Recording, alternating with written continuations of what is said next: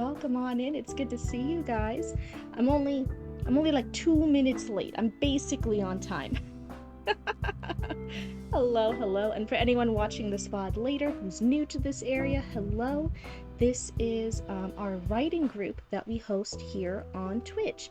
I have my little followers here. They submit their stories or pieces that they're working on, and then I myself give 1 to 2 pieces of critique that I think would be the biggest things to work on for that piece to take it to the next level. And then people in chat can also give critique. The only rule is, you just gotta be nice about it. We only want to help each other become better writers. We don't want to tear anybody down. That's all. Hello. No one else can spot. Do I go first? Yeah, I was thinking so. I was even saying, since you're focused on like getting this piece into the querying stages, you're focused, you're going, this is a serious piece. This novel is finished. It's going through developmental edits. It's going through the querying stages. Do we just want to have a Ustream? We can just relax and chill, and I'll do a chapter of your work. How does that sound? You had a blank screen for a moment? Oh, I was just a little late starting it. I had to run to the bathroom real quick before I started streaming. Yeah, I think that's fine. Let's see. I've done that before with Author Relic. Author Relic had actually multiple streams focused on their writing in the early stages. Chatty Matty has had some time and focus on their piece. I don't think an entire stream, but I think pretty close a few times. So like, yeah, when a writer has submitted a couple times and is in that later stages, that serious part of pursuing publication, pursuing an agent, I do, if I'm able to, focus a little bit longer on it. Let me see. Travel from the master doc. Ooh, that's a good question. Well, I think we're finishing a chapter for you first, right? Let me pull it up. Let me see, what are we doing here? Let's take a look-see. With my serious cryptid face on.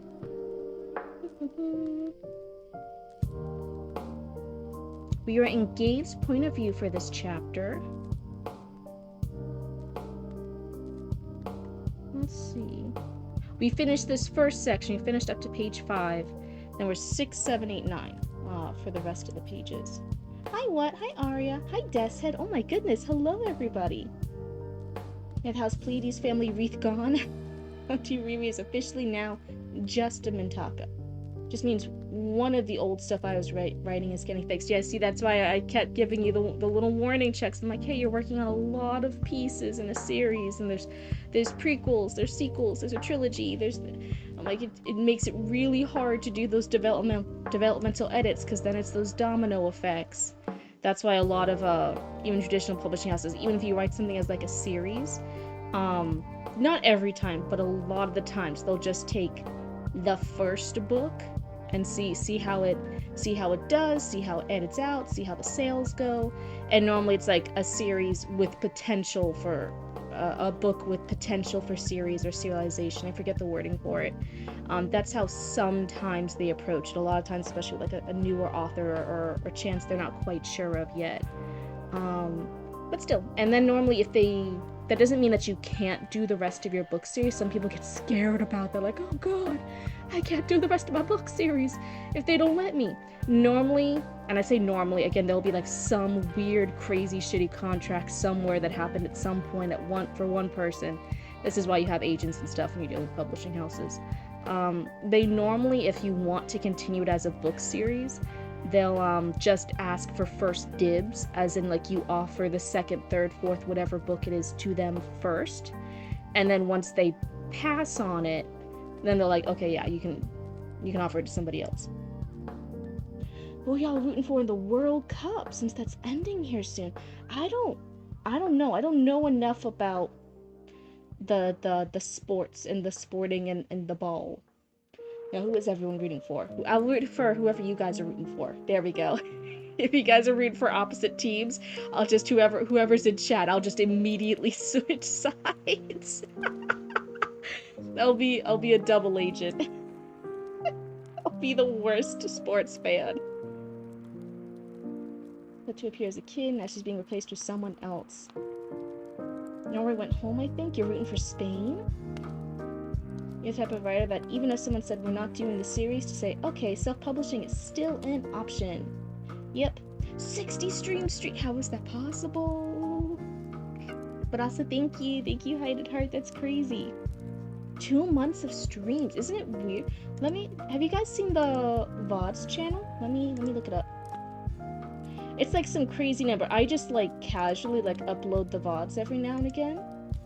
But if I actually look at the VODs channel, it is 153 videos.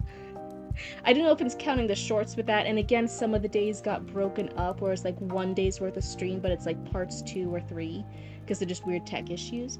But still, like 150 videos. That's insanity.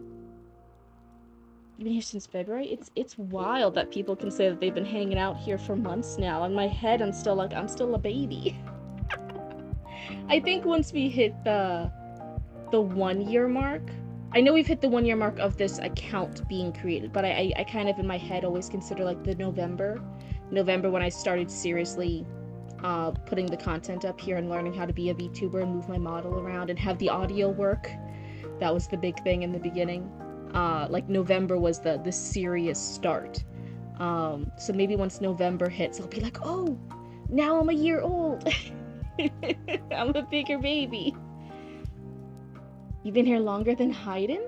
That feels right. I think Author Relic was here longer than you.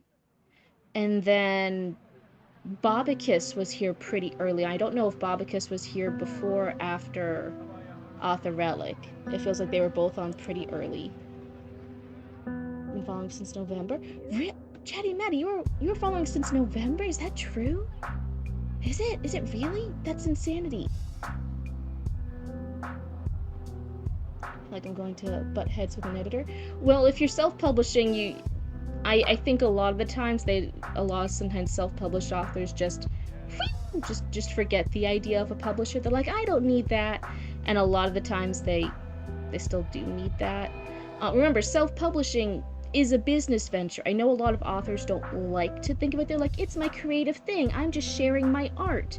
If you were just sharing your art for the love of the art, it would be for free.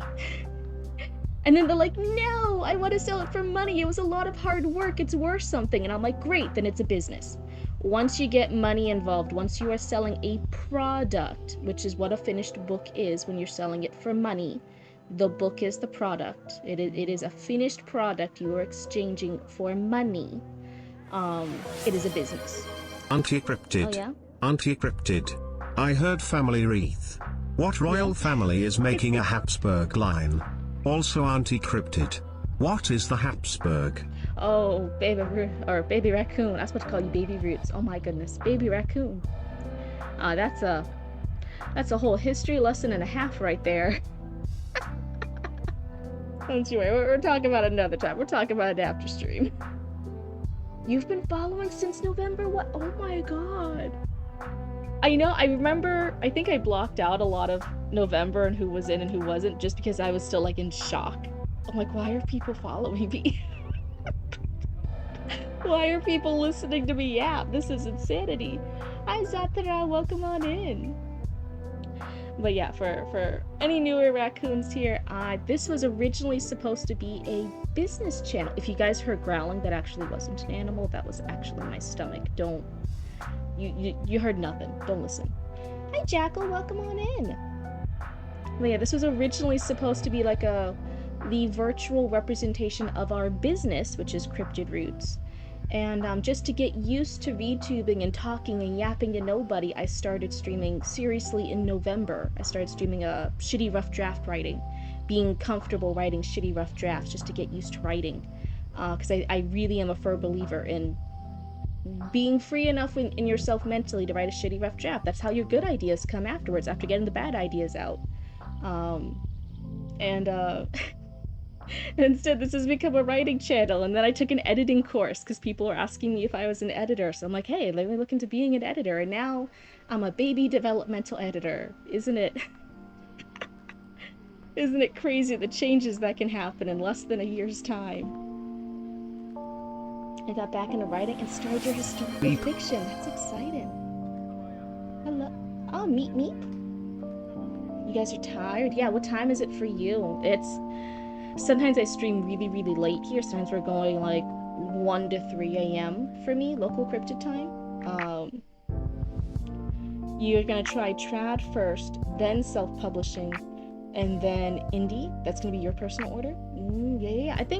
I don't think anything is wrong. You just have to go into it knowing it's a business decision, being very aware, being very educated on the subject, so you can make an educated decision on which one's going to be right for you. I would not let fear guide it. And I know a lot of writers let fear be the final decision. They're scared of being rejected by agents, or being rejected by publishing houses, or being rejected by readers or an editor, or insert whatever.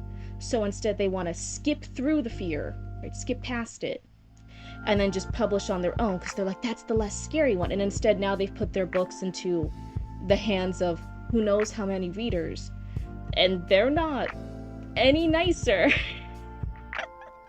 They're not any nicer than those other people who were the agents and the editors and the publishing house representatives. It's all, they're all gonna say their opinion, they're all gonna leave reviews, or they're all not gonna read it. So I'm like, no matter what, either avenue, you are potentially dealing with rejection. You are possibly dealing with people liking or not liking your work. That is the end all be. That is just the reality of it. So I wouldn't let fear be the deciding factor if you go traditional versus self-publishing. I would really let the idea of self-publishing, you are being your own boss, you are being your own representative, you are being your own salesperson, you are being in charge of all the advertising. Do you have the platform?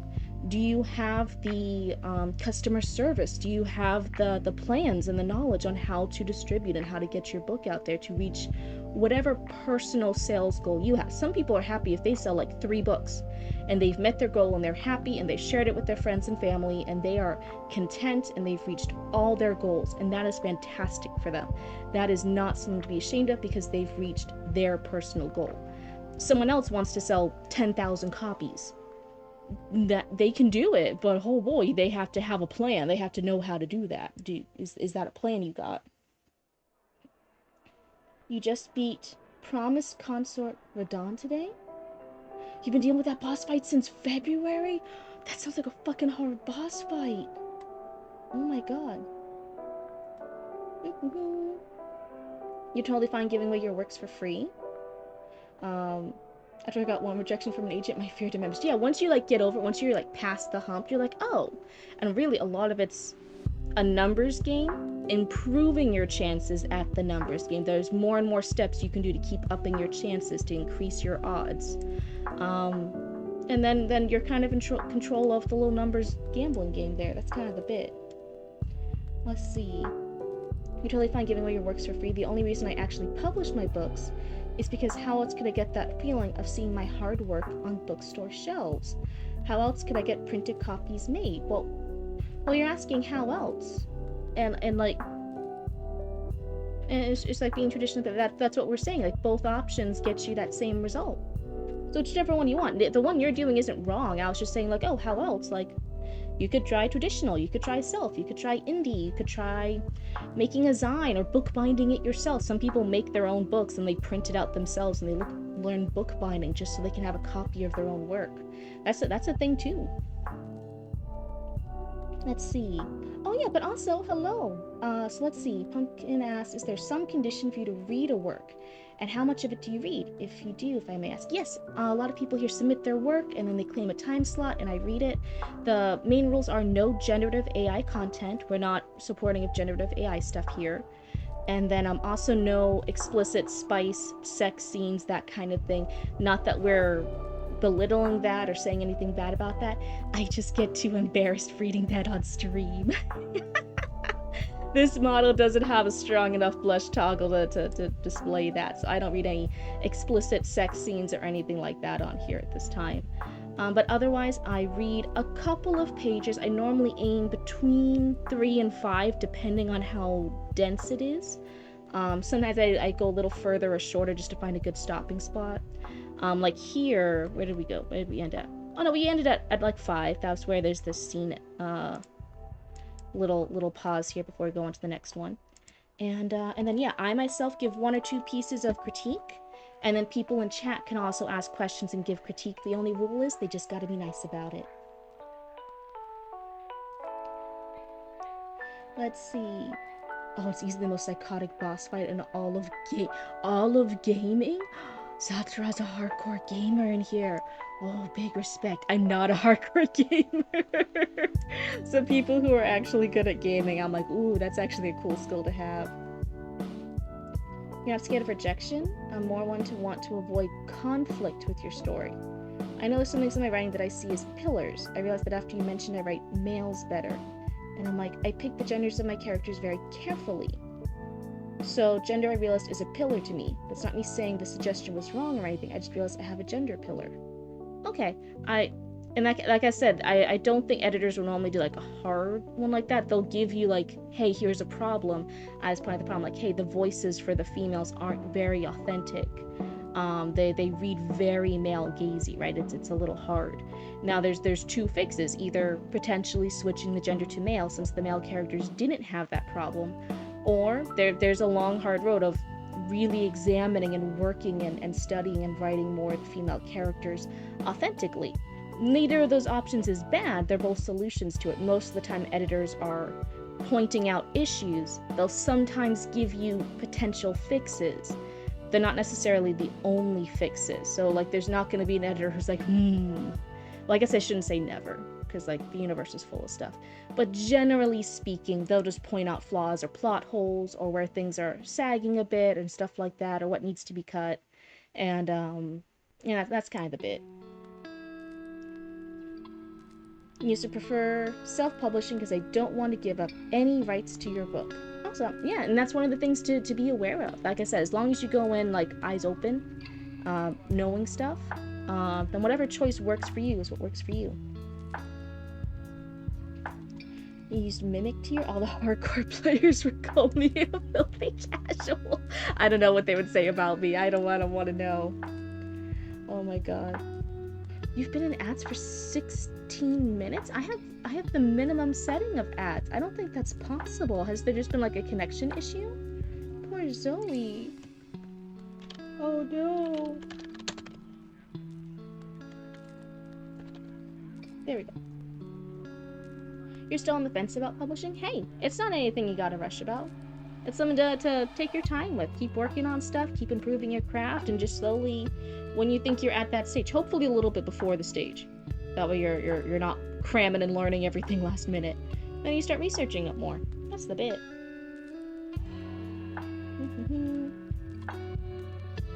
Yeah, like I said, an editor's not like the voice of God. Now, sometimes can you do like other fixes and stuff, and then the problem's still there, and then you and the main editor keep butting heads, and there's still that issue with the book, no matter what other things you do. And then sometimes can they say, hey, we're actually not going to proceed with this project. This isn't what we were thinking. This isn't what we were talking about. Yeah, we'll sometimes just not work out, as any business contract does. Yeah, and then you can, once you realize that, then you can go on story submission and again try to find a different publishing house. It's not unheard of, but it's definitely, I know a lot of people, if they ever have that level, if they worked so hard with that editor at one publishing house for this contract and then it doesn't work out because they just couldn't agree on some of the changes and they had to go back on resubmission, it's tiring, you know. It is a little bit of an emotional gut punch. Nobody likes that. I wouldn't like being in that position, but yeah, it happens. That's fine. But no, a lot of times it's not. You work with an editor. An editor's going to keep pointing out all the messes and all the plot holes and all the stuff. And they might give potential solutions to it. Normally the ones that they in their head can see as the easiest, or the ones that will level it up the best way it can. But they're not generally the voice of God. You can come up with other things. You can ask. You can argue stuff. Normally nicely, professionally. You don't want to be like an asshole in a public work setting. But you could be like, hey, if I do this, this, and this, I think that's fine. But this edit over here, I think is a hard no. I want to keep this and stuff. You can go back and forth. It's a business negotiation. That's what it was. But words on you. Oh my god. Hey, honestly, I think that's actually easier, because that's just just line editing. That's just a lot of line editing is getting better at the craft. That's just work over time.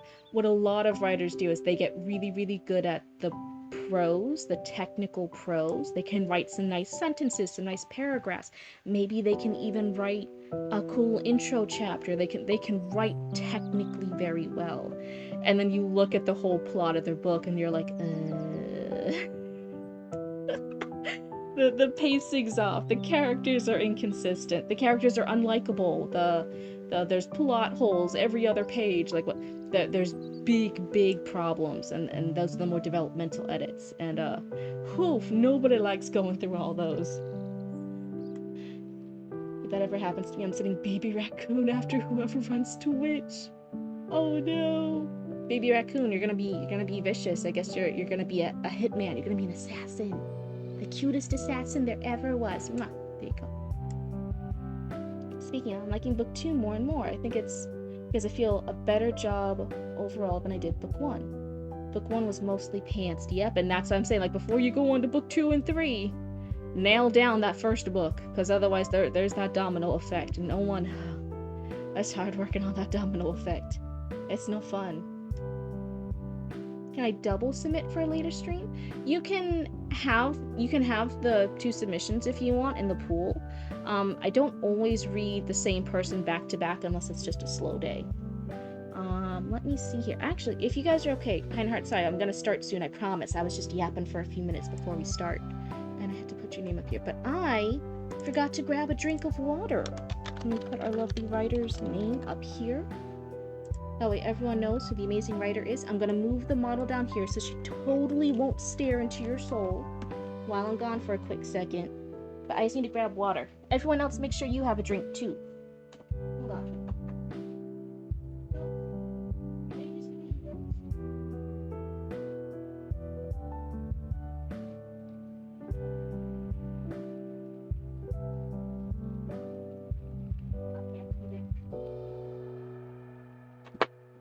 I'm coming back. I'm not tripping on anything. And I'm alive, and I'm coming back. And you guys still have your souls, 100%. The model didn't steal them, I swear. There we go. I'm back in all my blue glory. Don't I look fantastic? We want to make the love story more hetero. And I straight up said, then that editor is about to get buried as a boy in a relationship with Pegasus. I see the joke there. I see the joke. The pegging joke was not subtle. Let's see. So we finished off with Zeph saying there had been a rider during the night saying, "Oh, the Vanguard." That's right, the Vanguard. The Vanguard's nearby. The Vanguard's gonna fucking get their asses. They don't want to be here when the Vanguard's here. Don't see them my characters working. To be fair, it was just me. It's just me being like, hey, sorry, I'm kind of gay trash. Wouldn't it be nice if Gabe and Zeph were over here and they had a little tension of kissy face, and will they or won't they? But I admitted I was fucking trash. To be fair, again, I always say I give edits, I give advice, I give suggestions, but that doesn't always mean I'm right. But I did justify it. I was saying, like, oh, since Gabe has such a, everyone I have asked has said that I should? Never mind, I'm big brain, I'm a genius, I know what the readers want. I know the market. Never mind, I take it back, I'm a genius. Hi, Topping. You're watching football this week? Is that a chikorita? It's a little chikorita. That's so cute. I love it. I first was looking because I don't have my glasses when I'm streaming for the model eye tracking, so you guys can see where my eyeballs are looking. But I looked at it and it's so tiny on my screen, and I'm like, blink, blink. That's a chikorita. I fucking know it. I fucking smelled it. I'm like, that's a Pokemon. I'm just a little guy. You know, Hide and Heart, we're actually going to be reading their stuff right now. If I don't choke on my fucking drink. Okay, so we left off. The Vanguard are coming. to our group. That is who our main character wants to see. Our main character is Sam. Sam wants to go to the Vanguard. The Vanguard should have answers. Sam is kidnapped by this fucking demonic horde of people, including Gabe and Zeph.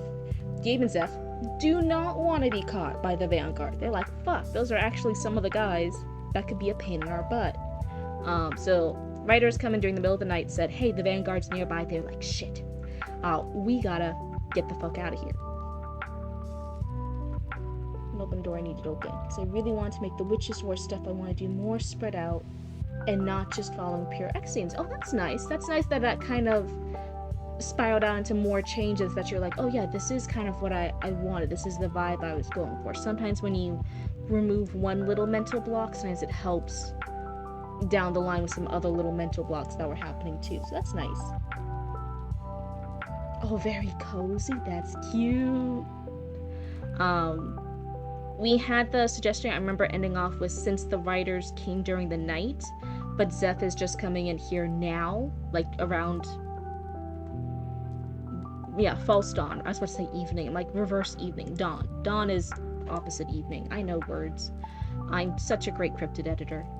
He's coming in at dawn and telling me like, oh yeah, in the middle of the night. I'm like, oh, it should be more of a rush. Whenever the writers give the news, Zeph should be coming in shortly after to continue the news to Gabe, whether that's the middle of the night or whether that's here at the start of dawn. Either way, but it should be pretty close together. Let's see.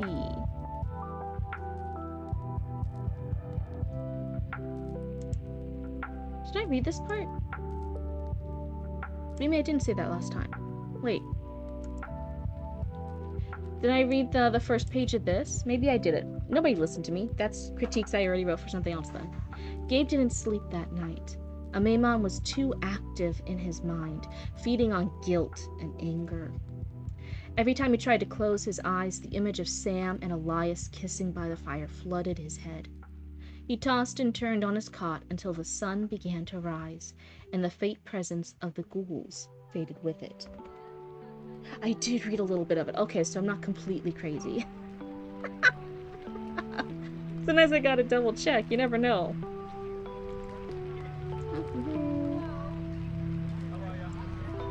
And I think I have this with some notes too of like, sometimes their characters' really strong emotional reactions are a little too soon in the story, like in the grand scheme of the story. Like Sam having strong, lovey reactions to Elias, and I'm like, no, she can still be a little bit of a badass and purposely be faking feelings of love and interest in him. It's okay to have her like that for the first couple of chapters, and then as the story goes on, she starts gradually feeling something more for Elias. But it's okay to just have her be faking in the beginning to build up that love and interest.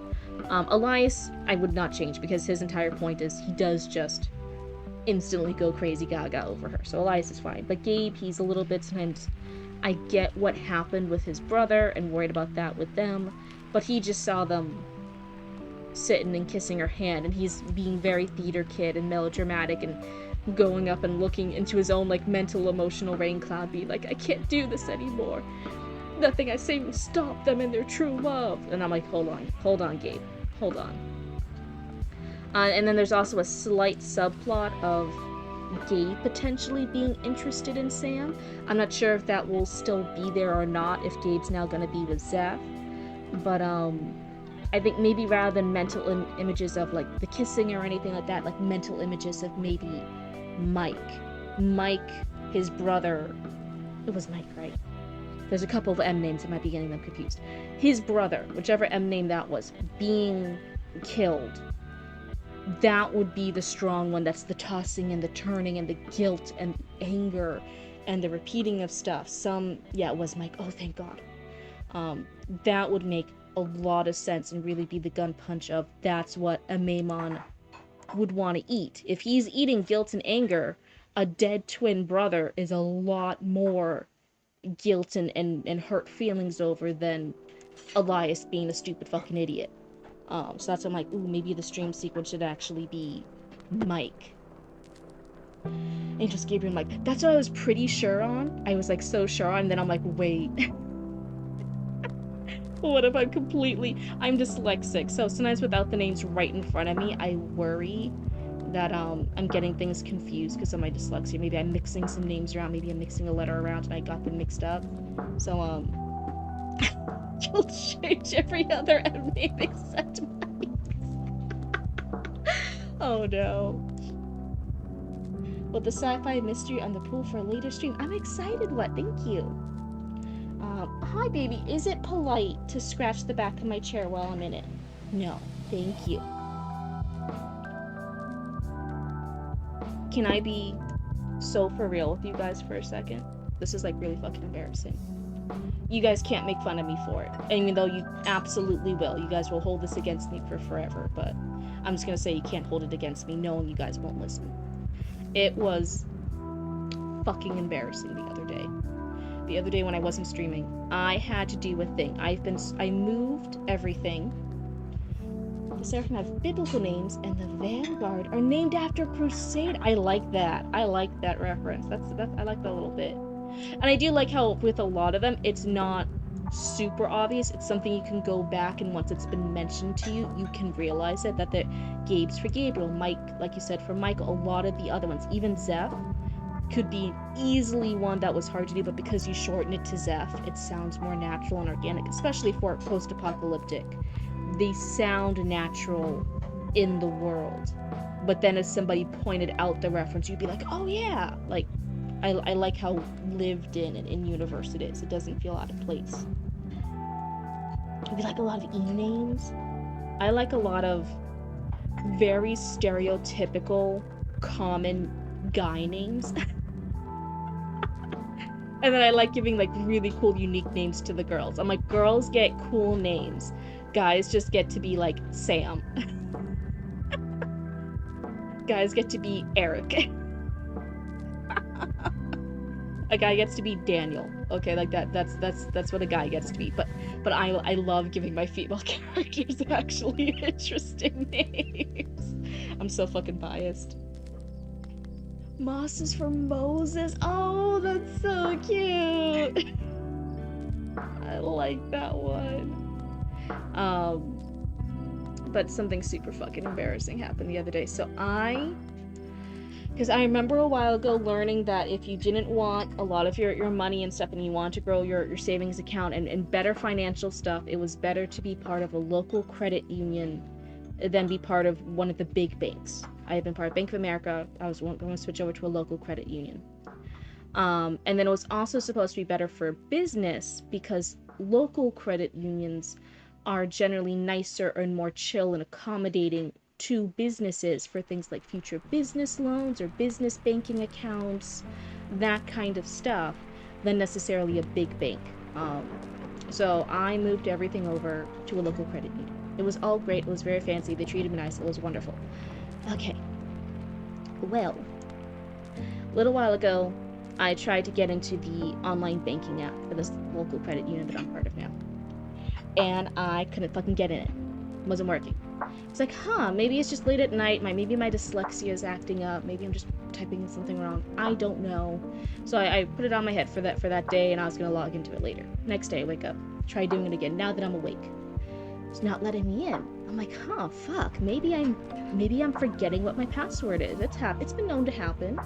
I'm a little gamma. Sometimes gammas just forget a password. They thought it was password A. It was really password B. I don't know. So I hit the forgot password link. And it says it's going to send it to my email. And I'm like, sweet. Laying around in my email, I check my spam. I check all mail. I check all the different things. Check promotions. I like physically type in the name of the bank, of the local credit union, to search through all my mail for like the next couple of minutes. Nothing's showing up. I'm like, did I give them my other email address? I check all my email addresses. I check all the email addresses spams. Nothing's pulling up. I'm like, that's weird. Try resetting the password again.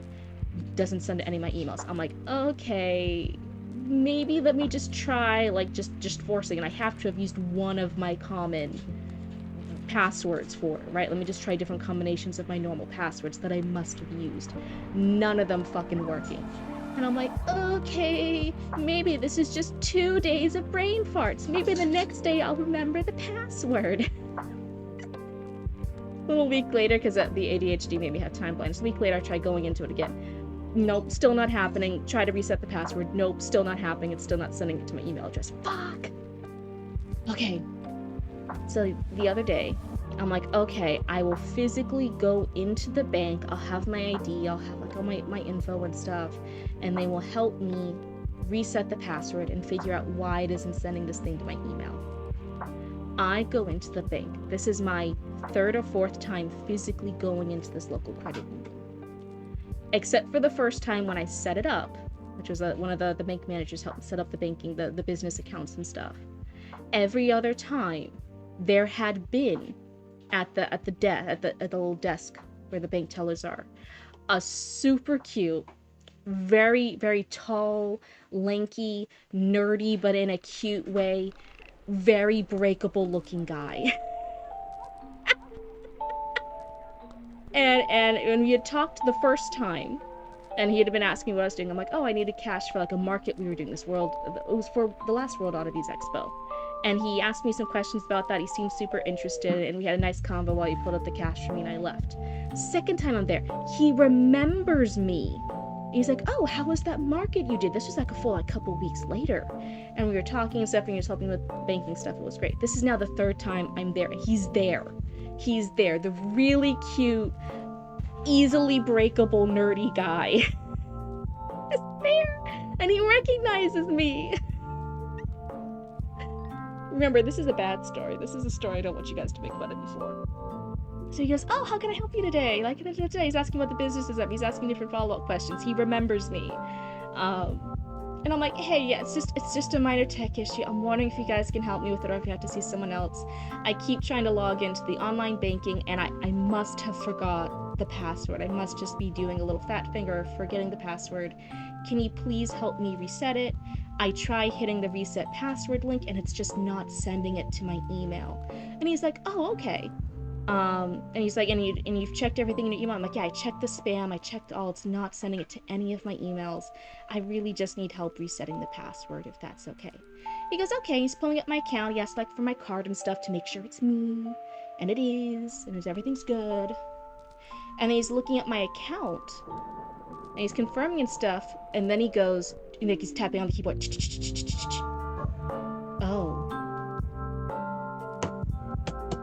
Oh? Why were you all helpful and nice and good like 5 seconds ago, and now you were silent for 2.2 seconds and you so, oh. What oh? Why is there an oh when you're looking at the last thing you want to hear when someone's looking at your banking account info for your business is oh. So I'm perked up. I'm like, oh? He's like, okay, is this a business account? And oh, hi, unlockable content.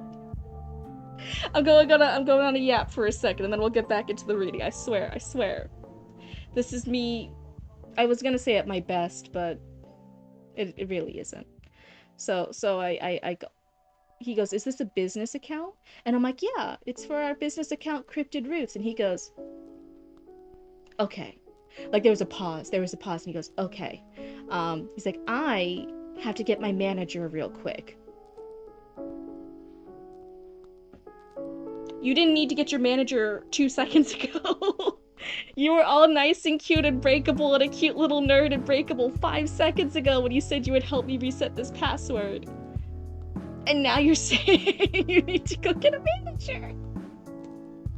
I need to go get a manager. What has changed? He gets the manager. He's talking back and forth between us. And he's going back to the manager. He's coming back to me. He's going to the manager. He's coming back to me. Getting this info back and forth, right? Confirming stuff.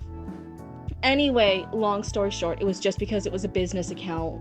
He could have helped me if it was a personal account. Business accounts, they want the managers to sign off on. It was fine, but dear God, did that cute nerd give me a heart attack. So anyway, he gets this thing. Part of the process to reset the password is they force a temporary long string of letters and numbers password. And then you put that in to access your account. And then you can reset your password when you're inside your account. So he comes back with that printout page. He's like, okay, here it is. This is your temporary password, your temporary login. It's a long series of letters and numbers. Hi, Ozzy Waldy. Welcome on in. Yeah. I'm just yapping for a few minutes before we get back to Heidenhardt's story. And he gives me the long series of letters and numbers. It's printed out. It's right there on paper in black and white. He's handed it to me, the cute little nerd bank teller at the store who knows me and I've seen multiple times, and he knows me and he's so cute. He hands me the paper. I start typing it in. I hit enter. It doesn't let me log into my bank account. I'm like, okay, silly me, I have dyslexia. I must have mistyped it in. So I retype it in slower and carefully. With all the letters and numbers and stuff. Doesn't let me in. There's somebody coming in behind me now in line. There's somebody waiting in line behind me. He's the only bank teller there right now. And I'm like, oof. You instantly break into a sweat when there's someone waiting behind you in line. You're holding up the line. And I'm like, okay, seriously, I gotta focus. Cryptid's gotta focus here. I put in the long series of numbers and passwords, right? Doesn't log me in. And I'm like, hey, I'm so sorry. I'm dyslexic. I must be doing something wrong here. I must just be mistyping in a letter. Can you double check this? Can you do all this stuff? And then he's like, oh, sure, yeah. And then he says it, and he's like, yeah, that looks good. And I hit it. Doesn't let me in still. And I'm like, oh, okay. I'm like, sweat's going to my back right now. I'm like, oh God, I'm so scared. What's wrong? Why isn't this working?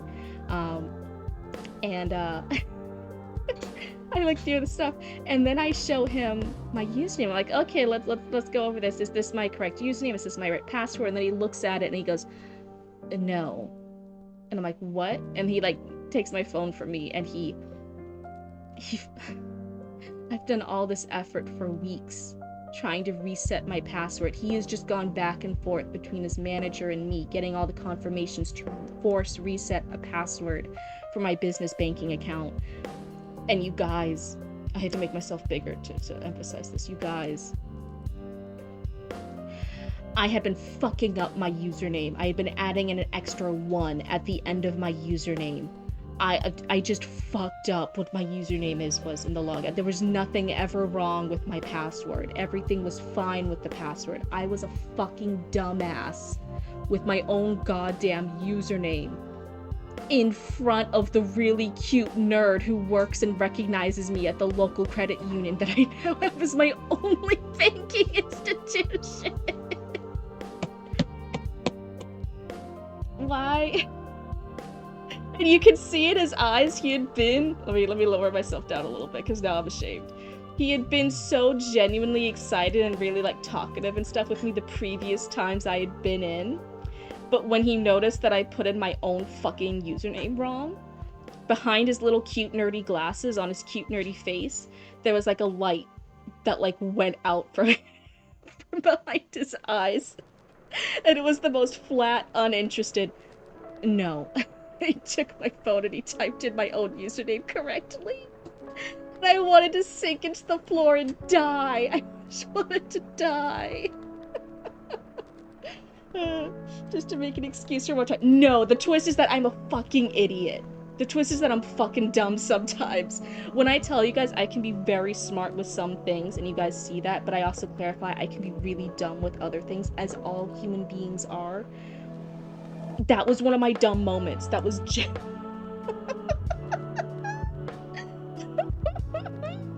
What did I do? And it's my only banking institution now. I can't avoid it. It's the only one. I closed down all my other accounts just to be in this local credit union.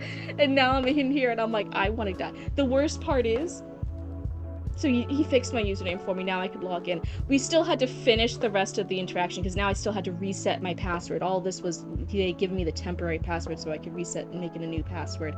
I still had to sit there and finish this stuff with him. And it... I fumbled. I fumbled it so bad, you guys. Such cruel mistress. The regret of me existing. The regret of me being so stupid in front of other people. He was so cute. He was the cutest nerd. He had the really big dorky glasses and everything, but he looked like a little puppy behind them. But if a puppy was super tall, at least to me, again, I'm under 5 feet. Almost anyone's taller than me. But So dorky and cute. And did I mention breakable? Oh my god. It looks like you could toss him off a cliff and he would just look sadly up at you the whole time he was falling. Oh my god, why did I fuck it up? Anyway, that was my story. That's what happened yesterday. That's what happened yesterday, guys. Actually, just over 24 hours ago. Just over 24 hours ago, so that's what I was fucking doing. If you guys ask yourself, what is the Blooba doing? She must be doing such cool, important business stuff. She's a hard-working cryptid. She's hard at work being dumb. That's what I'm doing. Now you got me paranoid, trying to double-check everything I do from now on. 100%. Check everything you do. There should be a little voice in the back of your head analyzing everything you do at every moment that you're alive. Does he insights into Cryptid's type? Cryptid's taste with pathetic looking men. He was so cute and pathetic. It's a new flavor of pathetic. Don't you like having all the flavors? It's like potato chips. Come on. Thanks, Hyde. Thank you, Hyde and Heart. Thank you, Coyote Guard, for actually having the condolences. Thank you, Ozzy Waldy. Thank you guys for actually feeling sorry for me. Unlike Unlockable and Zoe over here, just making fun of me. Okay. In the dull gray of the false dawn, yes, I'm focusing now. In the dull gray of the false dawn, Zeph rushed into Gabe's tent. The canvas snapped as he pushed through the tent flaps. His normally neat hair was a mess. His bun hung loose and his beard was pushed in all directions. The map was clutched in his fist. There was a rider in the night, he huffed. Gabe shut up and snatched the map from him. Red marks ticked off several roads going forward. A black cross next to several towns. The Vanguard. Every experience of romance is a good lesson for moi. I'm glad you could learn through my regrets. That just means they served a purpose. Not for me. They didn't serve a purpose for me. But I'm glad they can help serve a purpose for you. Oh. See, I even admitted, I was like, oh, don't make fun of me for this. I know you guys are gonna make fun of me for this, but like, it's the most stupid tech issue. Stupid. I still never found out why it wasn't sending the password reset to my email. But at that point, I was too embarrassed to follow up and ask. I just left. As soon as we set the password, I'm like, thank you so much, bye. And I like left.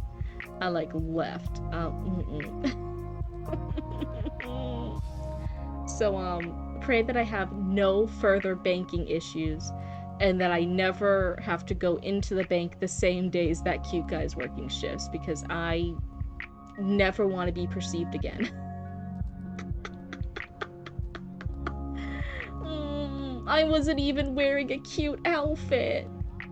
So it wasn't like I was like looking cute but acting kind of dumb, because sometimes you can get a guy to be into that if you play your cards right. If you're having a stupid moment, you can play it off as if you're dumb and hot. I wasn't even wearing a cute outfit. Do you guys understand? I didn't even have mascara on. I just looked dumb and looked frumpy. Truly the worst. Truly the worst. We see Cryptid in their wild habitat looking for pathetic men that she will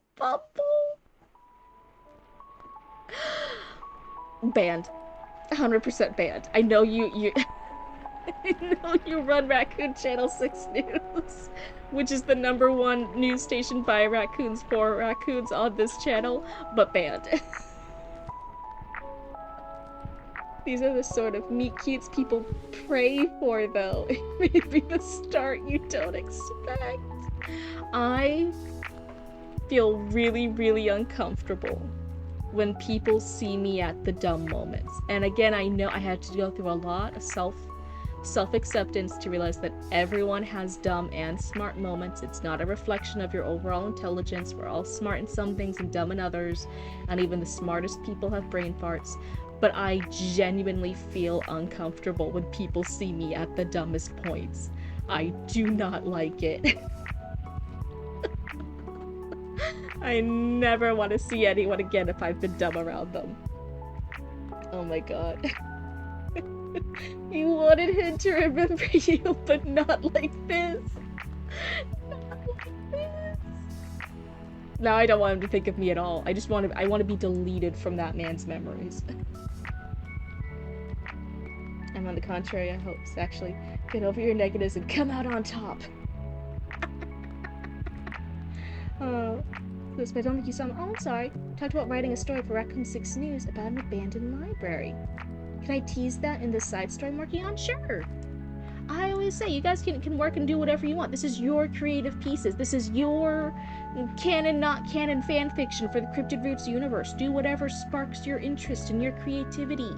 We're all here playing pretend together. You guys, that's why I say, if you guys need to write my character doing something, if you guys need to write Baby Raccoon doing something, these are, even though they're my characters I pilot on stream and stuff, for fan fiction stuff, we take whatever characters we want and we do whatever with them, right? It's for whatever. So, whatever sparks the creativity, you go. Oh, my checks, my condolences on your fumble. Why is it multiple? Why are you saying fumbles plural? I just told you one fumble. I told you my one fumble yesterday. Why are you saying plural? Why are you in my goddamn walls?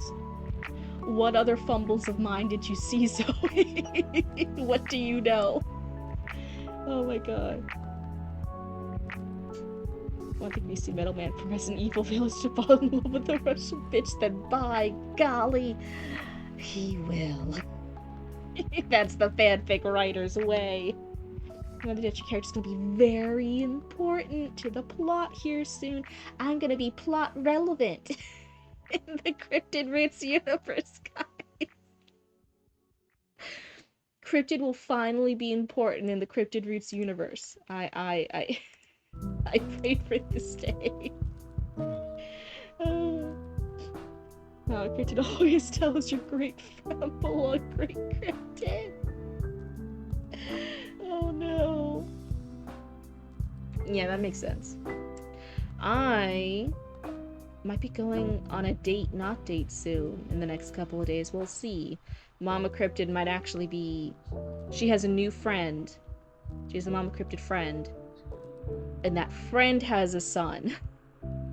And they've been putting their mom brain cells together and they've been talking back and forth. And they're saying we should have a business meeting to see if we could do any fun collab stuff. But I looked at Mama Cryptid and I'm like, is this you trying to set me up with somebody? And she's like, if something happens, it happens. And her cute little Mama Cryptid, innocent but not really innocent voice, so we'll see. You're poly with 2 main partners and you still have no idea how to talk to people for the most part. Did your 2 partners collect you? Were you the chosen one?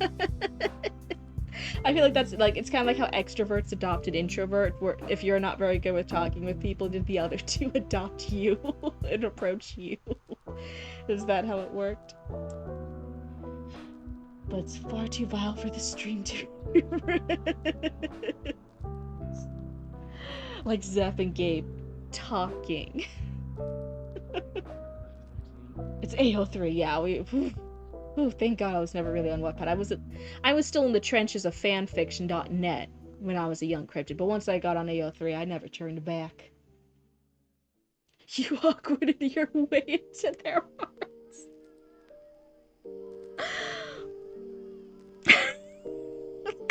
That's so cute. Maybe there's hope for me yet. Maybe there's hope for me yet.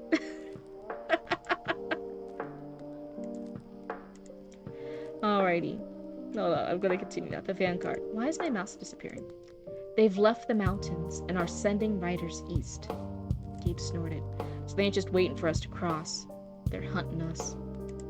If they heard about Rimview, Zeph said, then they know we're close. If they got scouts, they know where we are. Gabe ran a hand over his head and studied the map. There a way around them?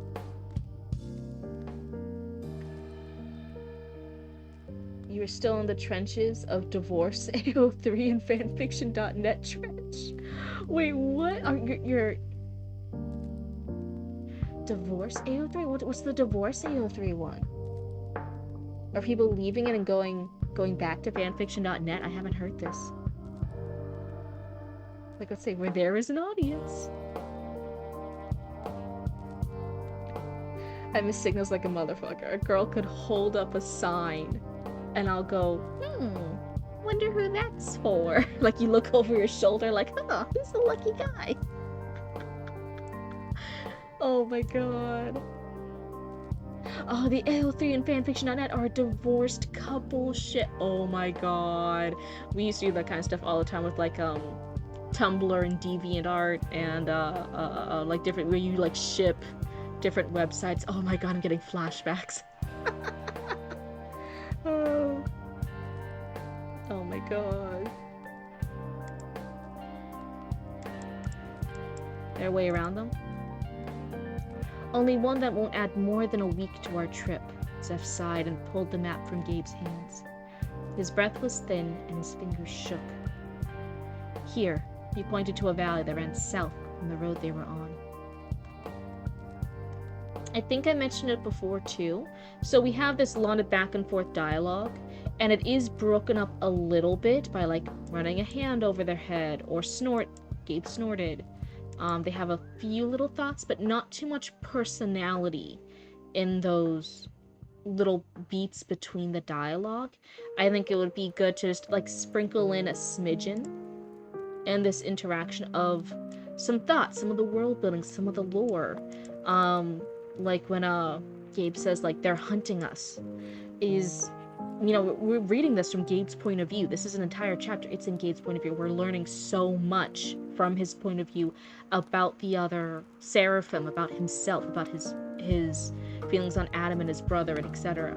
So I'm like, was Gabe a hunter? We learned a little bit about Elias. Elias tells us either before this chapter or a little later. I forget right now because I'm in different parts of the reading than I am here on stream while I'm editing your work. But I'm over here like, was Gabe a hunter before he was turned into this immortal demon-possessed guy?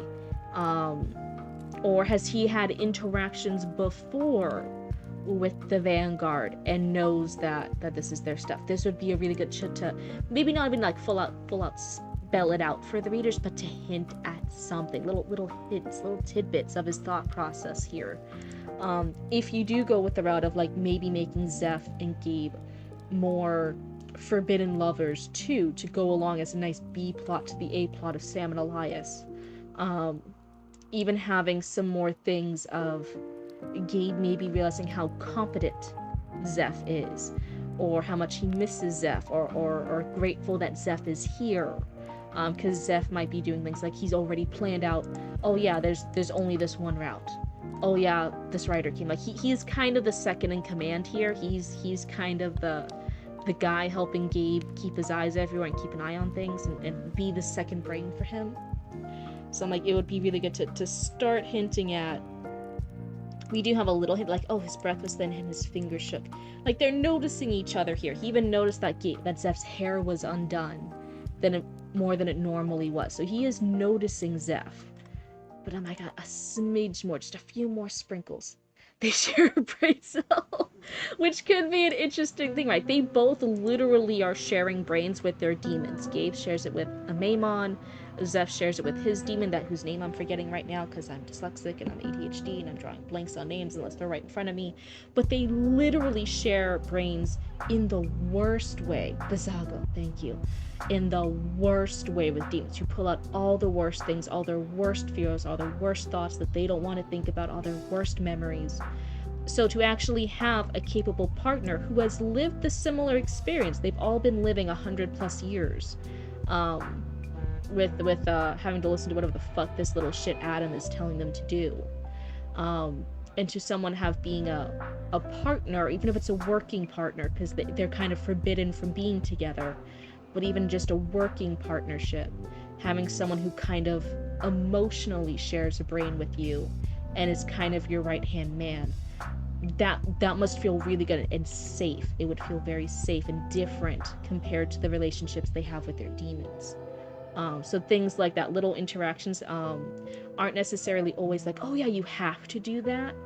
But if you're thinking of doing a change, of doing these changes with the character, it's good to keep in your head of, okay, if I do that change, if I change a plot hole or a theme or a character relationship or a character personality, what ways, what threads can I pull to make everything be stronger, to have a stronger reason to do that? And if the demons being in their brains, kind of taking over them sometimes, is a really consistent pull. We see Elias being very upset with Asmodeus being in his brain, telling him to do a lot of bad things, right?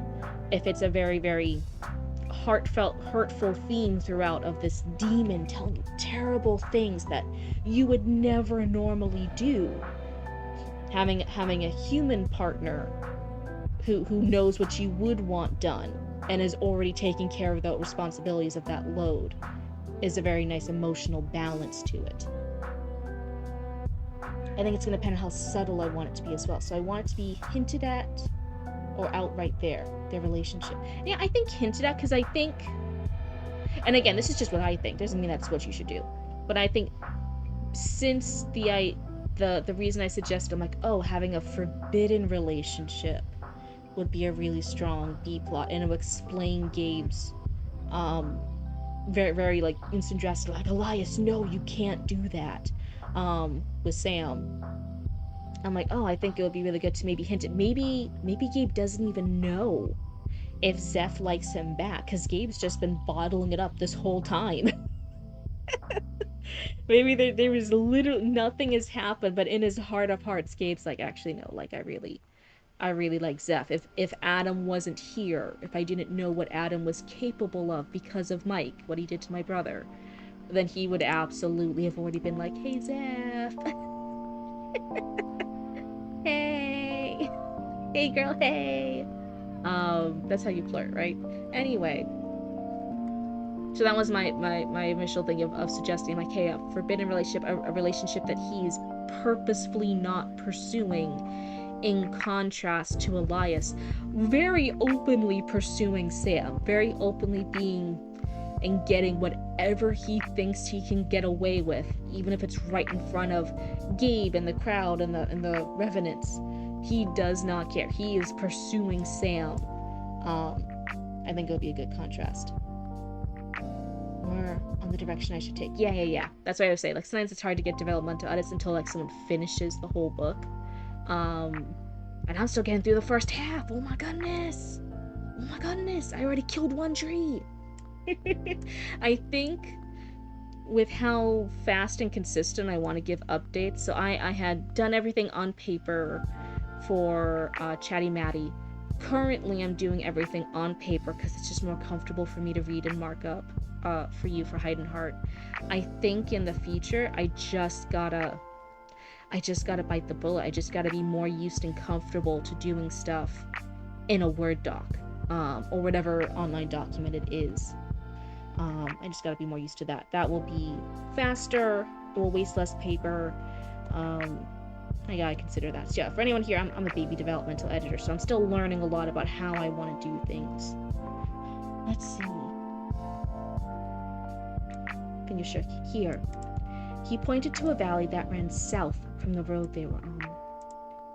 Eden, a valley nestled along the Rockies. Rich cowards who thought a wall could keep hell out. Nobody heard from them after it was built. All the money and tech in the world couldn't stop their fate. I think I marked this one as like slight rephrasing. Like, keep the same sentence but slight rephrasing, because it's the full sentence is rich cowards who thought a wall could keep hell out. There was just something about where I'm like, I like it, but I feel like there should be a slight... Someone who's a copy or a line editor could probably articulate it better, but I think I highlighted this one and I was like, oh, just slightly rephrase.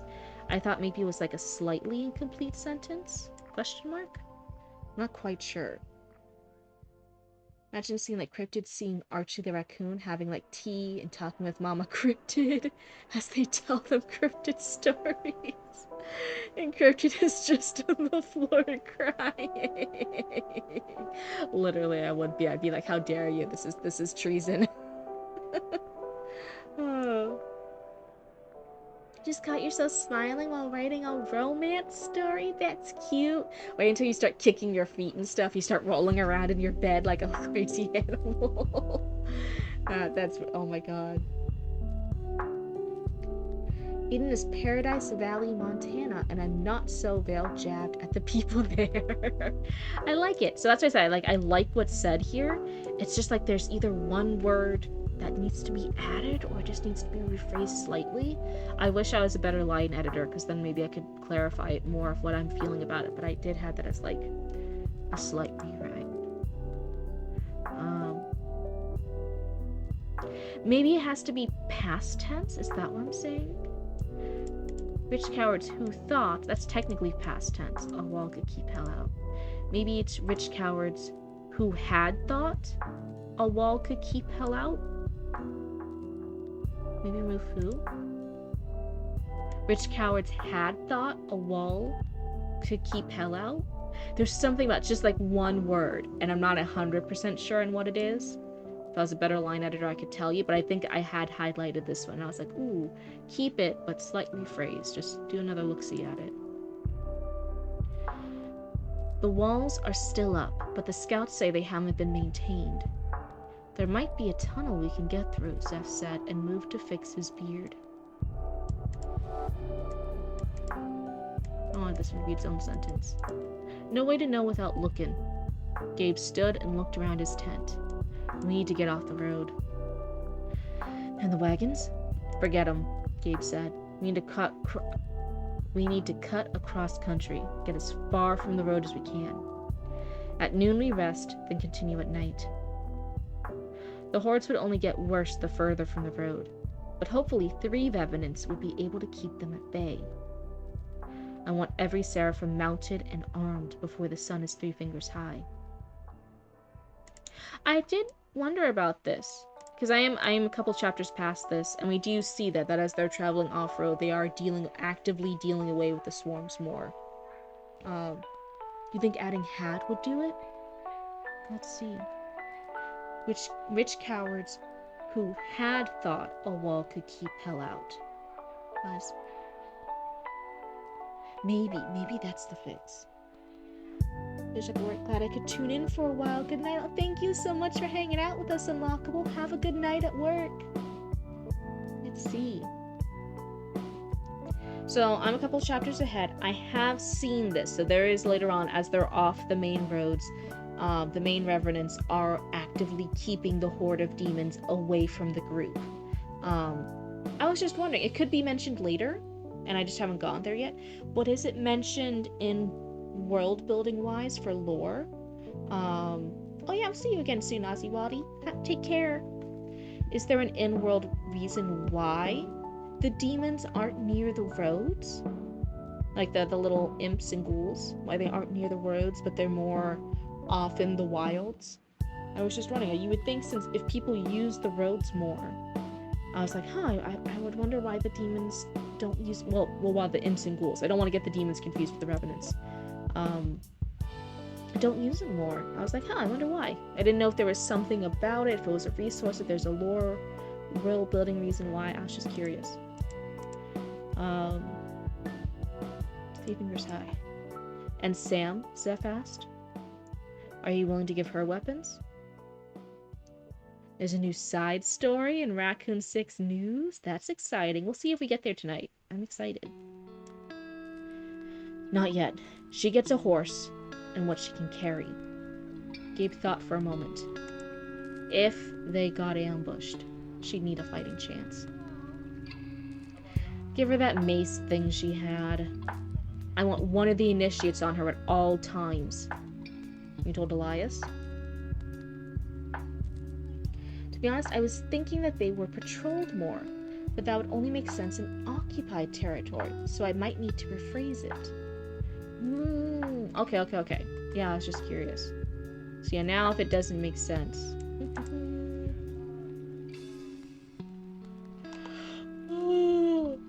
Hold on. Big yawn. Let me take a sippy real quick. Everyone make sure you're hydrating.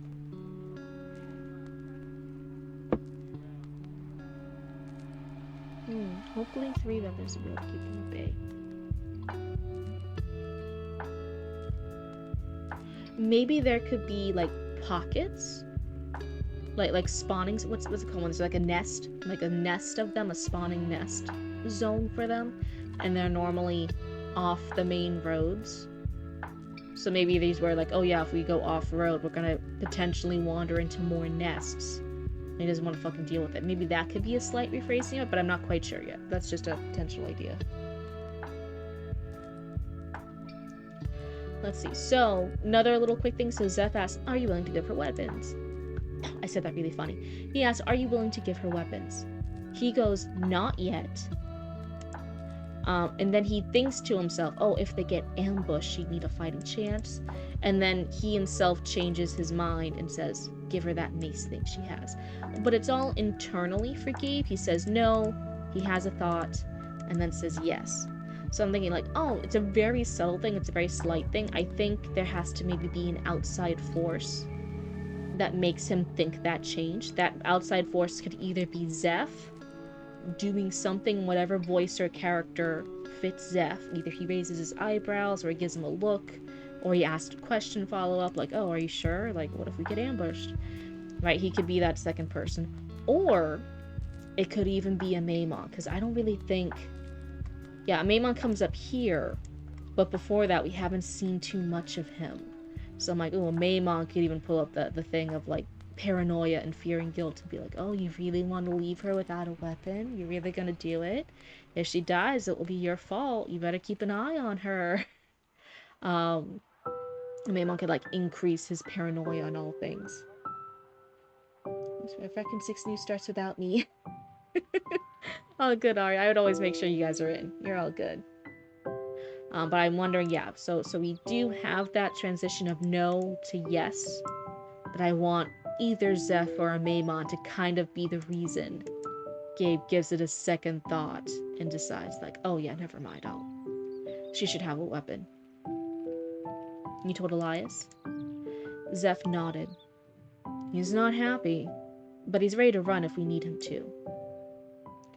Same thing with the guards came at night, so we're supposed to believe that Zeph ran straight away to Gabe, but the riders, or the patrol people, came in the middle of the night. It's now dawn, and now we're hearing that before he even told Gabe, he's already told Elias, so he's been telling other people before he told Gabe.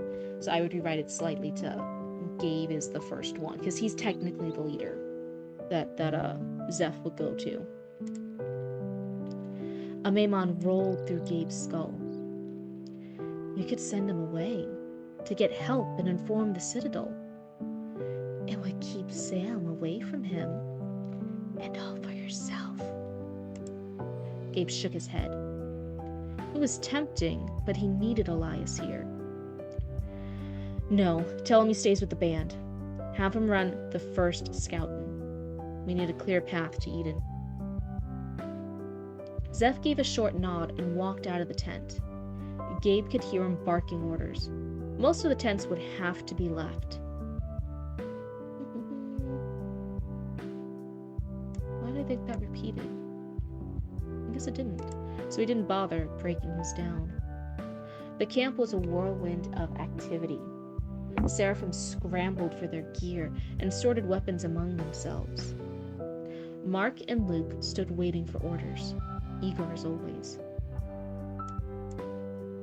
I think that one should technically be a comma, at least the way I want to read it. That doesn't mean it's right, that's just how I want my brain to process it. Fine, Zip and Moss. One of you four is gonna stick with Sam like flies on shit.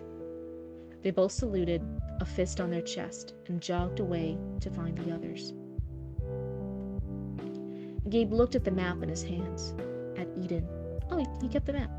When the world broke, they had fled to properties and ranches they invested in. A huge wall was built on either end. They shut everyone out with all the best defenses money could buy or build. Beyond them was a national park, and what was left of it. Sweat broke out on his brow. He wasn't worried about the people of Eden. The wilderness beyond them was what made him shake. It was dangerous before the world ended. Who knew what it was like now?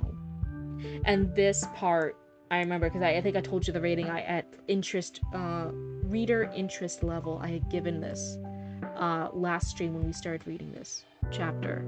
And I said the main reason it was as high as it was because of this ending, of this hint that not necessarily Eden, but the place behind Eden is the real shit show. And in the post-apocalyptic world, I was like, ooh, what's the cool shit show? What's the cool spooky thing? These guys aren't scared of all the demons and ghouls, you know, because they're bigger, tougher demons. So I'm like, ooh, what's the thing that makes even somebody who has these cool demon powers, who's like basically immortal, what makes him be like, I don't know, I'm quaking in my demon boots. I think that's cool. Yellowstone for the win. Let's see. Oh, do you think... Hi, Ozzy Wally, welcome back. Do you think, since this is Gabe's point of view, so Sam wouldn't be thinking of it in that way. She might only know of it as like this wilderness beyond Eden. But Gabe was alive before the end of the world. So and he even remembers like how Eden was starting when the world broke, that these rich assholes were building stuff. Do you think he would refer to the wilderness as Yellowstone? Like he would remember it being called Yellowstone? Or like, nah, it's been 100 years, he's just like everybody else and he's still calling it like just like, oh, it was a park, now it's the wilderness beyond Eden. I'm just curious, that might be an interesting bit. Just to show how long he's been alive, just to reinforce that. Because we get some of it, especially with Elias later. In a later chapter, Elias is talking about how he's from Germany. He was over here on the wrong side of the ocean when the world ended. He might be one of the last people speaking German. He tells us a little bit about his life. So I'm like, ooh, I wonder if this would be a good little tidbit for Gabe. Just as an idea. But otherwise, Gabe looked at the map in his hands, at Eden. When the world broke, they had fled to properties and ranches they invested in. So here, I know the they is referring back to the rich assholes, but it technically hasn't been mentioned in a few paragraphs, so it's a little jarring at first wondering who they is. You almost think that he's still referring to the group, since he's just been talking to the Seraphim and Zip and Moss, and he's been giving orders and stuff to Zeph. So it almost makes it seem like, oh, like Gabe, like the group, when the world ended, the group had first fled to properties and ranches they invested in, and then you remember, like 2 pages ago, like, oh no, he's referring to the rich assholes. So I would maybe clarify this. A huge wall was built on either end. They shut everyone out with all the best defenses money could buy or build. Beyond them was a national park, what was left of it. And then this part, I think I would get rid of the or build. They shut everyone out with all the best defenses money could buy. Beyond them was a national park, or what was left of it. Now, I think we already kind of get the idea that they built it. Because we also have, like, built here. The huge wall was built, and then it's buy or build.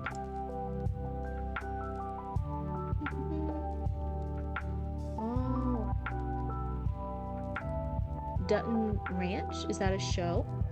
It's like a national park. Oh, so I'm a little touchy about that show. I had no idea. I've never heard of that show before. Is it just a lot of bad stereotypes or something in it? Oh no. So as you were reading it, you were thinking it was redundant. Yeah, sometimes that's what happens, right? Especially when you hear someone else finally like verbalize it and read it. It helps give that like, oh wait, yeah, there's a flow issue here, or there's a word that's too used, or there's like an emphasis here that I wasn't intending. it's really, really helpful when we can hear how somebody else would read the story and put feeling into it that maybe you were or were not intending to come across as a writer. So it can be really, really helpful if you get that opportunity. But yeah, let me see. Let's see. You know what it was like now. But yeah, I will say that this little ominous ending of how dangerous this place is, even for somebody like Gabe, who has the immortal demon powers. I was like, ooh, that's the cool bit. But yeah, I think I'd already given you my critiques on the early half of it, but this was the champ for this chapter. It's called Yellowstone, and it's cowboy mafia, pretty much. It takes place in Paradise Valley, but it doesn't show what it's actually like to have a rancher live here. Yeah, that's TV shows for you. Multipix a lot of stuff as well. Nice. I'm happy if I can be helpful at all. I try my best though. Doesn't always work, but I try. But you got bored after season 2. I hate when something like that happens with shows. When they have a really, really strong season 1, and then it gets renewed, and then you show up again, and like everything after that is like slop, or it's like worse, or they like lost thread, like plot threads. You're like, what happened? You sure everyone in LA has the same credit? The same thing with Florida. A lot of times whenever they show stuff in Florida, it's always the beaches, it's always Miami, and only like the party touristy side of Miami. They're not showing like the true like people who grew up for generations in Miami. They're not showing that kind of stuff. They're just showing like the party scene stuff. I forget who it was. Someone was even mentioning that they thought Miami was like high end. It was like, and I'm like, what? We think of that as the trashiest gutter type bullshit over here. Literally, it's really like, no, what fucking skank ass hoe? Why would you want to go to Miami? Why do you want to pay more for overpriced drugs that probably aren't really the drugs you paid for? Why would you want to go to Miami? Oh my god. So it's so funny seeing how like TVs show an area, like TV shows, and how like people who actually live in that area are like, what the fuck is this? The other thing they'll do is they'll really emphasize like the swamps, but then they won't even show like Florida swamps. They'll show like Louisiana swamps.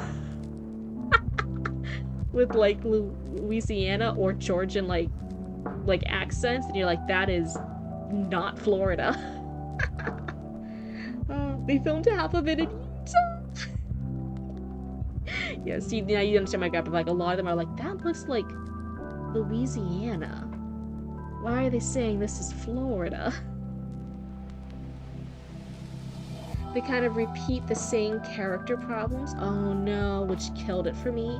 Like, the side characters had more depth to them. Oh no. You know, I hate when TV shows when they do a character arc and then for no reason they regress. You can have a little bit of regression, like 2 steps forward, 1 step back, or if there's like an insane thing that happens that kind of makes the character spiral and go back. But again, I want like a plot reason for why the character's going back to whatever original problems they had.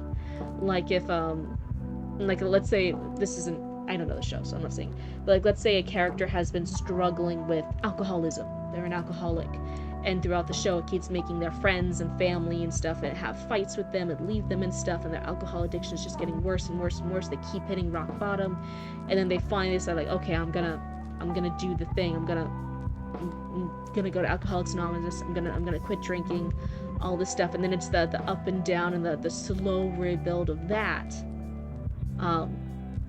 If you just had another random day when like the character just like, oh, we ran out of plot things, we ran out of interest, man, what can we do? We still gotta pump out another 33 episodes of this garbage because we got renewed for this contract and none of the original writers are here anymore. Quick easy fix. The character B comes back and discovers, oh, the character's been drinking again. All the alcohol bottles are still in the house. They've dropped back. Ah! And you're like, that doesn't make any sense. They've been struggling so hard. Why did they regress back to drink? What? And it's just for the need to draw. They just need to repeat that plot cycle of having them be an alcoholic again and struggle against the people he knows and go back to it. That's not fun. If something crazy in the show happens, like a death of a loved one of the characters dies, and he had already been on bad terms with them because they were fighting about him being an alcoholic, that character dies, and he's like, oh shit, I lost out on stuff. Okay, I'm going to start becoming better. I'm gonna start getting sober. He starts getting sober, he starts rebuilding relationships with people, he starts doing all this different stuff. And then, like, there's another health scare, there's another death crisis, there's another possibility of losing someone in the family, which had been a big enough trigger that he had shook him out of stuff, that he'd started getting sober. If he's on this journey, and then he potentially loses somebody else, it might make him spiral back to where he was at rock bottom. He might start drinking again to cope. That's at least an explanation. That's at least like, hey, there's a trend here. There's something here pulling that character back emotionally to have to struggle with this again. That at least feels worth it or understandable. But a lot of shows will just forget they had a character arc and be like, okay, yep, we're gonna place him right back here at the beginning. It's like, why? Don't forget your character arcs. We get off Kevin Costner's character, who was the main character, because he left due to creative differences with the show creator. Oh no. That kind of stuff normally kills a project. Oh, hold on, be gone. Like, what was it? After they changed the main actor in Witcher, the main actor who plays Geralt in Witcher, I didn't even bother trying to watch the new actor play Geralt. I was like, nope, it was already going down the shithole. I don't wanna. I'm not gonna do this. Only when you have a big replacement like that, it's not worth it. Something big has happened behind the scenes, and it's only gonna get worse. And I love that first Geralt actor. He was like one of the few good things in the show. Because that show was not necessarily The Witcher in a lot of aspects. But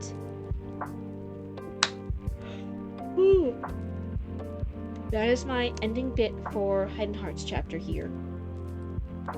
Have you watched the Netflix Avatar? It's not worth it. I've heard other people talk about it. And yeah, I would never watch the live-action Netflix Avatar. It makes me sad. And then the more I hear people talk about it, I'm like, oh, that sounds horrible. And then randomly, I'll have some, like, stranger I don't know. Because, like, again, we do markets and stuff, right? Sometimes we're yapping with customers and people at the cons and markets and stuff. And for a while, it was, like, a little topic of conversation of the Netflix live-action reboot of Avatar. Were you just doing this chapter? You seem eepy. This prep for WoW is getting me stressed, and I just had a wonky sleep schedule because of stress. So I think my sleep schedule is just off. I'm just yawning. I think I'd like to read a bit more. So let me see. We can read more of yours. And let me see if I have the next chapter up. Do I? Can I easily access it is the question. I don't think I can. Would you mind sending the next chapter? This is chapter 7, and I can find my notes for chapter 8 too, so you can hear some of my notes. Let's see. You asked me that earlier, and I should have answered like, oh yeah, go ahead and resubmit the thingamajig. Yeah, well, one sec. Nice. So we finished that one up. Do we want to do... How do you feel, Heinhardt? How are you with the idea of maybe showing a more thorough edit? Does that sound good? What's up, Zoe? Hold on one second. You can type your message. I'm gonna go get those papers for Heinhardt.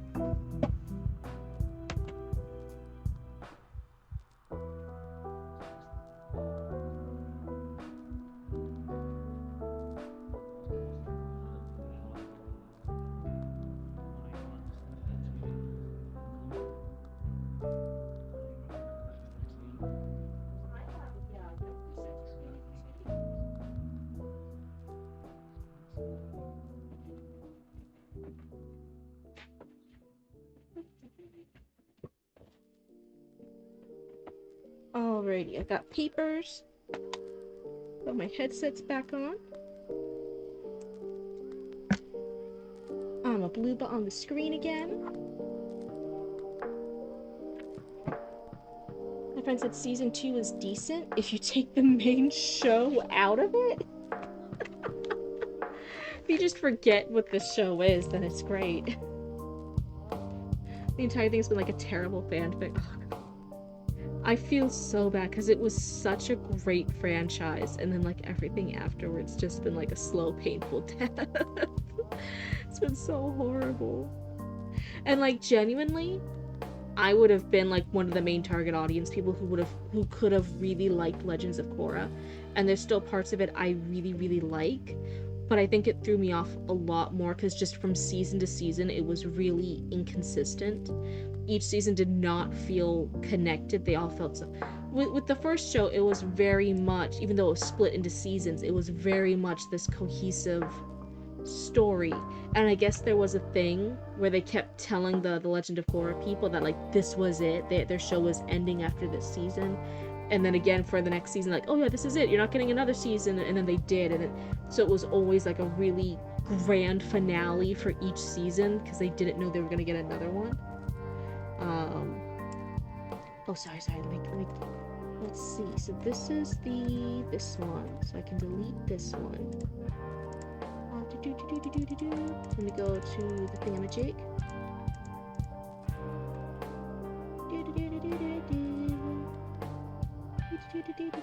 There's the link. You guys like my little songs? And don't they make everything so much happier? Control C. Sorry for the flashbang, everybody. Control V. Oh, it's a different green. It's a different green. Oh, you changed it. Oh, that's interesting. Which screen do we like better? There's this screen.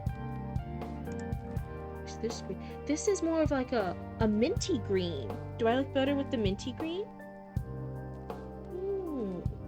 I might look better with it. It kind of complements my blush a little bit, doesn't it? On my cheeks. You're in a hurry.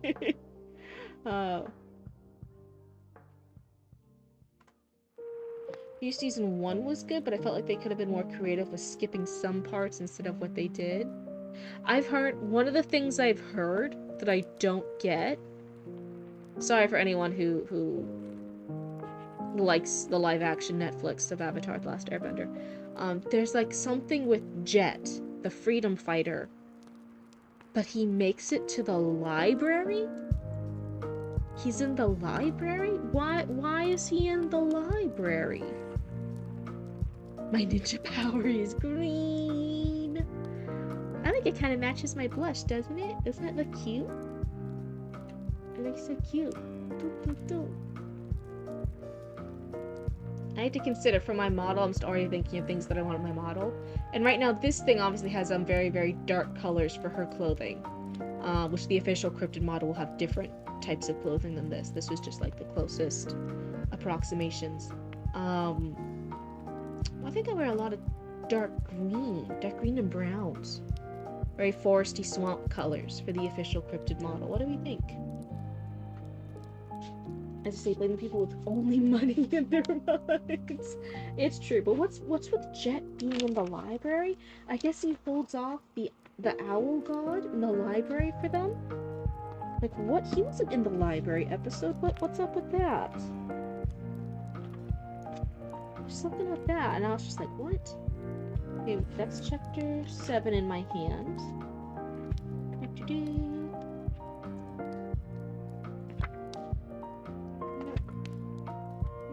There's chapter 8. Okay. Put these papers aside because I don't need them. Chapter 3. Chapter 8. Please don't do anything cute on the keyboard. Okay.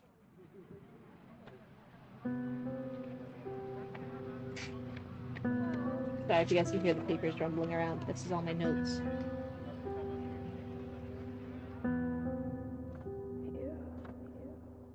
Let's see. Fuck. You wear dark greens, browns, grays, and burnt orange. Ooh, burnt orange and the dark greens would look really good together. I wear a lot of black and grays. Sometimes a little bit of whites, but I'm really in my dark blacks and grays. And then I'm trying to get more autumny dark reds into my wardrobe too. I realized, I guess when you look at color theory, color seasons, I think I'm in autumn. So I look really good, not necessarily in blacks, which is most of my wardrobe. I actually look really good in dark browns. And then stuff like that, and I was like, oh, most of my wardrobe is black though. Goth kid at heart. But I actually look really, really good in dark browns. And then not necessarily in pure whites, but off-white. The creams and beiges look really, really good on me. And I tried that out, and I was like, fuck, it does look better on me. Anti-Cryptid Goth confirmed. 100% though. I like looking like a little homeless witch who just stumbled out of like a really rough weekend as I wander around my local Florida neighborhoods. It's like the Halo TV show. If you're going to take creative liberties, please at least make it make sense. Yeah. I've been a goth kid since elementary school. Mama Cryptid, when I was in elementary school, Cryptid actually was dyeing my hair black because I really, really wanted to be a cool goth kid in elementary school. So I was really, really itty bitty, and everyone was so like shocked. They're like, "Wait, what do you mean your mom lets you dye your hair?" And Mama Cryptid's thing was like, she's like, "Well, baby Cryptid's getting good grades. She's nice. She follows the rules. She does her homework. There are gonna be so many things I as a parent will argue about with my child. I'm not gonna let hair be one of them." We can dye her hair black if she wants to, if that's what makes her happy and feel like she is an independent little kiddo, as long as she follows everything else, like she's doing good in school and all this other stuff. Like, so yeah, ever since I was in elementary school, Mama Cryptid had been dyeing my hair black. In middle school, she was giving me like red highlights or blue highlights, in the black and stuff. She'd even sewn me some gothic clothes. There was this really cool black and white striped skirt she made for me that everyone was so jealous of. She did a really good job on it. Mama Cryptid has always been really supportive of like me doing whatever, so that's really cool. It's also because she's a hippie, so she's just a hippie Mama Cryptid who raised a little goth hippie baby Cryptid. She's like, whatever, it's like the same flavor, just a darker color palette. You know, she's funny. Okay, chapter 8. Let's see.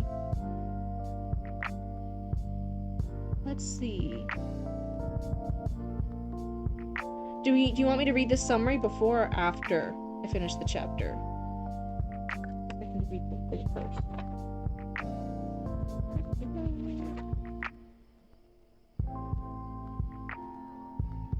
Oh, I actually don't have too many notes on the first few paragraphs. It normally starts the end of this page and on. Okay. Sam didn't remember sleeping or Elias leaving, but she woke up alone. Shouts filled the camps and horses whinnied. When she peeked out of the canvas, she saw a whirlwind of activity. Seraphim dashed in all directions, leading horses with supplies taken from the other wagons.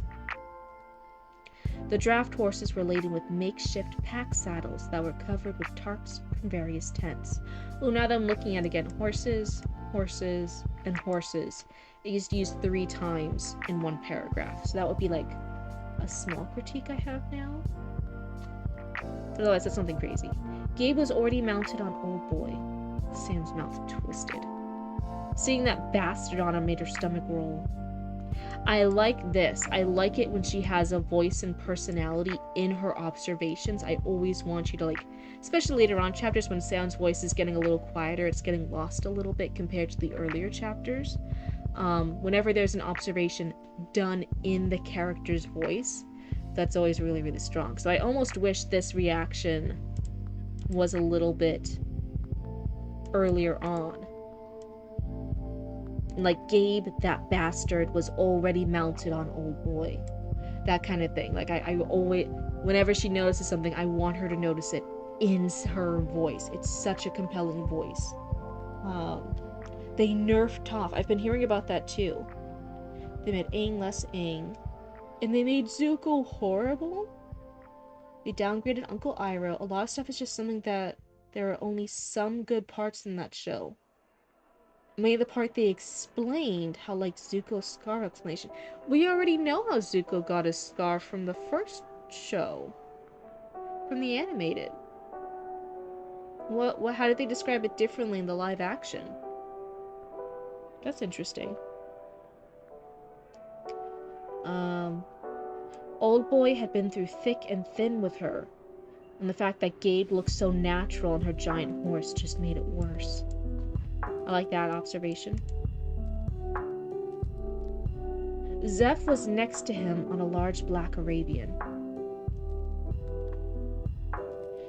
It's more of how a firebender gets affected with fire. Wait. That seems too forced. Just from the vision I have of it in my head. I'm like, yeah, a firebender can still get hurt by fire. Hi, brothers, it's good to see you. Like the same way that, like, someone who does waterbending, if there's a stronger waterbender than them, could absolutely get their ass kicked by water, even though they're also a waterbender. And the entire thing with Zuko was that he was forfeiting right from the start because he didn't want to fight his dad. He was surrendering, he was giving up, he was apologizing, and Ozai? Is that the fucking loser's name? Hi Arya, welcome back. Ozai just comes right up into him, and one, he has the extremely high flame right next to his face, but then there's even people analyzing it and looking at the burn pattern. He probably even like put his hand on Zuko's face to fully burn it that badly, because there's a near handprint resemblance to it that some people have theorized about, that Ozai was actually cruel enough not just to burn his face, but to actually put that burning hand directly on Zuko's face to burn it worse. And Uncle Iroh, we don't see that because Uncle Iroh looked away, but we'll submit it when it's done. That's exciting! I'm excited to see it. But yeah, that doesn't seem... Like, when I first watched the animated show, I never had that question, that it needed to be explained that way. So that's interesting that they explained it, but you're saying it's one of the few good parts? Hey, a good part's a good part. If they did something right, I won't knock it too hard, but it's an interesting bit to have done. So same thing here. So this is another observation from Sam. She's noticing Zeph's next to Gabe. He's on a large black Arabian. Again, I want that personality. Like, she could even maybe be insulting. She could be very calculating. Because again, she's trying to make escape. She's trying to get the fuck out of here. She wants to escape these people. She's watching these people. She's learning from these people to make this escape. She does not like these people right now. So it could either be like Zeph, always the loyal shadow, was next to Gabe on a large black Arabian. That she could be like making the observation of, oh, Zeph is always like this shadow following behind Gabe, always like helping him out. He seems to be the second in command. He seems to be the assistant. He's holding these papers, these documents, or these maps, right? She could be, no one has spelled it out to Sam technically that Zeph is the map, the route planner. He's the little planner over here. But she could be making observations of like, he's high up, not just because he has a potential demon, but because maybe he's helping Gabe run the show. And like I said, this was a word that I wasn't keeping the voice, so I'll have to definitely go through it again. Yeah, I have been noticing the voice dropping off a bit, so I'm like showing you examples of like Because it's one thing just to say, like, oh no, the character voice is less. Good luck fixing that. It's not very helpful, just doing a blanket statement. So like showing particular spots where I'm noticing, like, I wish this section was said in her voice. What do I mean by her voice? Okay, these are some things I think Sam should be paying attention to. Yeah, she should be keeping her snark. She's very blunt. She's a survivor in this post-apocalyptic setting. She is aware. She's making deliberate choices for her best survival. Some of those choices were not always good ones, even though she deliberately made them. Like, she deliberately chose not to tell the people of Rimview there's a horde outside. She lives to regret that, but she is doing particular choices for her survival. It'll be about him enlisting into service in the first place. It has good world and character backstory. I think that's going to be neat. That's going to be a fun little tidbit to get into the vibe of stuff. So Zeph was next to him on a large black Arabian. They had their heads together, huddled over something in their hands. She looked around for Elias, but the Revenant was nowhere to be seen. Her guards, Mark and Luke, were gone as well. No one was paying attention to her. So in the order of important events, I'm actually okay with her noticing Old Boy first. Old Boy keeps saying that this is something really important to her, and then sometimes we go for a little while without her paying attention to Old Boy at all, or not mentioning him at all.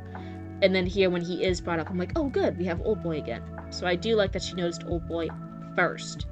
But I think in the order of stuff she would notice, I was like, the fact that she can peek out, right, because she's still peeking out from the canvas. I don't think she's fully stepped out yet. Yeah, she steps out here. So the fact that she doesn't have guards is the most important bit.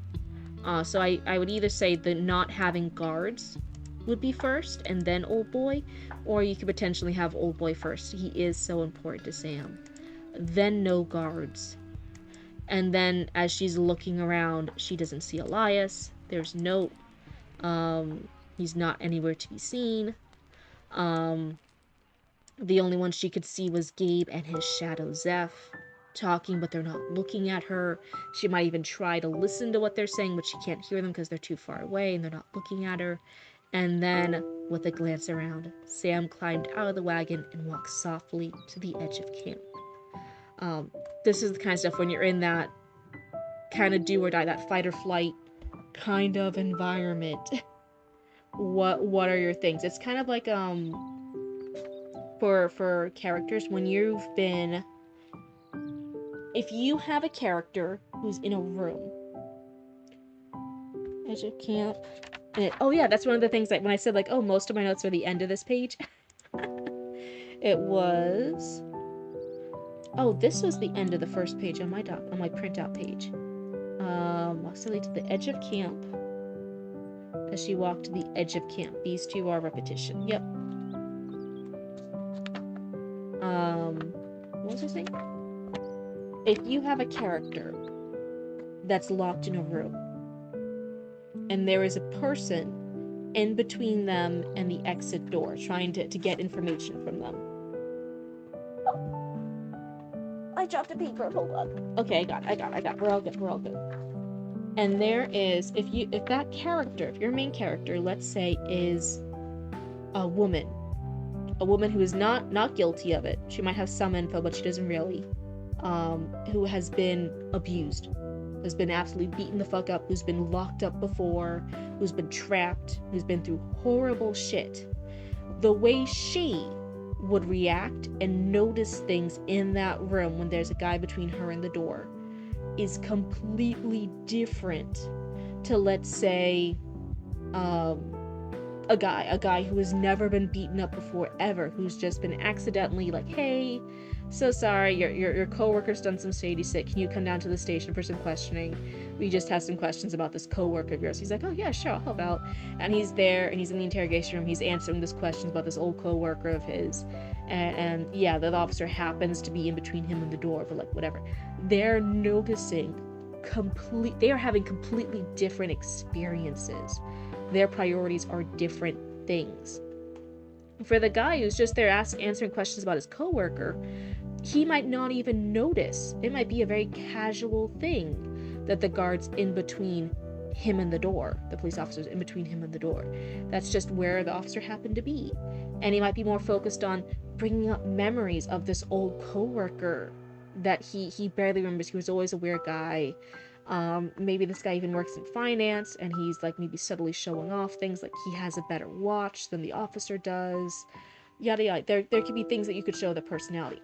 Now, if a woman has been beaten the fucked up and abused and locked away previously, the fact that the officer is in between her and the door to escape this room is a huge thing. It's a scary thing. It's something that's always going to be on her mind. She is always going to be positioning herself in a way that is always going to be the focus and a main silent threat that is happening to her perspective of the situation. So you can have two things: that the way characters describe things and notice things, and what order they notice things. Always does that. She might not even notice if the officer has a watch or not. She might hardly be able to look into the officer's face. She might just be always looking down at his shoes. And if the guy's getting closer to her, if his voice is getting louder, or if he sounds angry, if he sounds accusing of her, if he sounds upset with her, or if he seems to be leading her down and wants a particular answer from her, she might be trying to fawn and say the right words while trying to see if she can somehow get to the door. That would be a completely different experience. So that's why I'm like looking at Sam and I'm like, the fact that she is so intense, she wants to get the fuck out from these people who have kidnapped her. I'm like, the fact that she has no guards, the other scary people aren't looking at her, that's some big stuff. That's the big keys here. She should be noticing, she should be observing this shit. She's like, I don't know, not even Elias is here, and that's her like one kind of ally that she has left. But then Gabe, this fucking asshole, is still on old boy, cause he's on a fucking horse. So let's see, I did have the repetition marked down. That page is now done. Nobody said anything as she walked to the edge of camp. Could she really run for it? The church was less than a mile away, through the thin line of trees that bordered the camp. It wouldn't take long to get there, even though she doubted that Jesse and Bo were still there. There and there was repeated. I said that was repetition. The next paragraph also has repetition, has line and line. I did mark that. Just as a little heads up. For this one, I think I had questions.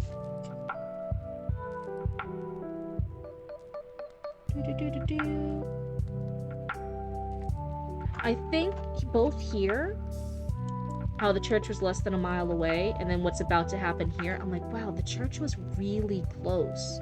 Church is really, really close. Nobody else, like Gabe, who mentioned like, oh, Elias did it, but Elias probably didn't really fucking look. Nobody else bothered to go and double check what Elias had done. I asked my friends for name ideas for our short film. The only suggestions so far: how grief affects this group of 4, previously 5, edgy teenagers that are sad. Part 1.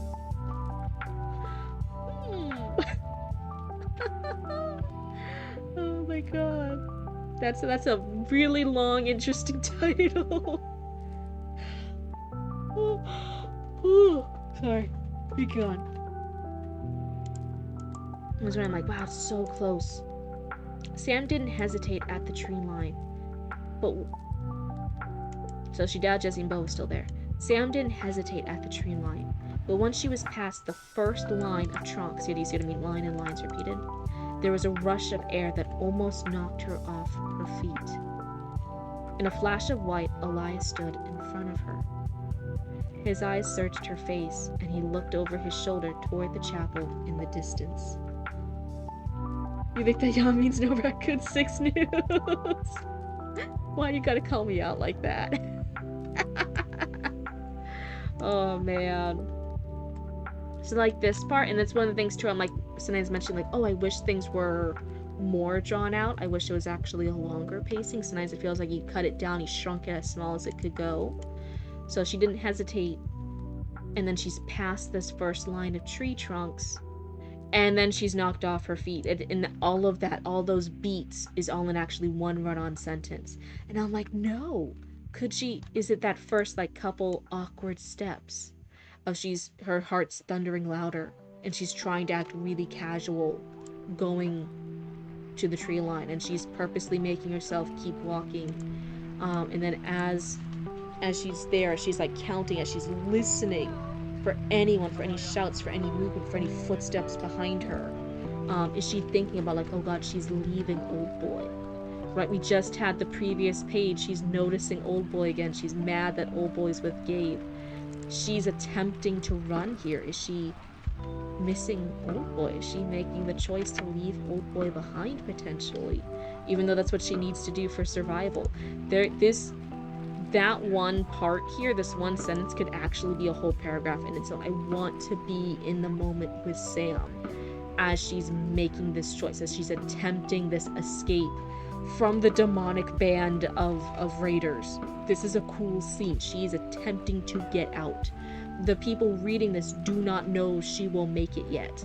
But when it's in this level, we actually have her attempt and the ending result. We get the info in the same sentence. So I'm like, no, put the readers on the edge of their seats.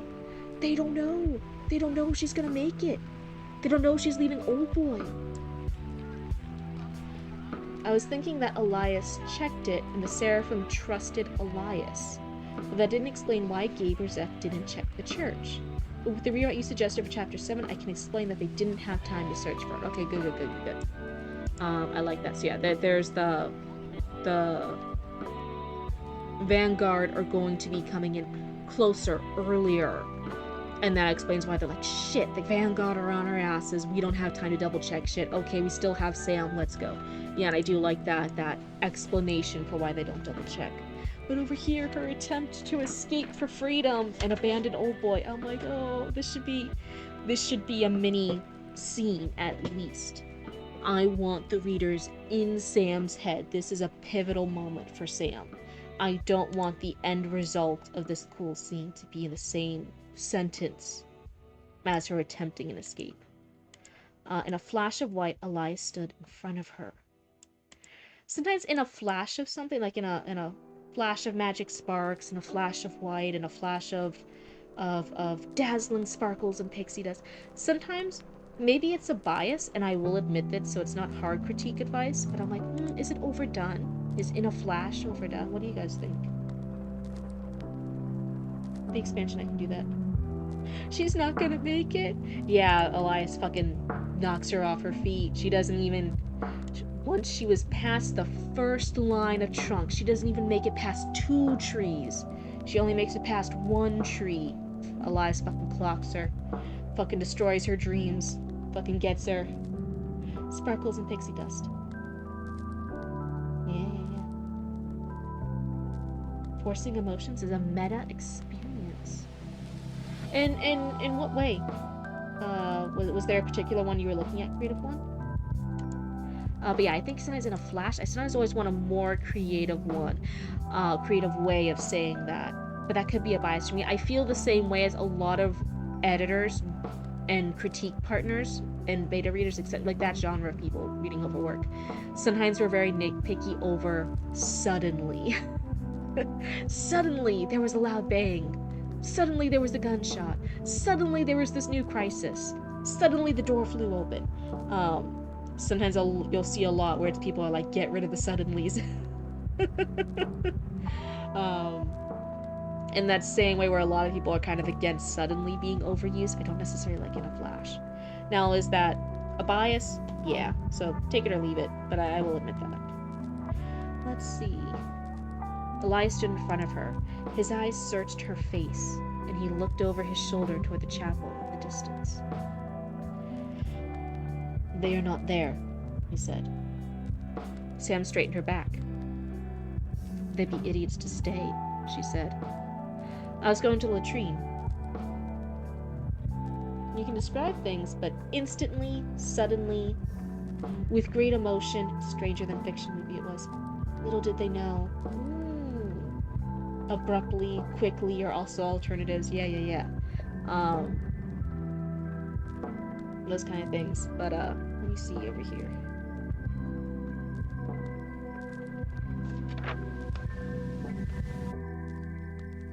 I think my next note is at the breaker ball. Okay. Hi. Yeah, all adverbs can be considered on the no-fly list by some. Sometimes I'm like, all of them? That's a little harsh. I think there's some more moderation to be had here. Like in the middle. Maybe I'm just on the fence kind of person though. But yeah, I will say like, if there's too many suddenlies, if there's like a reliance on suddenlies, I'm like, hey, you're using that one a lot. And the same thing, I'm like, in a flash, is that really needed? Or does that take you out of it a bit? There's like some where I'm like, okay. I think if it's in the voice, the big caveat is if it's in the voice for a character to do that, then I'm like, yeah, at the end of the day, the voice kind of reigns supreme for a character, for the point of view narrator. But I'm like, here, is in a flash really Sam's voice? I don't really think so. Suddenly it's a junior high rite of passage. Leave it there. Hello, welcome on in. It's good to have you guys. That's a bit harsh for it's a junior high rite of passage. I think I won't even be afraid of it. Like a lot of middle school and high school, I probably did a lot of words like that too, where I used suddenly a lot. I used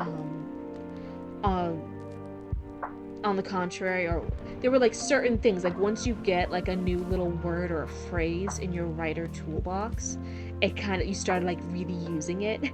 I was so guilty of this in middle and high school. Hey Cryptid, look, Ataria the Scavenger. Oh wait, it's just your tombstone. How could you do this to me? I'm in the middle of my stream, in my chat. You come and do this to me? When I'm already feeling blue. Badum-tish. They'd be idiots to stay, she said. I was going to the latrine. Would they use latrine in the post-apocalypse? Would they use... it was another thing where I'm like, it's not wrong at all. This obviously is not wrong. It's grammatically correct. I was just wondering, like, how voice-wise, like, would they say latrine? Would they say, like, go take a piss? Would they say use the shitter? Something like that. I'm, like, wondering, like, what would be the voice? What would be the common way to refer to this 100 years after the world ended in your post-apocalyptic wasteland? And those kind of manners have gone out the window. I was like, huh. Yeah, there can be a time and a place for the words. So that's why I said if it's voice, if it's in a character's voice, I'll always suggest to leave it. Maybe not this instance, but saying it should never be used lacks nuance. Yeah. That's all my... I'm more of a middle of the fence thing. I think if it fits the voice, it's good. Hello, welcome on in, Raiders. We raid with the hugs? Oh wait, that's super cute. I like that. Hello and welcome on in. Sorry if you guys just heard a loud noise. That was the papers being shuffled around. In case anyone's in ads, let me type a little welcome message. So what were you guys doing in your stream? What were you guys doing? Anything fun? Were you guys doing any writing critiques? Were you guys working on your own stories? Were you guys working on rough drafts or fan fiction or reading from my favorite story? What was kind of the vibe? Anything fun? But yeah, I definitely think like there's not, as with anything, writing's always more of an art than a science. I don't think there's 100% use of like, oh yeah, get rid of that word. It's never useful. If it's for the voice, it's good. I mostly say like if there's just an over-reliance on it, or if it's not in the voice or tone of the piece. That's when I'm kind of like, get rid of it. No, Zoe, it's fine. They're cryptid friends. They have hugs. Cryptid hunters don't have hugs, so they're fine. You recently got back to writing. Oh, huge congrats. That's really exciting. Added 6,000 words to one of your stories that you're hoping will be a book one day. Huge congrats, first of all. Welcome back to the writing community. I'm sure that must be feeling so good, and it must be like such a nice little relief in your chest to be getting back to a little creative journey like it is with writing. I feel you though. I actually had stopped writing for a couple of years due to depression, and I started writing again with some of my early streams back in November on this channel, on this Twitch channel. And that's kind of what started everything. And now I'm a little baby developmental editor, and I read people's stories a lot, and I give critique and feedback, and I'm working on my Three Little Witches story in the background. It's really, really nice to get back into something when now you're in a better place, either in your life or emotionally or physically, and kind of embrace storytelling again. So huge congrats. I'm excited for you. Hello, welcome on in. So what kind of book are you writing? Is it sci-fi? Is it fantasy? Is it romantasy? Is it horror? Is it a coming of age story? What's kind of the vibe? What's kind of the bit? Let us know what thing you're working on. That's so exciting. While you do that, they'd be idiots to stay, she said. I was going to the latrine. Yeah, that's one thing. So especially with character voice, I'm looking at the use of specific words. That's why I was asking about latrine compared to other words they might use in a post-apocalyptic setting with everyone being rough and tumble. Is it wrong? No, but I'd just be interested to see if other people use different words than Sam does, and if there's a reason why Sam uses that word compared to others. Elias arched an eyebrow at her.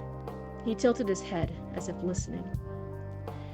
With a nod, he walked past her, pausing at her shoulder. He opened his mouth as if to say something, but closed it with a click and shoved something into her hands. You were a teacher and just never had time or the motivation, but had to resign due to health reasons a few years ago. Oh, I'm sorry you had to resign for health issues is never fun things to deal with. So I'm actually working on something I started about 12 years ago. It's been in your mind for that long. It's been waiting. It's been like, psst, I'm in the back of your brain for all this time. I'm waiting. Let's go. Put me in there, Captain. Let's go, go, go. I'm excited for you and your story.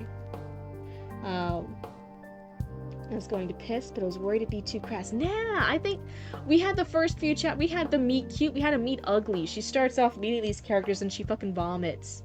Okay, like, I love the first opening chapters of Sam's voice, of her being this rough around the edges, blunt, survival mode, post-apocalyptic woman who's out here looking for answers, who is a survivor, who is this own kind of raider.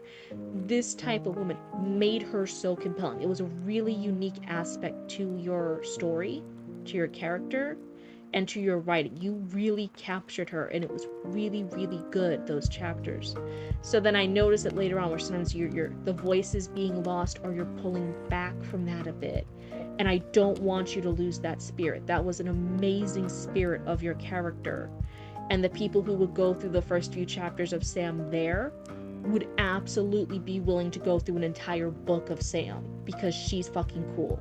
I never want you to doubt how cool Sam is. Sam is the main, like, number one badass thing here. Even in a book where there are people who are immortal with demons talking in their brains, Sam is still the coolest. She's the main motivation. With me just trying to finish it and rush it. Hey, that's just a rough draft, baby. Don't feel bad about it. Rough drafts, first draft, second drafts, third drafts, they still have those issues. Don't worry about it. Let's see. You guys had outhouses for several years in the Midwest? I mean, those are still kind of used in, like, more rural parts down here in Florida. You've adjusted ages of some characters as I've grown in the meantime. Yeah, over 12 years, 100%. Yeah, that makes sense. It is slight fantasy, historical romance story. Oh, that category is having a real popularity in the last few years, hasn't it? It's been going through a craze. People are rabid. No. They've been eating it up. You read way too much fanfic and romance. Why you gotta call me out like that? Why you gotta call me out like that? Why are you in my walls? Why are you saying my thoughts like that? So you read way too much fanfic and romance. Do not shove romance into stories, even when I try not to. So most of my things end up becoming romance focused. So interesting. I actually read a lot of like romance with fanfics, etc. And I like having my favorite characters and reading stuff where they have kissy face. You know, it's 100% guilty pleasure. It gives the serotonin and dopamine. And as someone who sometimes has depression, I need that stuff. In this economy, I need it any way I can get it. Um, Surprisingly enough, though, my last few stories actually haven't had romance in it. So it's so interesting how different people who have a similar vibe, similar reading taste, can still actually end up writing completely different things. Three Little Witches is not a romance. That is just a body horror sad. Body horror and sad. That's Three Little Witches. Weighing in the right choice. Depends on whether the military was involved at all during the apocalypse. Latrine might actually be ingrained from that perspective. That would be a cool direction to realize that of looking at the history of world building and making sure that there are certain words and key vocab that's consistent with that lore and history. This is 100%. I was supposed to say 100%. 100 plus years after, so that can make sense for some of the characters. Ooh, so some of them do have a military background. Interesting. That's why I say it's not necessarily wrong for Sam to use that word. Where fucking was it? But like I said, vocab, those word choices do reflect a character, and I want to make sure that character voice is consistent, especially compared to other characters. That stronger exist. What you read or intake from your surroundings has more desire to escape and thematic, and is thematic to the person. So you're saying, like, if you read a lot more of a particular theme or genre, then when you write in that theme or genre, it's stronger? Your surroundings has more desire to escape and is thematic to the person. Interesting. Maybe I should be reading more horror then. I don't know. So let's see.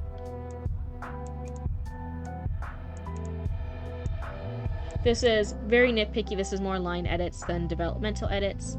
But we have one nice short sentence up here, right? Elias arched an eyebrow at her.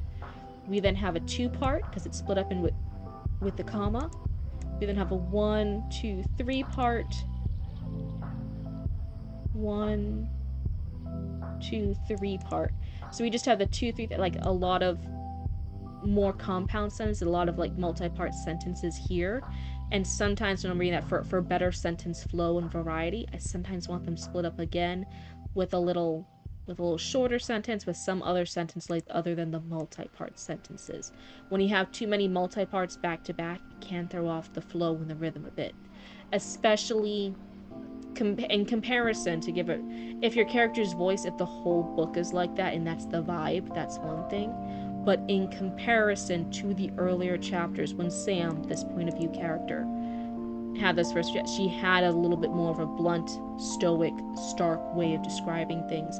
It wasn't quite with a lot of run-on sentences, multi-part sentences. So I'm trying.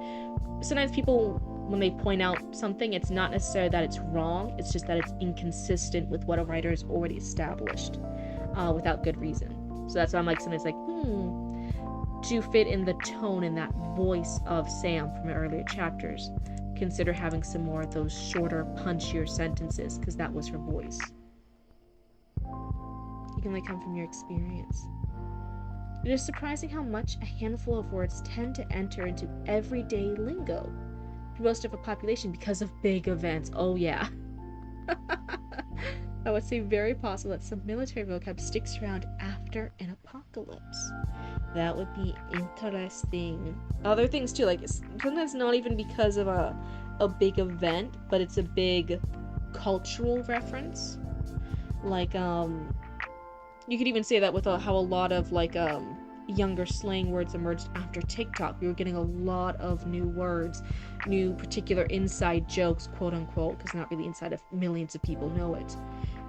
Because like a TikTok video will go viral, and therefore that audio clip, that sound, that word, whatever it was, went viral. Consider too, like because of just some cultural thing, just because of like something like a TikTok and millions of people saw it. How many people, how much did it spike in comparison to its previous use? Started using demure, right? That had a huge moment because of a TikTok video.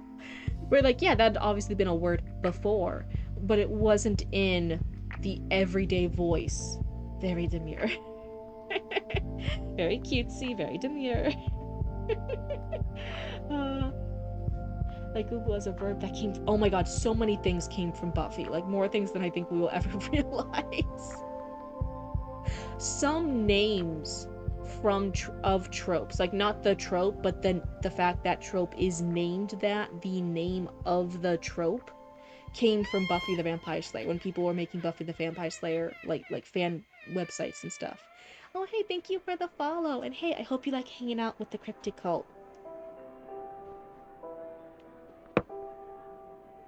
We're a nice little fun community, and I do a lot of critiques like this as a little baby developmental editor. And I'm learning a lot. Hopefully I help you guys learn a thing or two. And together, we'll all become better writers and storytellers eventually. And we'll all be nice while we do it. We don't need to be meanies.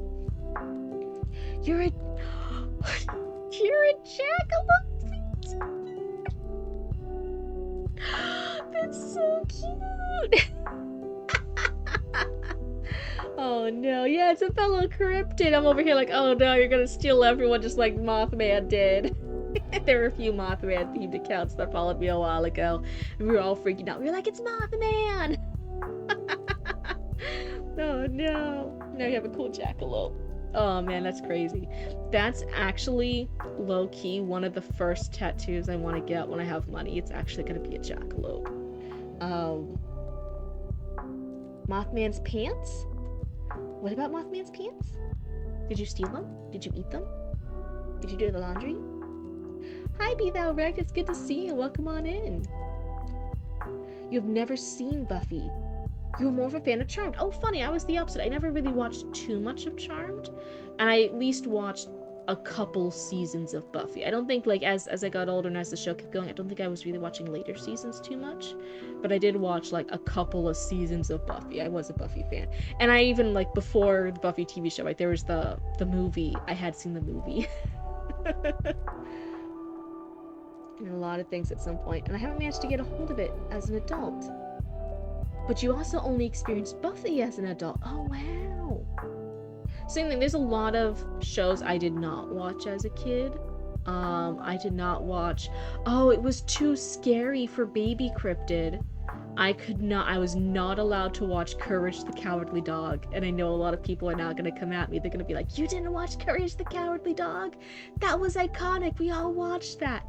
And I'll be like, I didn't. It was too scary for me as a baby Cryptid. Mama Cryptid wouldn't let me because she didn't want to fucking deal with me being scared and having nightmares and needing like a light on. She's like, nope, I'm gonna cut you off right there. You're just not gonna watch it. Going back to Charm when the seasons were bought. Yeah, see? Oh, you didn't watch Courage the Cowardly Dog either, Creative One? Nice. Don't worry, we'll still watch it because you're a silly dummy mommy. I'm not! Oh no. This joke's gonna haunt me forever now. Cryptid is Courage the Cowardly Dog. Isn't he like purple or pink? He's like a purplish pink color. I'm blue. How could you possibly confuse me? That's crazy. I watched a couple bits of SpongeBob because Papa Cryptid loves SpongeBob. He found it very, very funny, and I watched a little bit of it. And then that one wasn't banned because it was like bad. It was eventually banned because it annoyed Mama Cryptid. Mama Cryptid found SpongeBob so annoying. She thought it was so cringe before we even had the word cringe. She was like, oh, I just fucking hate SpongeBob. So no, I did not. After a while, I had to stop watching SpongeBob.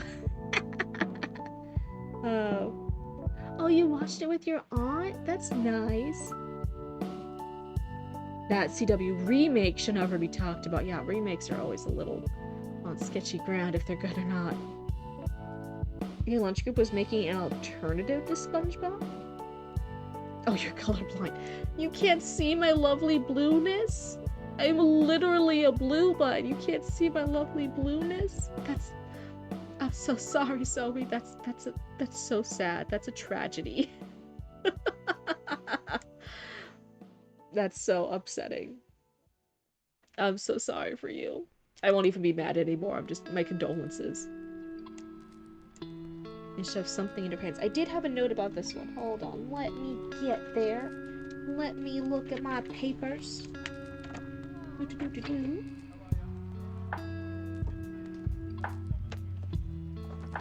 Okay, that is the part where I had this section, like a little line over here. It was her breaker ball, the homemade mace she'd used for almost a decade. Sam squeezed the handle. I had this, like, did she not notice he was holding it before? Like, that was curious to me. It almost threw me out of it. Because it didn't just appear in his hand, he just, like, put it in her hand. So I'm like, he fully knocked her down. She's looking up at him from the ground. They talk. She straightens back up and talks. He has this, she notices his eyebrows arching. He notices that he's tilting his head. He's walking past her, where he's pausing. She notices all this stuff about his movements, but she does not notice in that whole interaction that he's literally holding a giant, the breaker ball, her weapon. It's right there in his hands. So I'm like, oh wait, that did take me out of it as a reader in one of my notes. I'm like, I wish she had noticed it a smidge earlier. Hey Hugo, welcome on in. I think a lot of cartoons weren't allowed because it annoyed your mother. But other things in general were banned because religious bandwagons were joined. We weren't even super religious. Oh no. No. I have a spooky witchy mama cryptid. So not ever really for religious stuff. Just either it was too scary and she didn't want to deal with me being scared, or it was just annoying. Those are the two main deciding factors for most things. Oh hey, welcome on in, Raiders. Let me do a quick little welcome message again, just in case anyone's stuck in ads. But welcome on in. Hopefully I typed that all in right.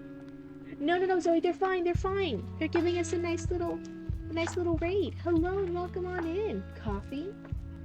You bring writers and friends of writers. Hi, Coffee Quills. Welcome on in. What were you guys doing? Were you guys doing anything fun in your stream? Were you guys writing? Were you guys editing? Were you guys reading any stories? What was the vibe? Anything fun? Over here, we're actually reading a chapter from Hidden Hearts, and we're doing a more thorough critique.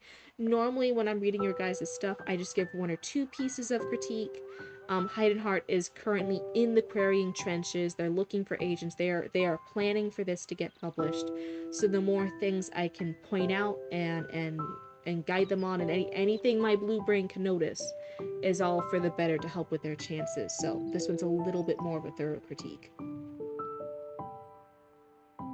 Last week I don't got any snacks to binge watch it. Oh wait, what did? Oh, thank you, Hidden Heart, for doing the little thingamajig. I forgot that I could do that. I appreciate you doing that. Thank you. Mods are very helpful. I love this. Our Coyote God's great. But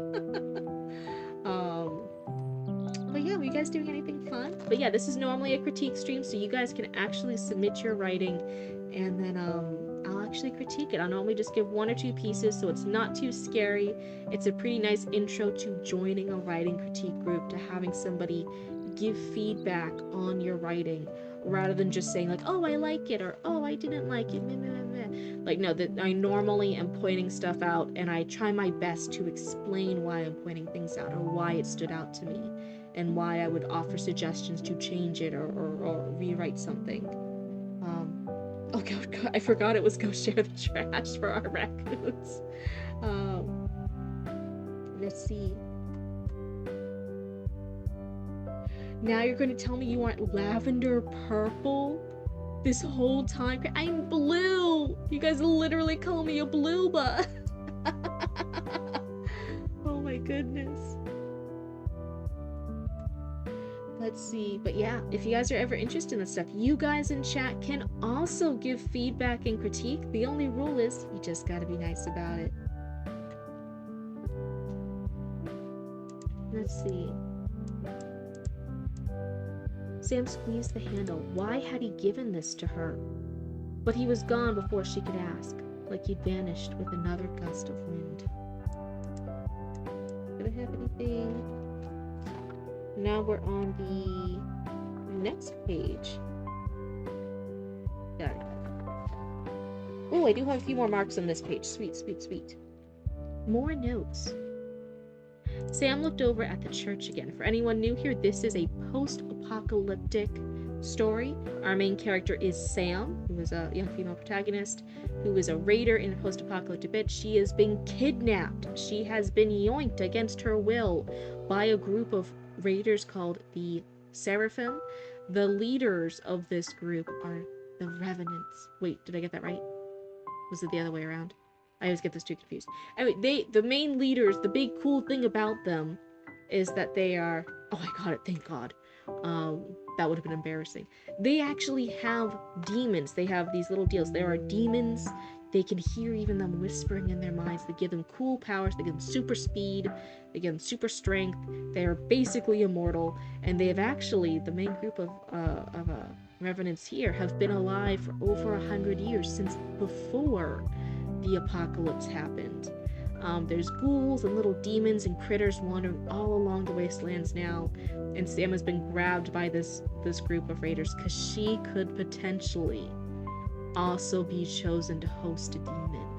And that's obviously no bueno. She has been trying to escape, but Elias, one of the demon hosts over here, who hosts the demon Asmodeus, actually is kind of going a little feral, going a little crazy. He's got a little bit of the hots for Sam over here. So Sam has been trying to make a break. Elias fucking caught her. She cannot escape. But he has given her her main weapon back, which is nice. Was the apocalypse religious in nature? Or where did the demons come from? Interesting little bit. Interesting question. We'll see if Heinhardt answers it. I'm not sure if Sam, our main point of view character is Sam, and since she's not immortal, I'm not sure if she fully knows. No, bad movies. Drop it, drop it. You mean Asmodeus? Yeah. Drop it, drop Sam. Stop trying to eat her. So Sam has previously helped another group of prisoners. She was not the only one taken. She helped them flee, and they have escaped to a church, an abandoned church nearby. And so far, no one has really caught them yet. She was trying to escape to the church too, but again, Elias stopped her. Sam looked over at the church again. The white paint was peeling, and the boards near the ground were warped from the harsh winters. Inside looked dark, and Sam couldn't see in there. She sighed and turned back to the camp, the breaker ball clutched to her chest. I have a little mark here. I'm like, wow, it really is so close. I know earlier it's mentioned it's less than a mile away. Here she could really start seeing like these details of the paint. I'm like, it is so close. I was amazed that none of the other Revenants had checked it out yet. But like you said, you're doing a rewrite to explain why they don't have the time to check the church for them. How did Elias know I might look for them in there? The thought made Sam freeze. Over her shoulder, the chapel sat quiet, less than a half a mile away. Out of everywhere she could have been running, he knew she was going there. You had a Spider-Man with Mobius. I think a lot of people like this comic, but I heard a lot of bad things about the movie. I haven't seen the movie. Anti-Cryptid. Oh, Chatty yeah? Matty got distracted for over an hour because Castle started talking about Greek myth. I want to know more about this wonderful god named Zeus. He sounds so amazing. No. You can go ask Chatty Matty about that. He knew she was going there. So here we have the thought, her realizing that Elias knew where she was going. It made her freeze. It then describes the chapel again, and then it explains why she froze, of why this is something important enough for her to freeze. It's the realization Elias knew where she would flee to. which they realize like Elias probably knew that the other two prisoners had escaped there, right? He's probably lying. That's the bit. So very nitpicky thing. This is a very minor, probably more of a line edit than a developmental edit. But sometimes when we have these things together, I sometimes want them to be closer together, to have that parallel. Because we have this thought, this explanation, unrelated description, and then the continuation of the thought. So there might be just a slight reorganizing of the sentences here to make it flow a bit better. He posed for statues. Oh my goodness.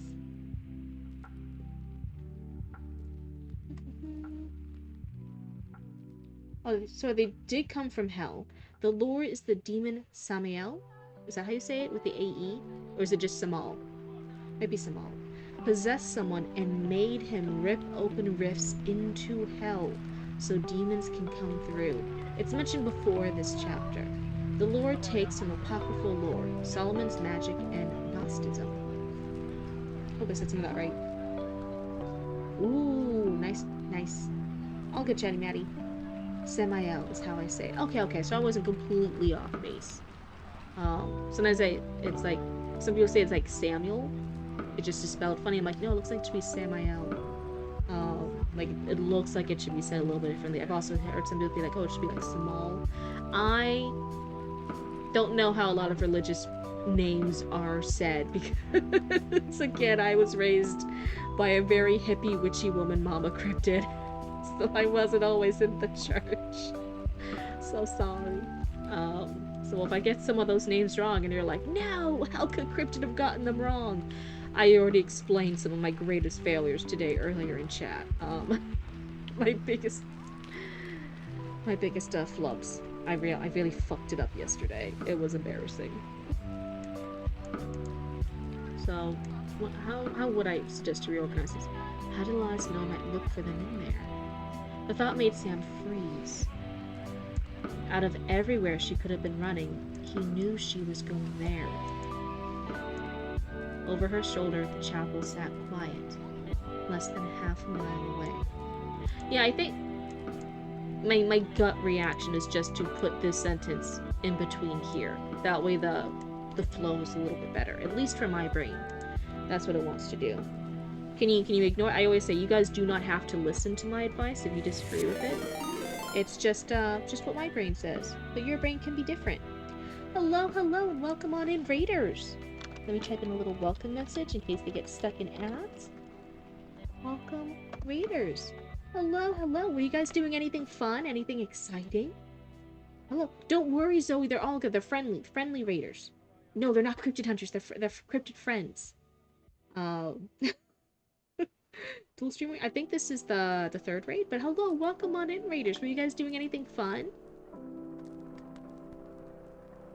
Hi, Ink. Oh, so you know some of them. Nice. Hi, Ink. A screenwriter raid. Oh, were you guys working on a new screenplay?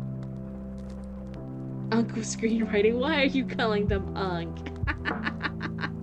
It's been crazy. I've been hearing so many things of people, of like guys who are like 18 or like 19 now being called Unk. And it's like, what do you mean a literal teenager is being called Unk? That's insanity. That's insane. You guys are writing a Simpsons spec script. That sounds such like amazing practice. What a great example to have and to demonstrate. I love that kind of stuff. That's fantastic.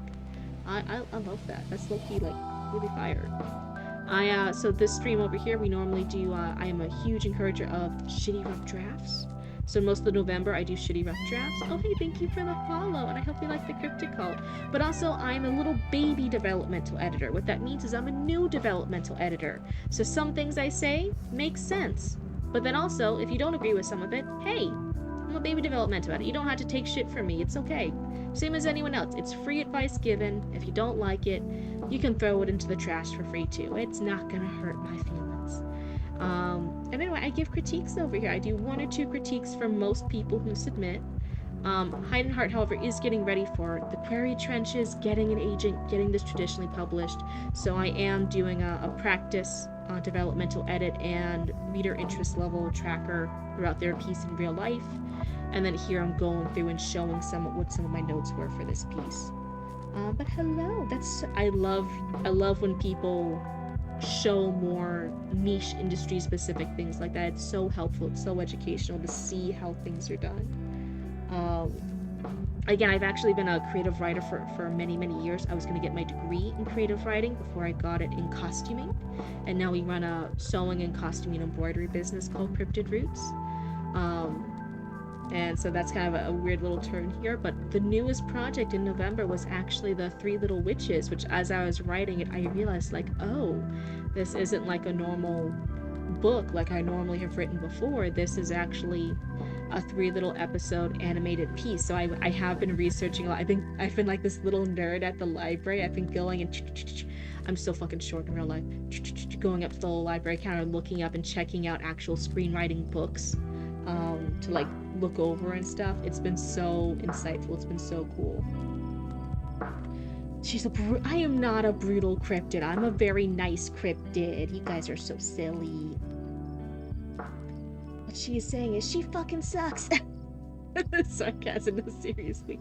No, it's a genuine thing. When you get critique, it is an important thing to, one, really consider it logically, not off an emotional base, not just go off like this person hurt my feelings, they found something to critique. A critique is going to point out some things they like and don't like. Now, if you think the person isn't getting the vibe, they're not connecting with your piece, they're not the right person to hear from, then it's important to hear that critique partner with a grain of salt. They might not be the correct critique partner or editor for you. She's brutal. I mean, she's an amazing little hag. Yeah, I'm a baby hag. I'm 30 now. I need a bazooka. Baby raccoon. Has the dark web sold any new boomsticks lately? Most of them go actually to Roots. Again, the band hammer is actually like a giant bazooka, and it just has a little sticky note on the side of it that says band hammer. You don't need more run-on sentences. Oh my god, that's funny. But hello and welcome on in. I have a lot of admiration for the new skill set that I've been working on and that I see in script writers compared to normal novel writers. It is a slightly different skill set. Not slightly different. There's a lot of different technical differences, but even stuff like pacing, the differences between a scene and knowing how much screen time it is compared to a chapter. A chapter does not, you don't always have to worry about screen time. It's kind of off a vibe or a scene or the pacing of the story. You can kind of do whatever you want with chapters. It's more kind of a gut feeling. There's a slight logic to it. But there's definitely an awareness for the screen time and the scenes and the pacing and what is happening visually on the scene for script writing that I've had a lot of fun getting a little bit exposure to. Oh hey, welcome on in, and hi, I hope you like hanging out with the Cryptid Cult. Only some people will get the joke about you not being a raccoon, you're a deer.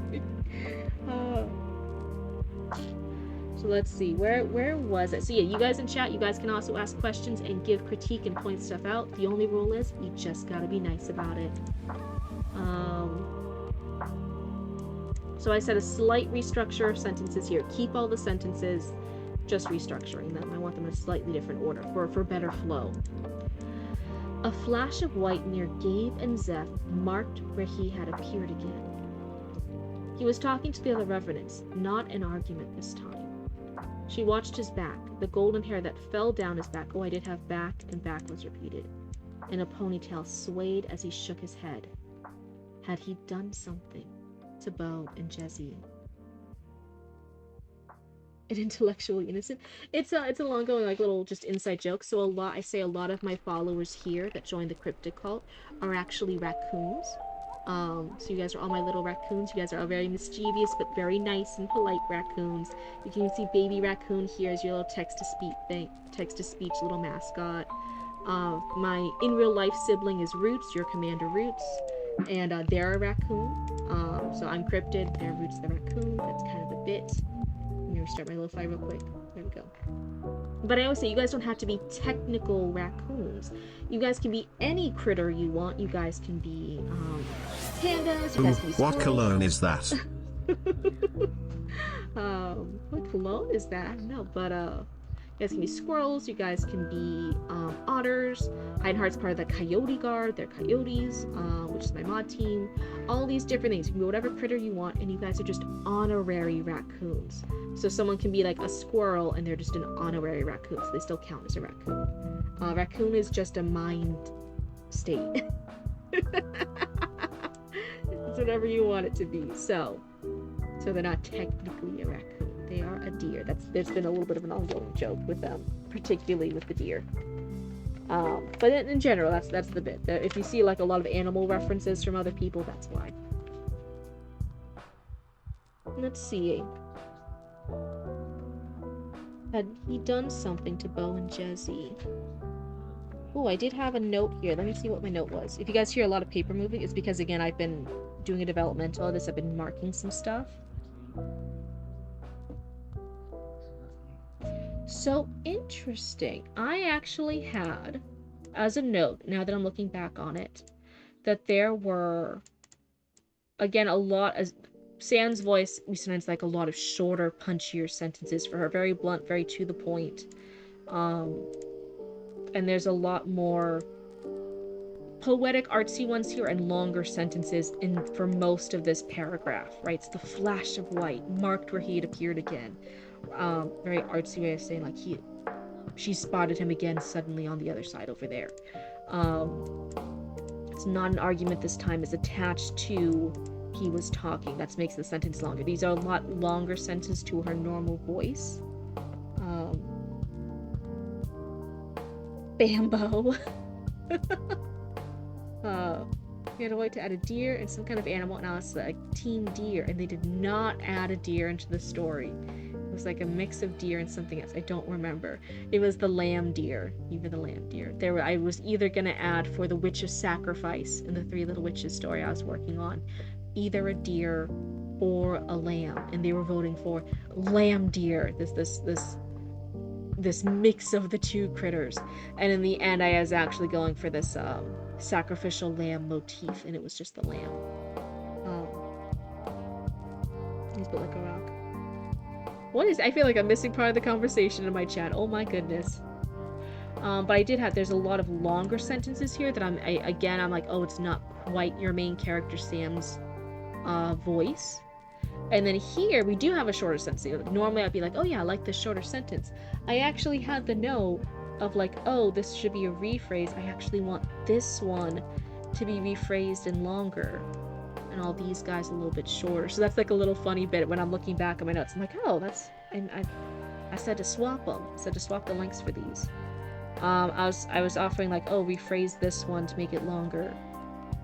Rather than a direct question to the audience, which again I'm a little biased by. I don't always like it when it's just a question in the prose, especially if it's only like intermittently used, and then it feels a little bit jarring. Some of the other questions, at least it's in her thoughts, like it's her internal dialogue, her thoughts asking like, how did Elias know? I might look for them in there, and it's italicized, and it's her thoughts asking a question. This is just a question to us, the readers, the prose is asking. So I said, like, as a potential rephrase, Sam wondered for a horrible second if he had done something to Bo and Jesse. Referencing the Bambi and SNL skit with her. Oh, okay, I don't watch a lot of Saturday Night Live. That's it. But, so that's I was like, ooh, that one should be a little longer, just to take it away from being a question to the readers. That kind of takes us out of it. I want to be a statement of Sam wondered this question. Sam wondered for a horrible second if he had done something to Bo and Jesse. And that makes it sound more naturalized in the prose. Do you have to take it exactly that way? No. But that was like the idea I was suggesting to give an example. And then the rest of this, I was like, oh, I want these shorter, punchier, blunt, observational sentences, because that's Sam's voice, that's her point of view. She has just had her escaped attempt foiled, and then the person who has stopped her but given her weapon back is now poof, instantly back next to Gabe and Zeph, the two main leaders. Not you on 13 main stories, no. Oh, that's so funny. Listen, if that's what works for your brain, that's what works for your brain. What was I? Back in camp, a seraphim approached her. He was tall and wide, like a stack of bricks. Black geometric bands were tattooed on his forearms. His face looked angry, but a smile cracked it, his teeth a brilliant white against his dark skin. The woman from last night, with the long braids, stepped out from behind him. "You'll be riding with us," she said. "I'm Zip, and this is Moss," she added with a nod to the bigger man. "Like a real rider. I might hold off on crying until I have an agent. So I feel my inconsistent voice might break it." Wait, what? Was that a slight mistypo? If anyone would like to co-write, we could just brainstorm on Google Docs.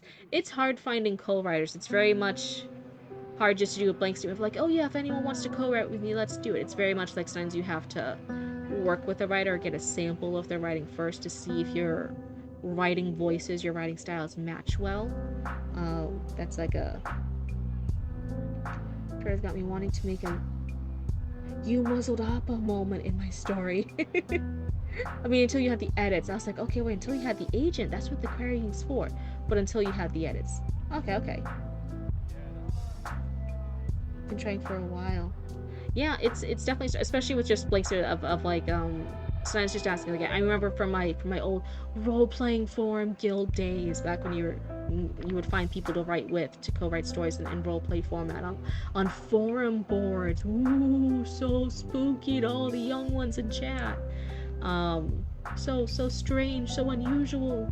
That would actually be a thing to make it more easy. You would actually, like, there was this little assessment, there was this explanation of different levels of beginner, intermediate, and advanced, and you would show which level of writer you were, and then you could post in specific boards for that level of writing, and then you would, when someone would have a story, they would post about it and for how many players they wanted to post with it and roleplay with, and what the schedule was, how often, how much did you expect responses, how fast, was it once or twice a week, was it multiple times a day, was it a couple times a month. You would post about your posting consistency, and then you would give a sample. You'd submit a character that you had for that idea, for that world, and you'd post a writing sample, and you would see, they would also post a writing sample, and you would see if your writing samples were kind of similar, if you kind of vibed with each other.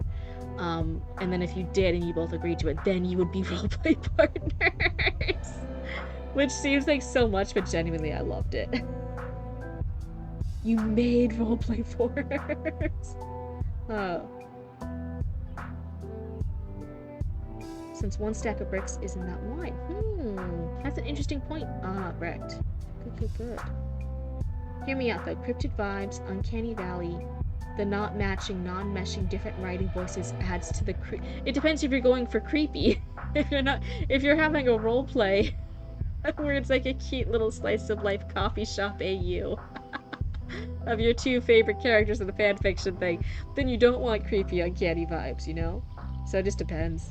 Not a right or wrong way to do it, just depends. I'm streaming, so I had to leave for a minute. No problems. Oh, that's right, the watch streaks, they're so important. We can figure it out. All good, Cryptid will say. Why are you gonna call me out like that? Why am I being observed? Didn't I say all good? I thought I did. I thought, oh, all good, no problem. And then I'm like, oh yeah, the watch streaks are so important. I absolutely believed I did say all good. If I didn't say all good, my bad. Oh my god. I literally am feeling so called out right now. I'm feeling too observed. Oh no. It's getting me. Cryptids don't like being observed. We like being mysterious figures that normally, like, we blur the photos when photos and cameras are aimed on us. So now I'm being too observed. I kind of want to cause technical issues on the Twitch stream. Oh my god. Yeah. Yeah, very, very in-depth critique. And also I'm yapping a lot, so it happens. You merely role-played in the forms. I was born of the roles, molded by them, confused in... I can't do a Bane voice, that's the closest you're gonna get, but I see the reference.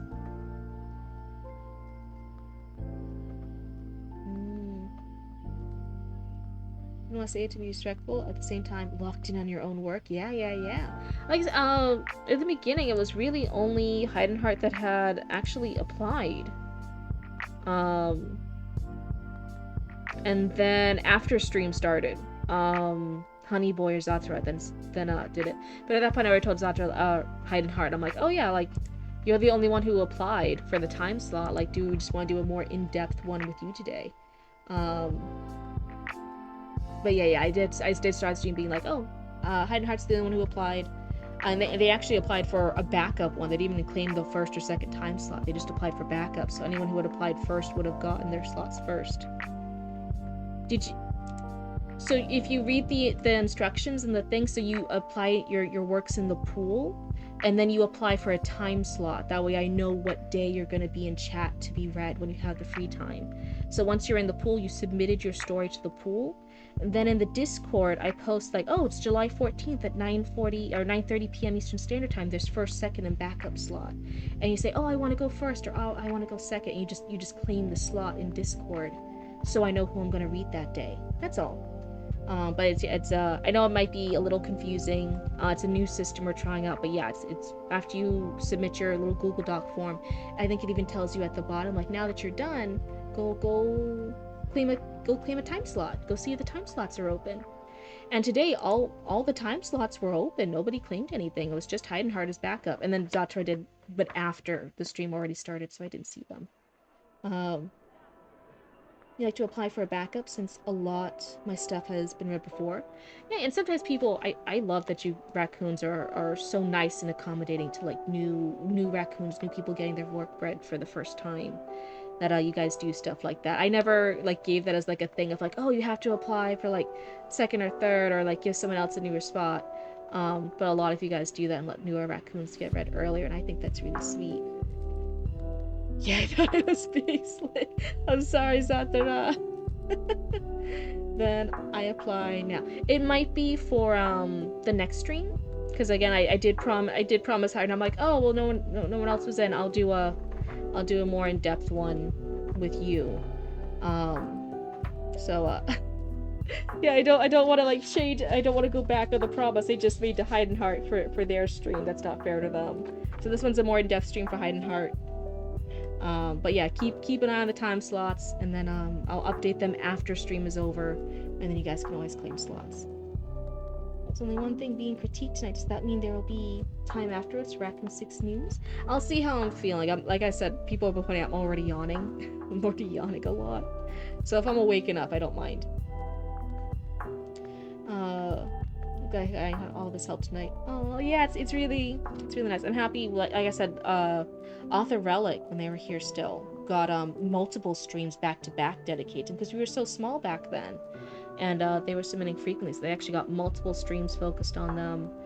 A couple times we really focused on Chatty Matty, because we were really wanting to give some good critiques to help Chatty Matty with their publishing and their writing goals for their books, because they've worked on so many books and they were applying edits.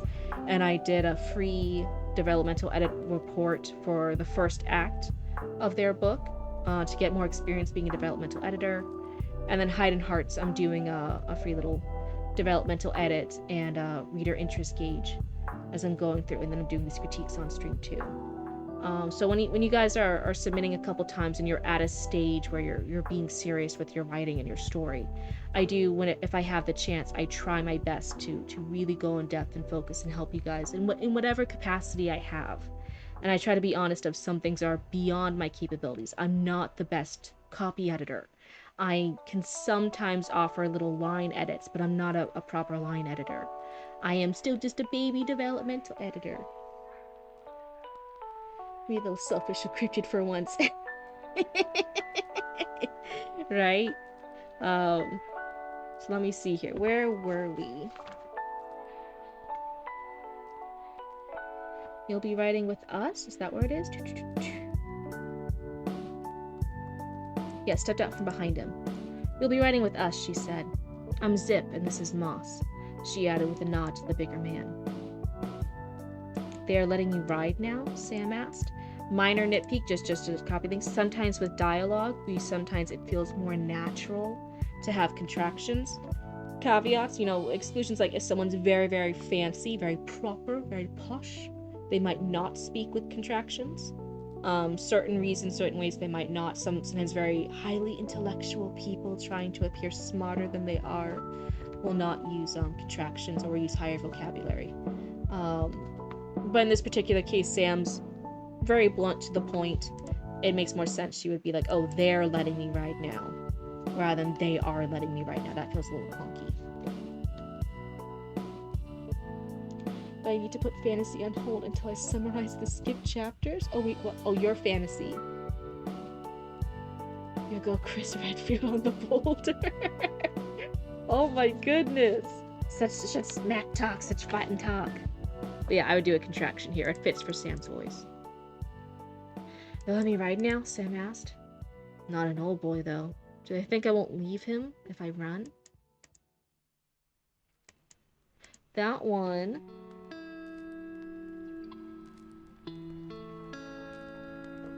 I'm double checking. Where was I? I want to make sure I'm not skipping past my notes. "Not an old boy, though. Do they think I won't leave him if I run?" I think I said that part could be rephrased for clarity to make it read a bit smoother. She didn't want to, but if her life depended on it, it just might. Same thing here. It feels like a little bit like this. Like this was like a partial sentence. It got a little cut off abruptly. So I think some of this I was like, oh, just rephrase slightly. The actual, like, what's in the lines is good, but just rephrase slightly for flow. Looking flights them red now. But I am looking at the nearest Montana towns for escape. Oh no.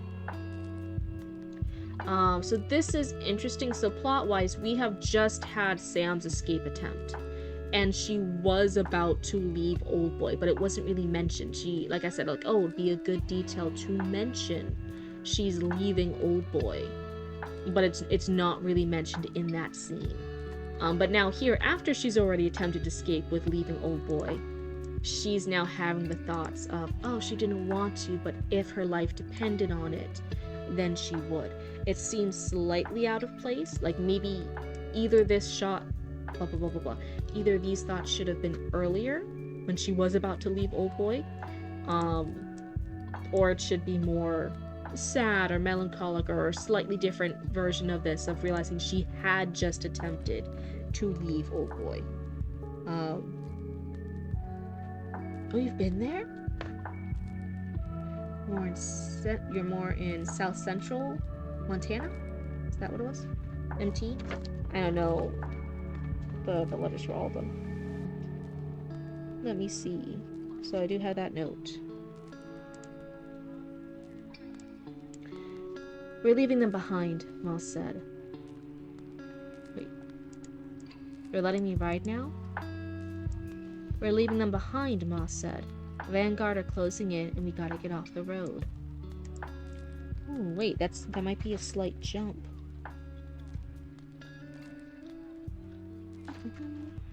Oh, something got cut out. Yeah, I'm like, there's a slight... And I actually missed that. I did not mark that on my first pass through the notes.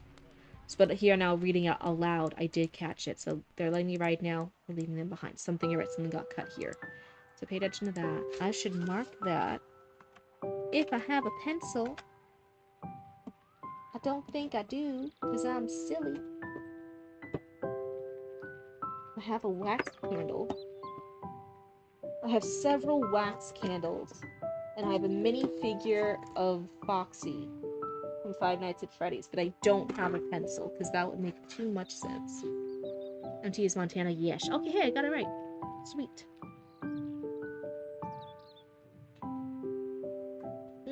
Vanguard are closing it, and we gotta get off the road. Sam glanced at the leaders again before following the two Seraphim. How close are they?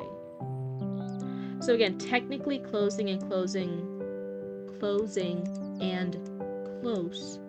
are a little bit repetition-y, but it's only 2, and I don't think it's too bad. It's someone saying in dialogue a word, and then the next person repeating it back, asking a follow-up question. I don't think that's like a harsh no for repetition. It's like, oh no, you gotta fix that. I think that one's okay. People ask me like, oh, isn't that technically repetition? I think that one's fine. Zip shook her head, the wooden beads in her hair clicking together. Don't know, just that the road isn't safe for us. Why are they after you? Moss and Zip stopped to look at each other. Again, slight thing where a contraction could sound more natural. Instead of they have been, it could have been they've been. They've been trying to fight us for years. Their border down south is right against ours. Their leaders call the revenants abominations and affronts to God, Moss said over his shoulder. I think this could have a slightly stronger way for Moss to be speaking. Like if he's saying, they call us abominations and affronts to God. Those could be in like the little quotation marks, like the little half quotation marks. What are they called? I'm forgetting words now. Whereas he's being like, oh, their leaders call the revenants abominations and affronts to God. You know, it could be like in little things. Let's see. How well you guys get along. Didn't you just start talking to her? You can get along with anyone for a couple of hours. One of my first puzzles was a US puzzle with the states and the capitals. Ooh, that sounds so educational and cute. Do not overuse stage directions like stop to look at each other or said over his shoulder. Because most of the time they don't add much to the story and mostly just clunkify the narrative. Ooh, interesting take. Let me look back at that. I was noticing just a lot of the dialogue. And I was like, ooh, I almost want the dialogue to have a few more descriptions breaking it up a bit. That it's not as back to back.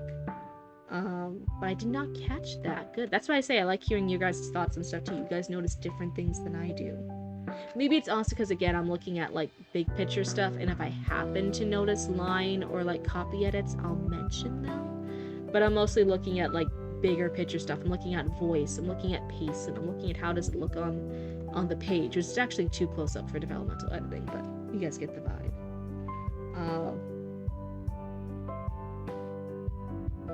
It feels good when writing, but not as good to read.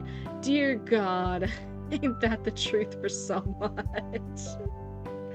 There have been so many like phases. I think as a writer, especially if you're writing when you're really young, you kind of go through phases in your writing. You might go through like a overly smart literary type feel, which just feels so cringe and over-the-top melodramatic when you look back on it years later.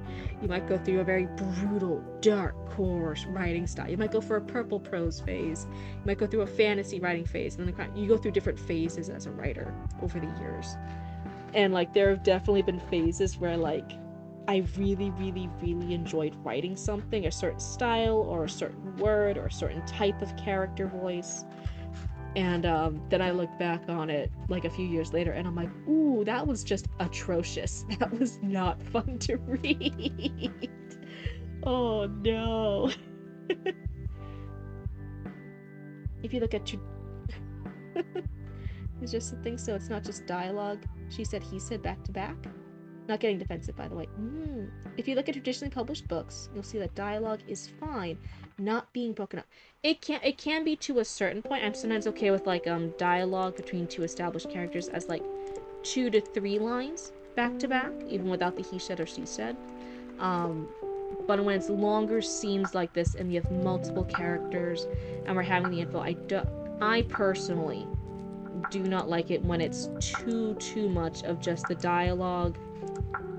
With like one little description like he said or she said, or like a short little line after it, and then more dialogue, one little sentence to break it up, dialogue, one partial sentence, dialogue, just dialogue, one sentence, dialogue.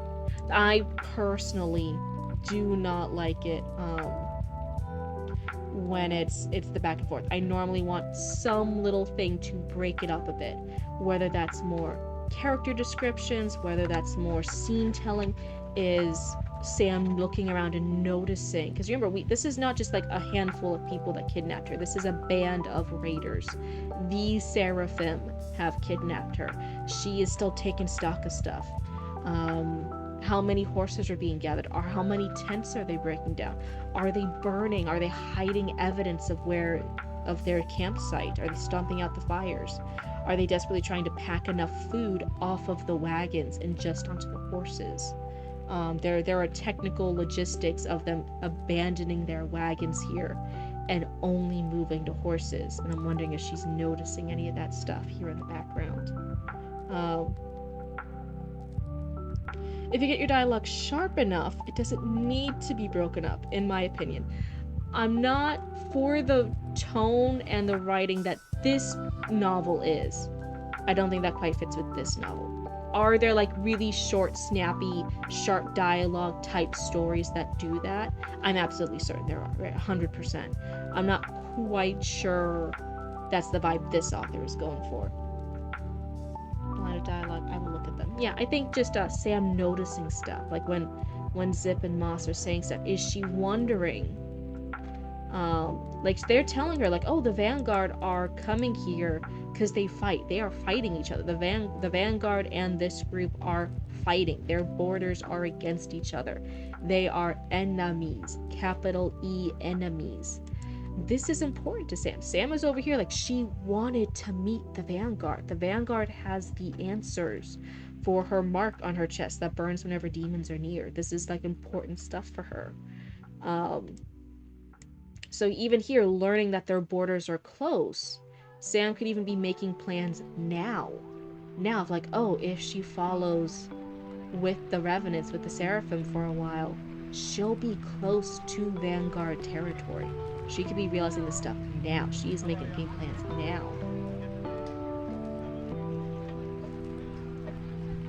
Pausing and rubbing their chin, and you're like, yeah, I was gonna say, like, if it's too many just like what you were saying, like scene, like stage direction type ones, I can see it, but I want thoughts. This is an important scene. She's getting, I want to see observations of how the camp is being broken down. I want plans of her escape. I want her noticing details about the Vanguard, because the Vanguard is, from chapter 1, Sam has been focused on the Vanguard. This is big info for her. Your characters nod so often they have whiplash. And we all have little things like that, especially earlier drafts, right? Like you were mentioning nodding. I think Chatty Matty, we even talked for some of the stuff that all the female characters for a while giggled. And then he was going through and editing being like, oh my god, yeah, there's a heavy use on giggled, oh my god. What's something that I used to do a lot? I think, there's always that time period for a while where like the main characteristic you describe for your characters is like the eye color. There's that I know a lot of like fan fiction writers and other people, like there was that struggle where there's that period where the most noticeable characteristic of your character is the eye color, or how their eyes sparkle, or how their eyes glower and burn with hatred. It's almost everything is like with the eyes, and you're like, there's other ways to describe characters' emotions. Anti-Cryptid, yeah. I learned today that object permanence is a myth. The moment I stop perceiving an object, it stops existing. See, what? Look, I'll look at myself in that mirror, and when I look away, oh no. Cryptid, I stopped perceiving myself. Baby. I'm ceasing to exist. Baby. Oh my god, Cryptid, I'm melting. I'm fading away. Baby. Oh no, it's so dark and scary in here. Cryptid, baby. I don't wanna stop existing. Okay, never mind, Cryptid, I'm back from the realm of non-existence. It was actually very pleasant in there. Baby.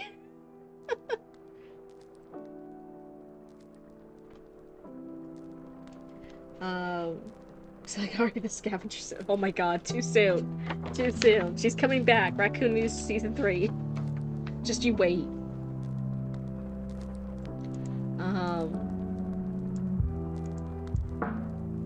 Moss said over social. Yeah, Moss can have a stronger voice. Now that we're expanding the group of characters, of the named characters that Sam's interacting with, they're not just the mass of Revenants and Seraphim.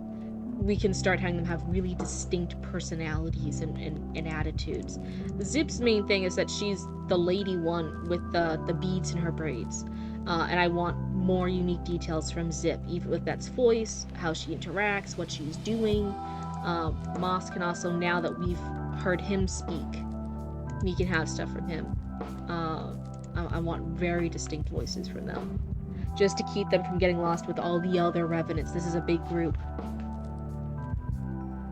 They weren't happy that the band got through their territory, Zip added. Would they say, if you're in a band, and you're talking about the band, do you say the band? Or do you say, like, we, our band? Unclear. Again, I'm not a copy editor. Unclear. She got shot and died and is rotting in the dirt. I don't know what you're talking about. 100%, I don't know that story. I've never heard that before in my life. You have a banana joke? It's very appealing. In books I've read with war bands, they say the band. Okay. That's what I say. Like, it's not necessarily a critique for me to point something out. It's me genuinely not knowing stuff and ask, why are you eating plastic? Why are you eating plastic? You are over a year old now. You should have enough brain cells in the kitty head of yours to know you can't eat plastic.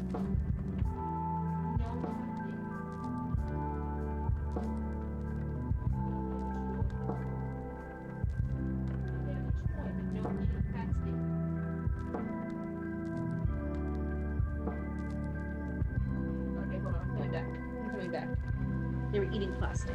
Oh, it was Ghost. Aren't we all eating plastic in this day and age? I mean, yeah, but he's eating just 100% plastic. He's not even eating like 50% organic, 50% plastic stuff. Like, come on.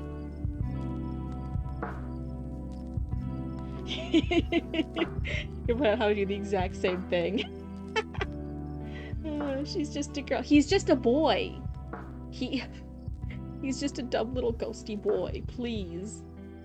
He's a year old. He's over a year old now. He's gonna be 2 this Halloween. Like, come on. He should know better. 2 years old. He's a baby adult now. In cat years.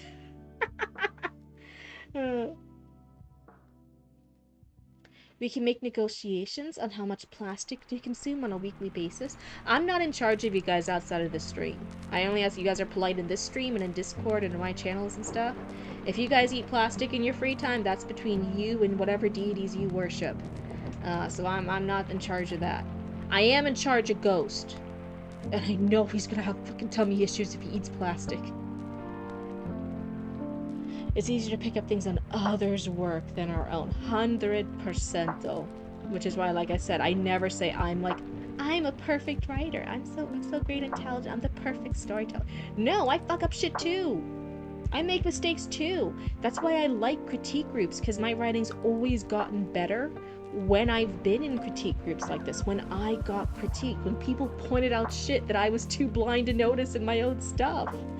I needed that feedback. I needed people being seriously focused and reading my stuff and giving me feedback on it. Genuine feedback. What did they like? What did they not like? How would they have done it differently to make it more engaging? What stuff did not land the way I thought it did? What stuff did I think needed to be explained? It did not need to be that explained. It was too over-explained. What stuff was boring? What stuff was exciting? All that stuff. What fucking grammar punctuation issue did I make this time again? All the stuff. Not a thought behind those eyes with pets. I just picture a brain cell as the bouncing DVD logo. Yeah. Oh. Got a media, the god of bullets. Minis keeping bananas in the dark. They're gonna spoil faster. Spoil the joke, please. It was appealing. That was the joke. Is it's peel? Like banana peel? It was appealing. The skirmishes didn't help. We lost 10 of our own, but they lost a good deal more. So is it in their voice to say a good deal more, or would they say a lot more? And that's not a right or wrong answer either way. I'm genuinely asking, like, kind of voice do you picture for Zip? Is she saying something more wordy, more technical, more high, like they lost a good deal more? Or is she being more casual, more bumping? Oh yeah, they lost a lot more. Kind of thing. What kind of voice? And when you're picturing her voice, when you're hearing it in your mind, when you're seeing her read on screen in a movie, how do you vision this dialogue to be read? Oh yeah, have a good night, Rat. Look, dang it, my joke doesn't work. Oh no. You also had to go to bed. Have a good night, Callie. Lost a shit ton more than us. Ooh, yeah, see? And again, I think that genuine voice, that rough and tumble, blunt, post-apocalyptic voice in the first few chapters, it was so good.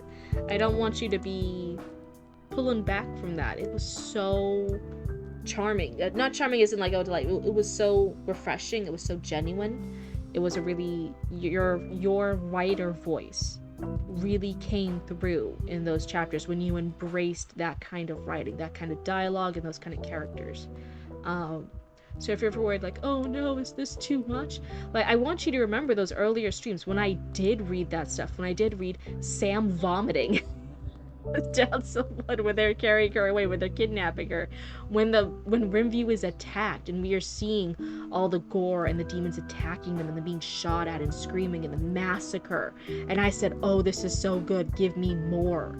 It's such an amazing scene. When we have the horror of all the different stuff and Elias breaking out in the fire from the jail cell. I'm like, there are so many things that are brilliant with this world and these characters. And then sometimes I think later on in the writing you get like a little like, oh, maybe it's not as cool as I thought. Maybe people will get bored. I don't know. You pull away a little bit. And I'm like, no! Your fans of this work will be so genuinely interested. Your strongest examples of your writing skills, the strongest examples of how cool and fascinating and intense this world and this story are. I always want you to embrace the things you do really, really well. And that's for any writer. Someday I will see the banana meet its punch. My darn confidence issue. So yeah, I genuinely think, and I know that gets a little bit more like personal or philosophical or emotional than just the writing.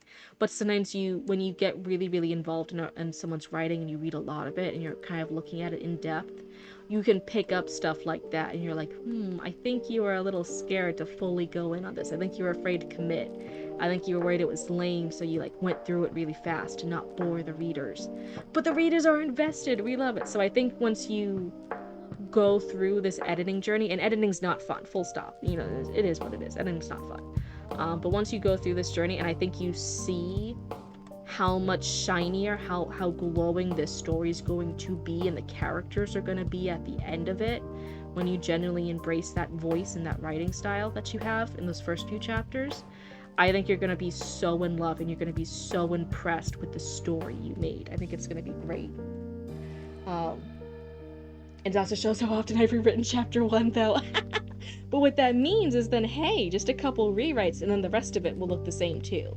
That's why I'm not too worried about a voice being inconsistent. It's something to point out, it's something to fix, but it's not a scary fix. It's mostly just rewrites and line edits. It's rephrasing a sentence in a character's voice, which is just a really in-depth line edit. That's what it is at the end of the day. I'm fighting starting the edits until you finish because I want the full picture. I know, I feel so guilty because I'm like, oh, it takes me so long to do. At least with Chatty Maddie, I was so ambitious. I was like, oh yeah, it'll take me a month or two. I was shooting so high, and that did not happen. I was completely unaware at the time it would take. At least with you got a stronger idea. It felt like, oh yeah, I'll be slow with it. So at least it wasn't a complete out of left field thing of realizing how long this takes. I definitely, if I did open up paid slots for edits and stuff in the future, developmental editing, I would have to carve out more time. I'd have to be more time efficient. It's just not reasonable to expect this time length for a developmental edit. I think I get so anxious over it.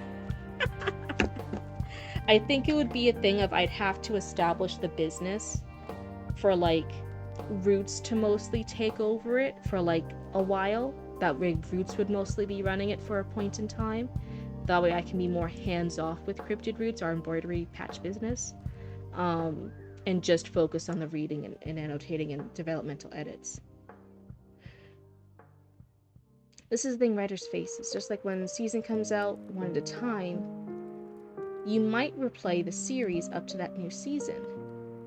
Eventually, season 1, chapter 1, the writer sees it as old hat, but a new reader doesn't get that. I'm a little confused at the analogy, but yeah, I kind of get the vibe you're going for. So yeah, if you rework a lot of the beginning, it's a little bit different compared to the middle and the ending of your story. You have the 4 other projects I can work on in the meantime. I know there's the Garlic and Gunpowder, and then there's the more spicy fanfic you're working on. What are the other 2? I only know those 2.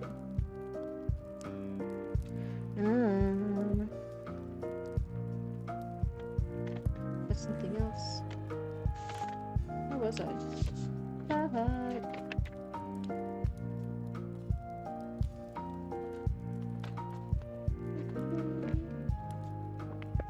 Here?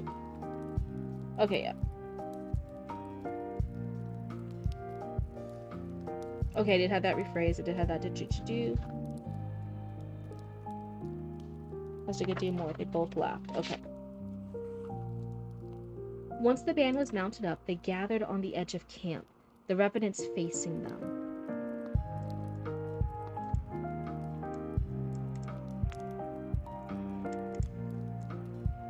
So this part, the revenants facing them, it's a line edit, but I wish this detail was in a separate sentence. It's again another 3-part sentence, which always feels a little clunky sometimes if used too much for Sam's point of view. I think it could be used in some of the other point of view chapters, but Sam's, I'm always like, it's a little jarring. And once the band was mounted up, they gathered on the edge of camp, the revenants facing them. Since I kind of include the revenants with the band, it then sounds like, wait, what do you mean the revenants are facing them? They're part of the band. So I'm like, oh, like having it 2 separate sentences would be a little bit more smooth reading-wise and voice-wise, and also make a little bit more sense for clarity. Sam had been given a piebald mare. I'm sorry if I said that wrong, but she got a little mare horse. We're heading to Vanguard territory, Gabe said. The group hissed and booed. They know who we are. They got bounties on our heads. Zev held up a poster. It had a circular seal drawn on it.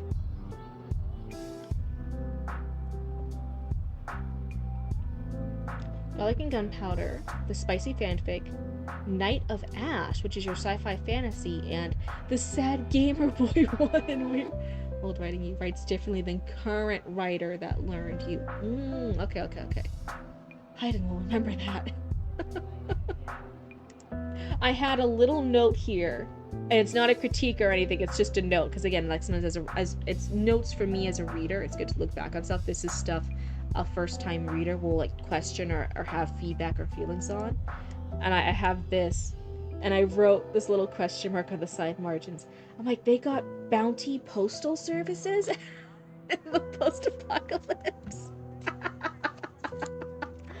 I'm like, I also had been watching One Piece, the live action, so I was instantly viewing the posters as like they do in the One Piece live action.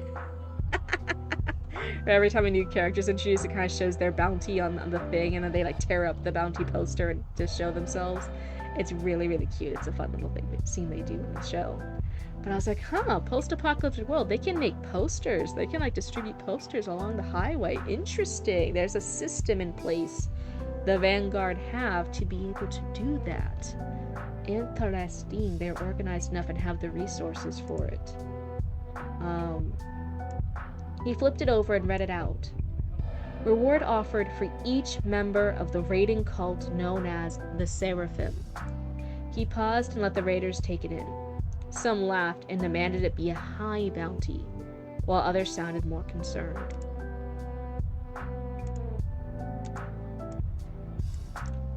Again, Sam's like taking in, she is noting, she is marking things about these people for her next escape attempt. I think it wouldn't even be bad to like have more details. Like someone to the left gave an awkward laugh. Some more joined in. Someone chimed in, it should be a high bounty, and there were 2 in the front who started clapping. Jason the cook seemed to be nodding along and like muttering stuff. She could be having details. Some others started shuffling, looking concerned, especially maybe the newer ones, the younger looking ones. Look concerned. And then, yeah, Moss and Zip seemed concerned. I have repetition. Hey, it's fine. It happens. That's what edits are for. That's what all the edits are for. Moss and Zip seemed unconcerned. They were talking in low voices to each other over Sam's head. I have here, I'm like, damn, how short is Sam on a horse? Yeah, just a funny, that's not a critique, I'm just noticing, like, oh, like, are they, like, significantly taller than her? Are their horses taller than her horse? Moss was debating on if Gabe would turn back, or if he would push on, while Zip was lamenting that they would be missing more fights. A few of the other Seraphim echoed the sentiment behind them.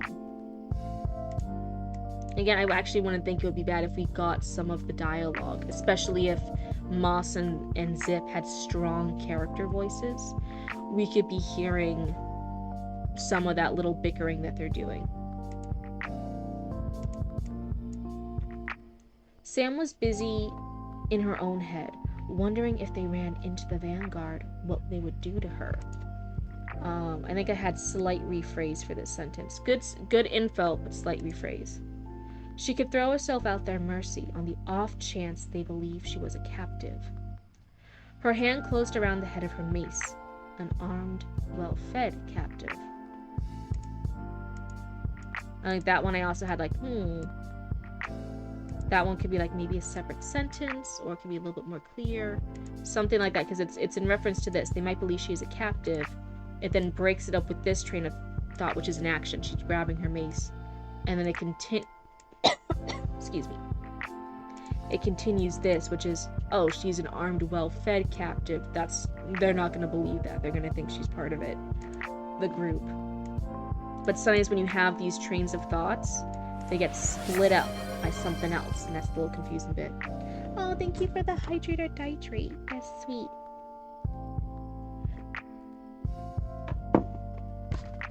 There's your sippy. Is it really loud with the paper shuffling around? I'm so sorry if it is. Boss, I did 145 posters today. Can I see the sun for 5 minutes? No. Still 46 posters before the day ends. Then tomorrow's intake of new demands. If I don't see the sun, oh news. Make that 78. That's right. Keep print. Like they have like this old like intact printer machine, and they have like a little solar powered battery that printing out the posters. Oh, that would be so cute. And over there, like, yes, we are the height of civilization. All these other savages out here drawing out posters with crayons. We have printers. I have no idea if that actually was a printed out poster. I'm just having a little fun gimmick. It would be funny if they did. Let's see.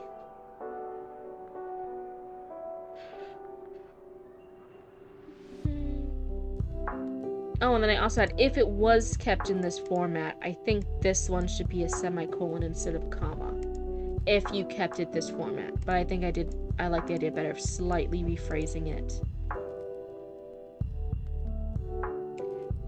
We have a copy machine, hard to find toner. Oh, that's true. Even if they still have the tech up and working, there's still like those resources that are hard. You can't just order them on Amazon anymore. How do you get the toner runs? Yeah, right? Oh my god, I didn't even think of that. That's crazy.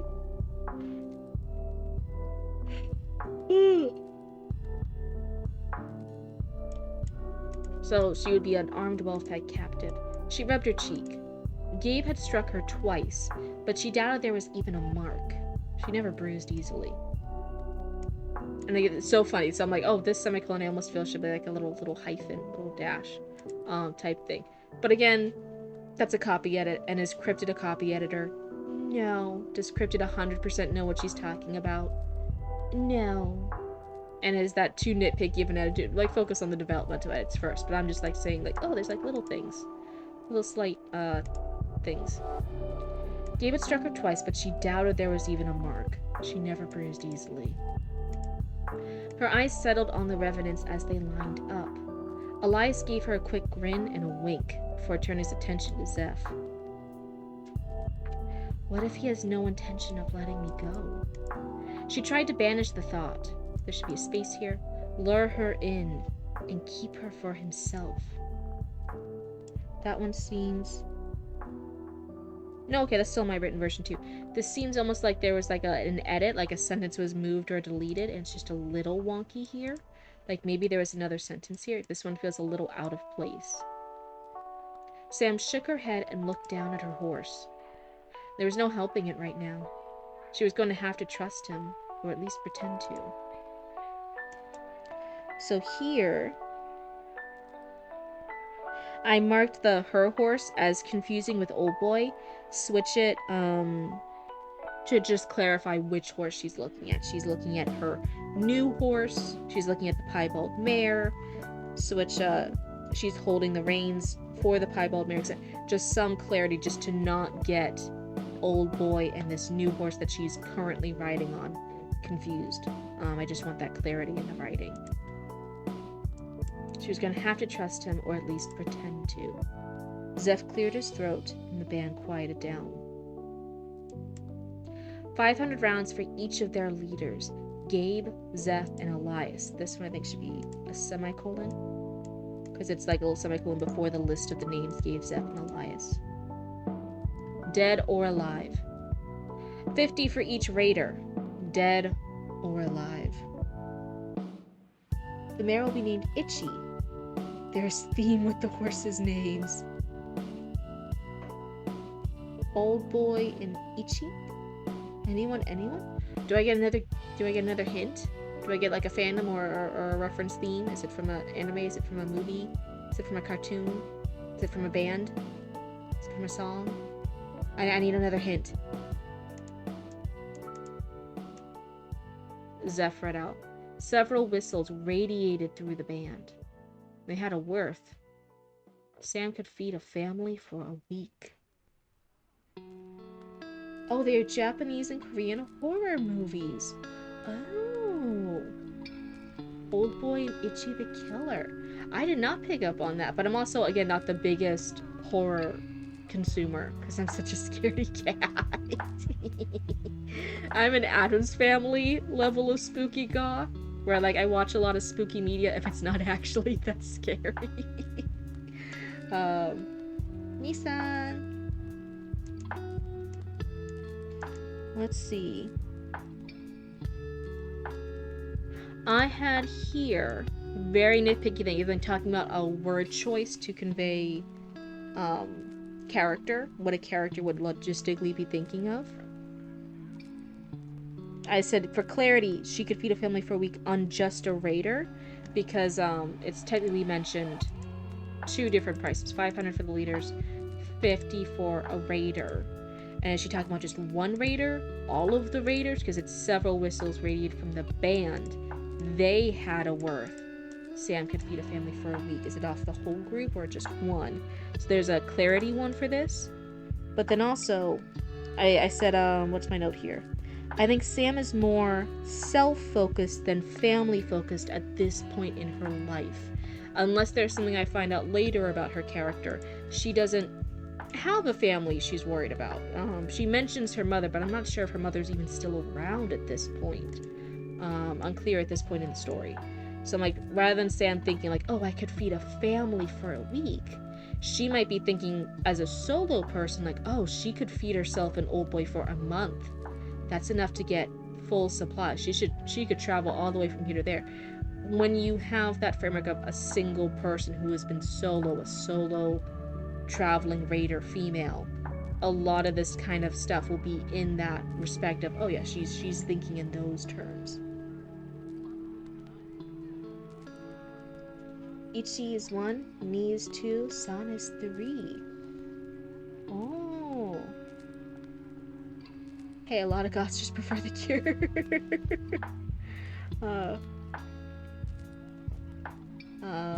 So Old Boy was originally named that because he was old, and she never bothered to name him, so she called him Old Boy all the time in a previous version.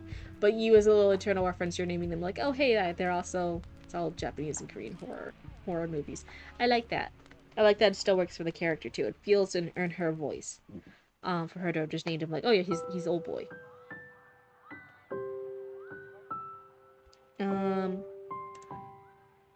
2,000 for the Seraphim War Band together, dead or alive. Oh. Sorry, excuse me, sleepy. Zeph put the paper down. No one spoke. It was outrageous. That much money could turn a beggar into a king. And I told there would be a riot if I cut Old Boy. Yeah, actually, a lot of my notes are lean into Old Boy. Sam's worried. That's one of the few emotional pulls she has. She is faking liking Elias in the beginning. She is in survival mode. She does not warn the Rimview people about the ghouls or the demons that she's sensing. There are multiple things. She is a solo survivor. She is on a solo mission. She is a strong, independent solo lady. Old Boy in this post-apocalyptic setting is the one thing that is an emotional pull. When the Rimview's under attack, she's looking for Old Boy. When she is captured and she sees Old Boy, it's the first moment of like, oh, like they kept Old Boy. And it's the one thing that kind of keeps pissing her off about Gabe. Gabe stole Old Boy from her. Old Boy's more oh, I thought you were talking about the horse still. I'm like, the horse is a psychological thriller? The interest not for the faint of heart. Oh no. Excuse me. So I actually think during multiple scenes when it's almost too much, too long for between Sam and Elias or Sam and some of the other stuff, I'm like, oh, she hasn't really been thinking of Old Boy for a while. I wish there was another mention of Old Boy in her thinking here. Like I even point out earlier this chapter, she thought of, oh, would she abandon Old Boy after she just tried to abandon Old Boy? It would make more sense for her to think of it before she tried running and then have guilt afterwards. How dare cut horses and get the never-ending story banned. Oh, banned. Listen, if Hide and Heart has mod powers, if they ban you, I won't even notice. I won't even see it. I don't even know where to look. I could just turn away right now and they could delete you from this chat and I wouldn't know. I wouldn't know. I'm just saying. How would I know? I'm just a girl. I'm just a cryptid. I don't know tech stuff. That much money could turn a beggar into a king. I was wondering, do they have kings in the post-apocalyptic wasteland here? Do they still have monarchies? Is that still a thing? Unclear. Someone whistled. I think...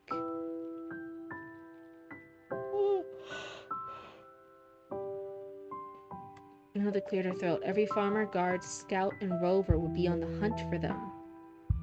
Sam would have given in to that temptation before Rimview. Now she was a target. So someone whistled. Several whistles radiated. And then I feel like the whistle was used earlier on too.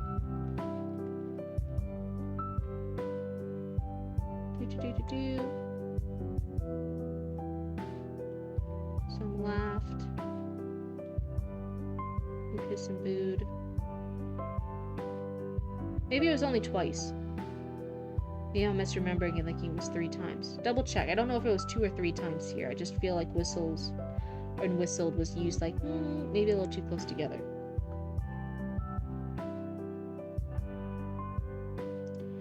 If you did cut the horses, the power of rides would be exactly that dramatic. Oh. Okay. Okay.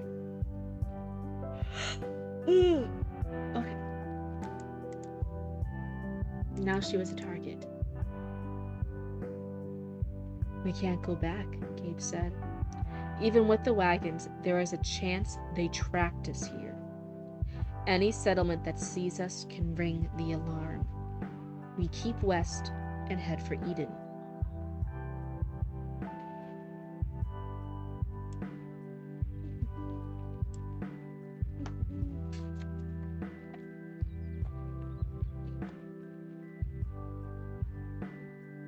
Oh, I'm kind of catching it now, but I didn't catch it in my first read-through. So funny how just a second read-through you catch more things. So I think there's something funny with the quotation marks here. There's a chance they tracked us here. Any settlement that sees us can ring the alarm. We keep west and head for Eden. And then the quotation marks start again.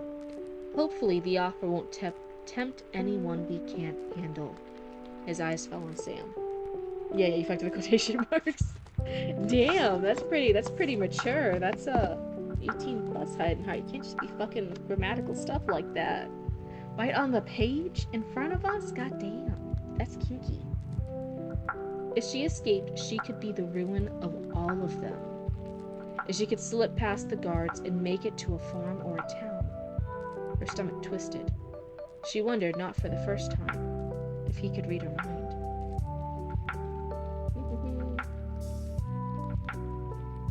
I had if she and if she. That's a little bit of repetition, but both sentences back to back start with if she.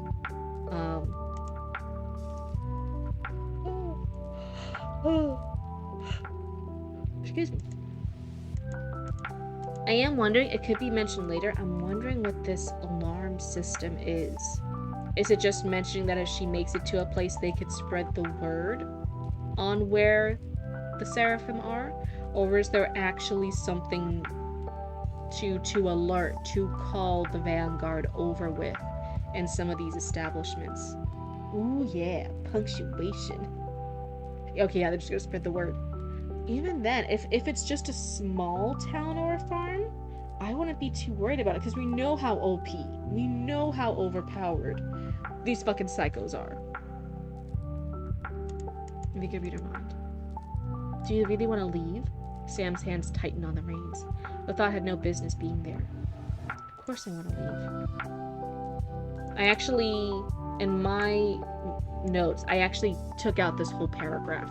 Do you have to take out this whole paragraph? No. In fact, I actually suggest when you do bigger edits like that, when you're cutting stuff, do it in a new copy of the Word document. That way you still have the old version that has that content, so you can go back if you ever wanted to reinsert it. You haven't lost it. But I did cross out this section in my notes. I marked too soon, that it feels too soon for Sam to be having these thoughts of, do I really want to leave? Shouldn't I stay with it? It feels a little too soon for that emotional pull. The reason why romances work is sometimes not because there's an instant pull. When there's an instant pull, it sometimes feels ungenuine. Elias, it's working. His entire gimmick is he instantly wants to pursue Sam. But for our main character, we're in her thoughts, we're in her mind.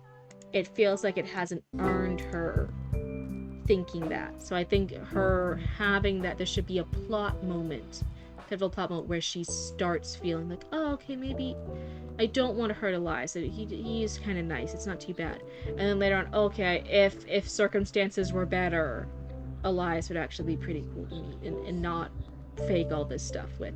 It should be like a gradual build up based on the plot. But here, it's too soon. So I cut that out. Zeph ordered them to move out, and the riders took their position. A scout was sent ahead with a backup ready to go, and 2 outriders left back east. I think I highlighted this part, and I just had some question marks about it. Just what felt a little wonky. I plan to do all the edits in a new doc. Yeah, okay. Seems fine.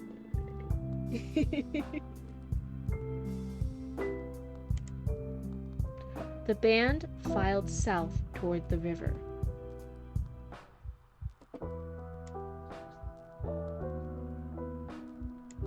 Like, am I just... So again, full disclosure. Even though I'm pretty well, I read a lot of books and stuff, sometimes there's still, like, new words or phrases that you're not always familiar with. That doesn't mean you're stupid, it just means you haven't come across them yet.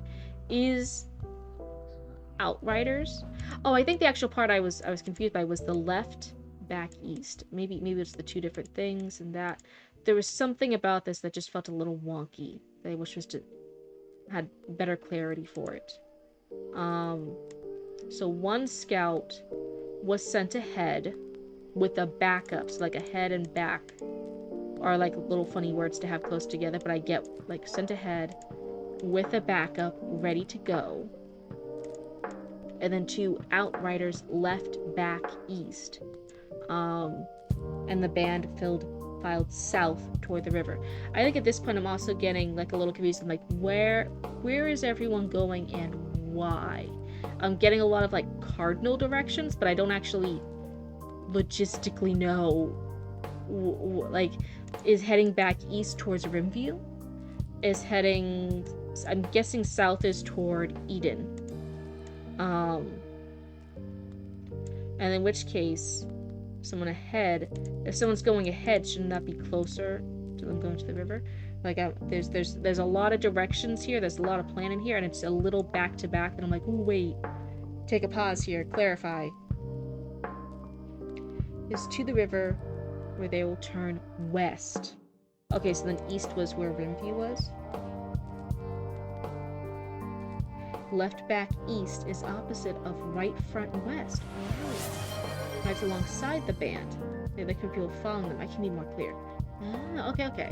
Oh, thank you, Arya, for the posture check. Everyone, go ahead, check your neck, unshrimp your spine. I was actually shrimping my spine there for a second, full honesty, so it's good that you did that. Unshrimp your spine, move your neck left and right. The model's doing it with you. Up and down, see if you can crack that neck, get a little moving.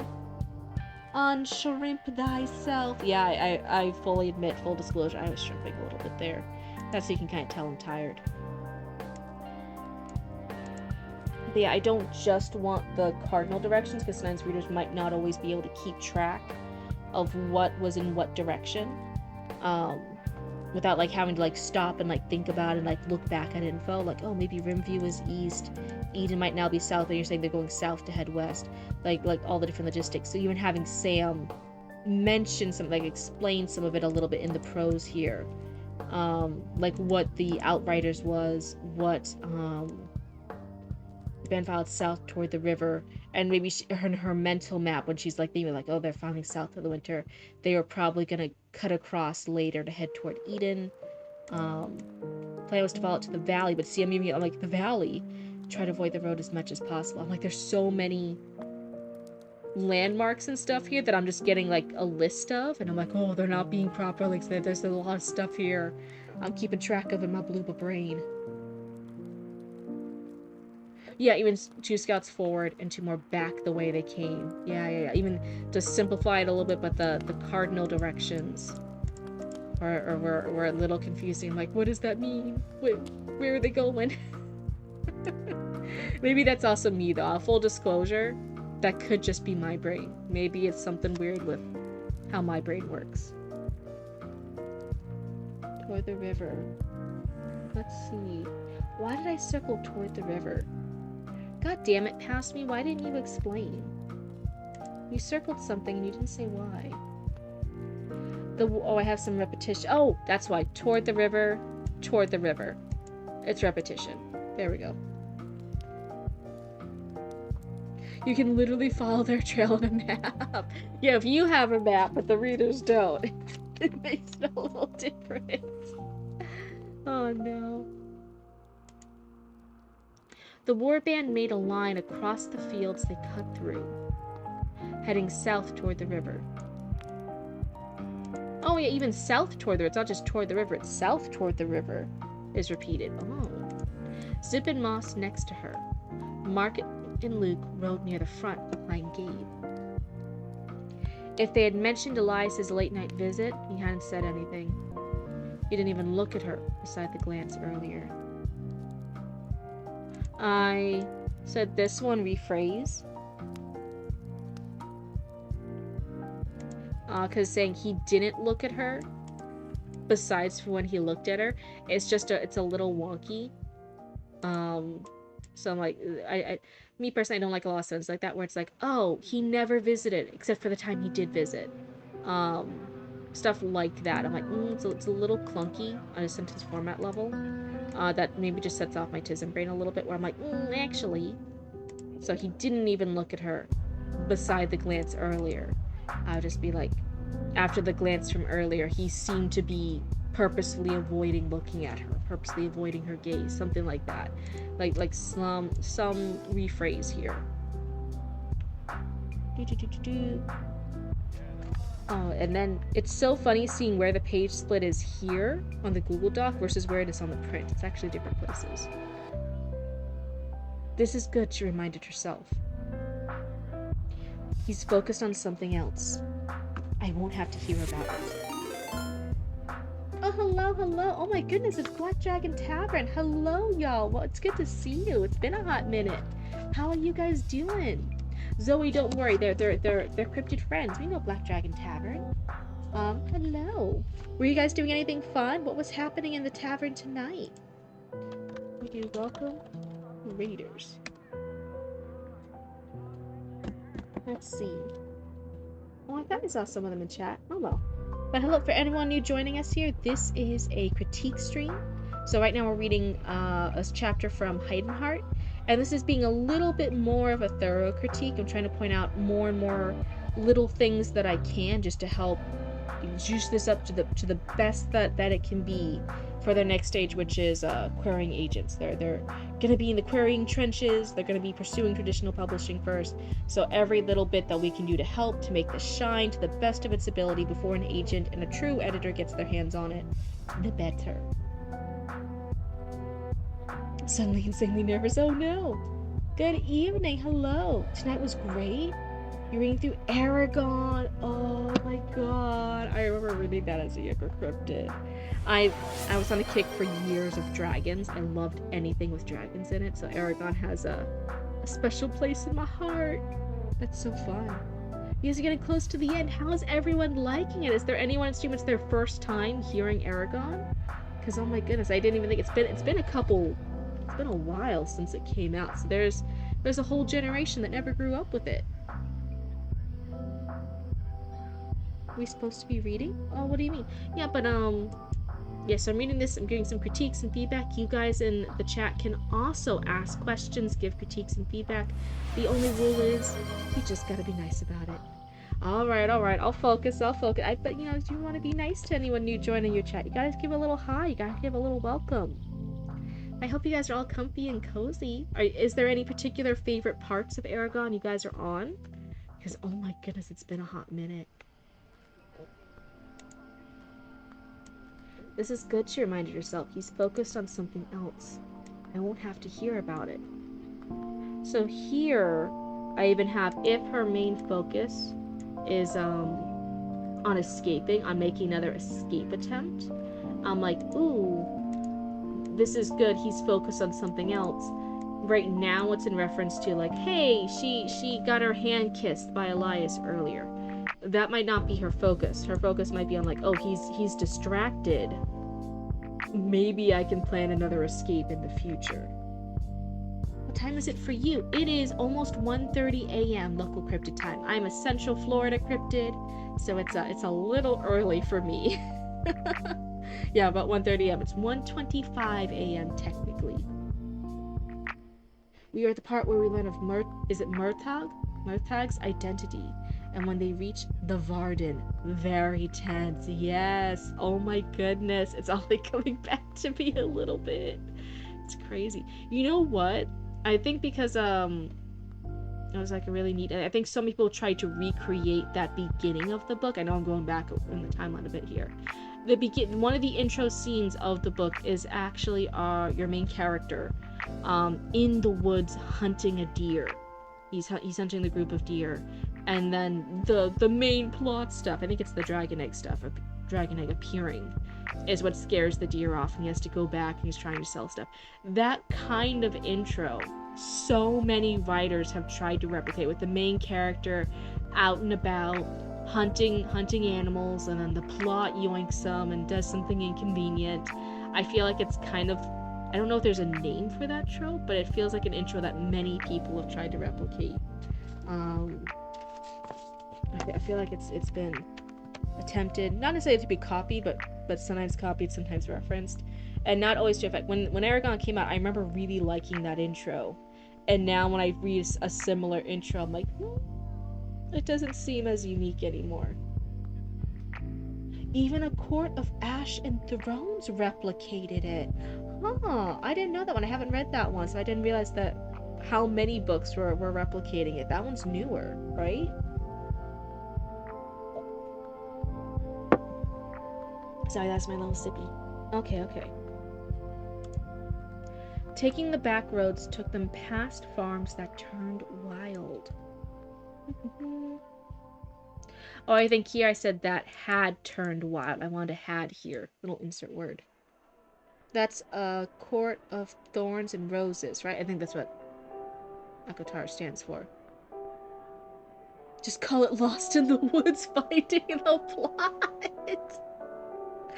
God damn. You know what that reminds? Isn't there in the second Frozen movie? Isn't Kristoff, one of his songs is Lost in the Woods in like a classic boy band style? Isn't it Lost in the Woods? I'm like pretty sure. I could be wrong, but I'm like pretty sure. But I think that should be had. Taking the back roads took them past farms that had turned wild. Barns and homes now just stone foundations. I have as were now just stone foundations. And then we have repetition with rusted. Rusted and rusted used twice here. A rusted garage or warehouse stood, filled with rusted holes and on the brink of collapse. Oh, model, come on. Don't freak out at me. The Lost in the Woods 80s power ballad was absolutely legendary. Court of Thorns and Roses is not really worth reading in my opinion, unless you need some generic fantasy romance. It's so funny. I was hearing so much about it. I think it was like really circulating on like TikTok and Book Talk and from the romance smut reading girlies and stuff, which is that's your cup of tea, that's your cup of tea.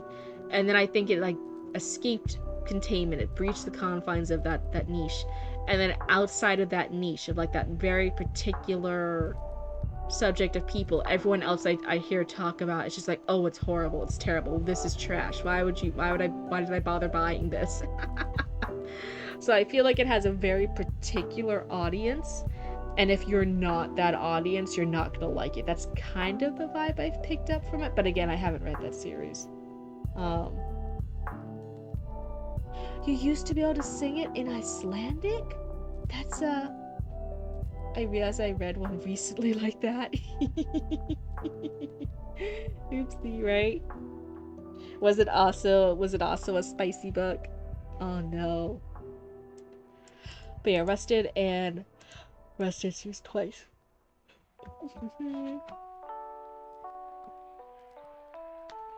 A herd of wild cows was seen a few miles north, and Gabe sent a few out to hunt. So here, with a few, I said clarify. The last thing you mentioned in this sentence was the wild cows. Gabe didn't send the wild cows out to hunt. Gabe probably sent a few of the seraphim out to hunt. But that's not mentioned in the sentence. So the a few sounds like it's the cows. And that's just a little technical fix. You have weird talents. I mean, I can still sing Show Yourself in Icelandic and Norwegian. You're barely able to sing it in Greek too. That's so cool.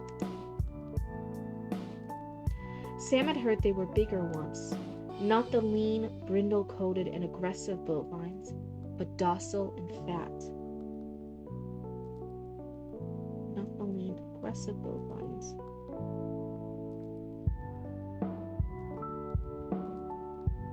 Should it be the, or should it just be not lean, brindle-coated, and aggressive bovines, but docile and fat? I'm not sure if the the's needed. Unclear. Wait, what? Listen to the voice-acted audiobook, and the first half was 7 hours of listening and nothing happens. The premise is interesting, but she's not a very good writer. It was her first or one of her early books, so that's understandable. But it's a whole lot of waffling that ends in a weird orgy in the middle and just sort of lacks any real character motivation or sensical plot. Yeah, as soon as it breached containment, that's what everyone kind of says. I'm not surprised that was your take on it when so many people say that. Some people even say like the original like book talk community that was reading was like, oh, it's so sexy, it's so spicy, it's so great. It's so spicy. You know, that's kind of the thing on Book Talk. It's how spicy it is. And then everyone who's like read kinky fanfics like picks it up and reads it and is like, what? Why did you think this was hot? And I'm like, ooh, there is a difference. There is a different reactions. No, the wild cows went hunting, JK. That would be literally insane if you were like, Cryptid. Obviously the wild cows went hunting. Obviously Gabe has the powers to control them because he's a demon. That'd be, I'm literally, I'd be like, oh, I'm so sorry, I missed out on that.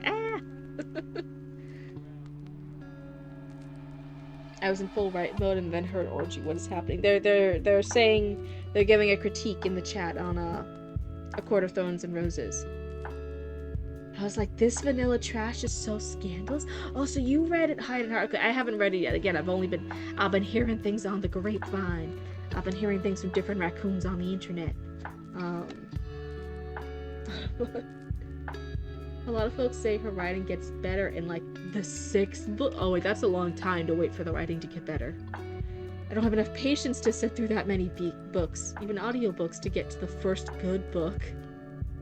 You did not finish about 3/4 of the way through. Oh my god. So yeah, I definitely feel like there was a particular group on Book Talk that was their flavor. And then it escaped their kitchen, and then everyone else is looking at their cooking and is like, what are you talking about? This is not a dish. This is not edible. I shouldn't have to wait 6 books. That's like waiting 6 seasons for a show to pick up. Oh no. Yeah, same. I'm like, I want it. I want it pretty. I always think it's okay because it's gonna happen. A writer will just naturally get better as they keep writing books, and they're more familiar with the writing process, and they're more familiar with the world and the story. They will get better at writing. That's not a knockoff. That's not to be like, oh, you can't get, but you have to be consistent in the same for your whole writing career. No. But the first one that you're selling as a product, when you're selling books, it is a product. That is a business thing. When you're selling it for money, it's now a product. It should still be decent. It should still be a solid product. You can always sell better and better and better, but the start, when there is money involved, it should still be decent. It should still be a good representation of how you want to start your writing career. You give a show 3 episodes at the most. If it's okay, I'll give it 2. I'll give it 2 episodes. Because a show should be fun. A show should be something fun that I enjoy watching. I'm not gonna sit there for 3 episodes hating it. So if it's decent, I'll give it 2. If it has potential. If it's bad, I'm not finishing the first episode. If it's bad, if I do not like it, I'm not wasting my fucking time with that shit. Maybe I'm just very unforgiving with shows, though. Your attention span is trash. If I gotta wait till book 10 for an author to cook, the only way I'm gonna read it is if some North Korean prison guard forces me to.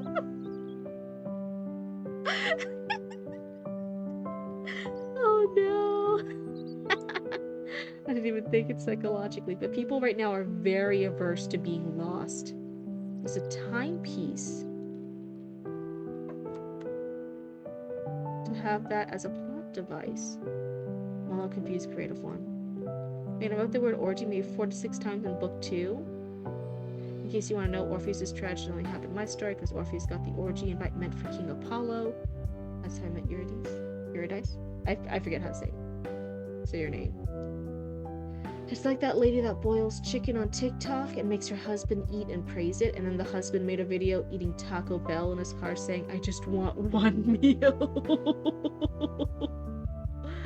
I have no idea what you're referencing, but dear God, that sounds like TikTok. The amount of mistakes and issues I have in this book is enough to have me pull my queries until these edits are done. Oh, I'm sorry. I don't want you to feel that way. I don't want you to feel that way from the edits. Again, this level, agents aren't looking for a book to already be in a publishable level format. They are expecting there to be mistakes because you haven't been edited yet. Because if you're seeking traditional publishing, that happens after you get the contract. Then they give you developmental editors and line editors and copy editors and proofreaders, etc., etc. That comes with the deal of getting the publishing contract. They pay for that stuff. So they're wanted in pretty decent. They want it as good as it can be. They want it as good as it realistically can be. But even agents, they're not gonna be like totally thrown off that it's not perfect, that there are issues, because that's expected. You haven't gotten a developmental edit and line edits and copy edits to then have it be provided for free by the traditional publisher. That doesn't make sense. Gave One Piece 60 episodes to get good, and it didn't, so I dropped it. I can't get into the anime or the manga, the style and the thing, but I love the live action. Genuinely, if you're ever interested in like seeing the live action, I highly recommend it. I love the live action.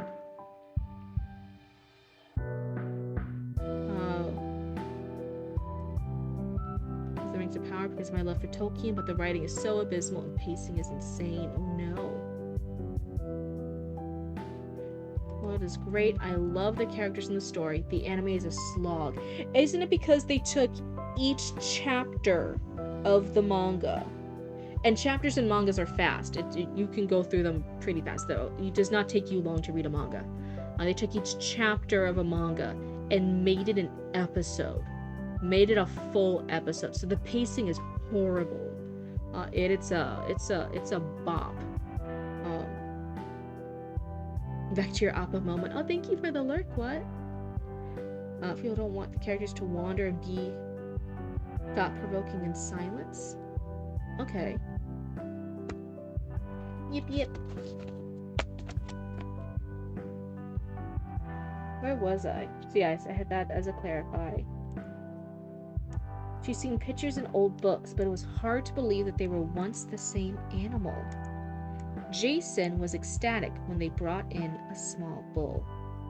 And I have here in my notes, don't be mad, but again, we've been talking about how some of the side characters, if they're important, if they're going to be referenced, need stronger voices, need to be a bit more, Sam needs to notice and mark them a bit more, make them more notable.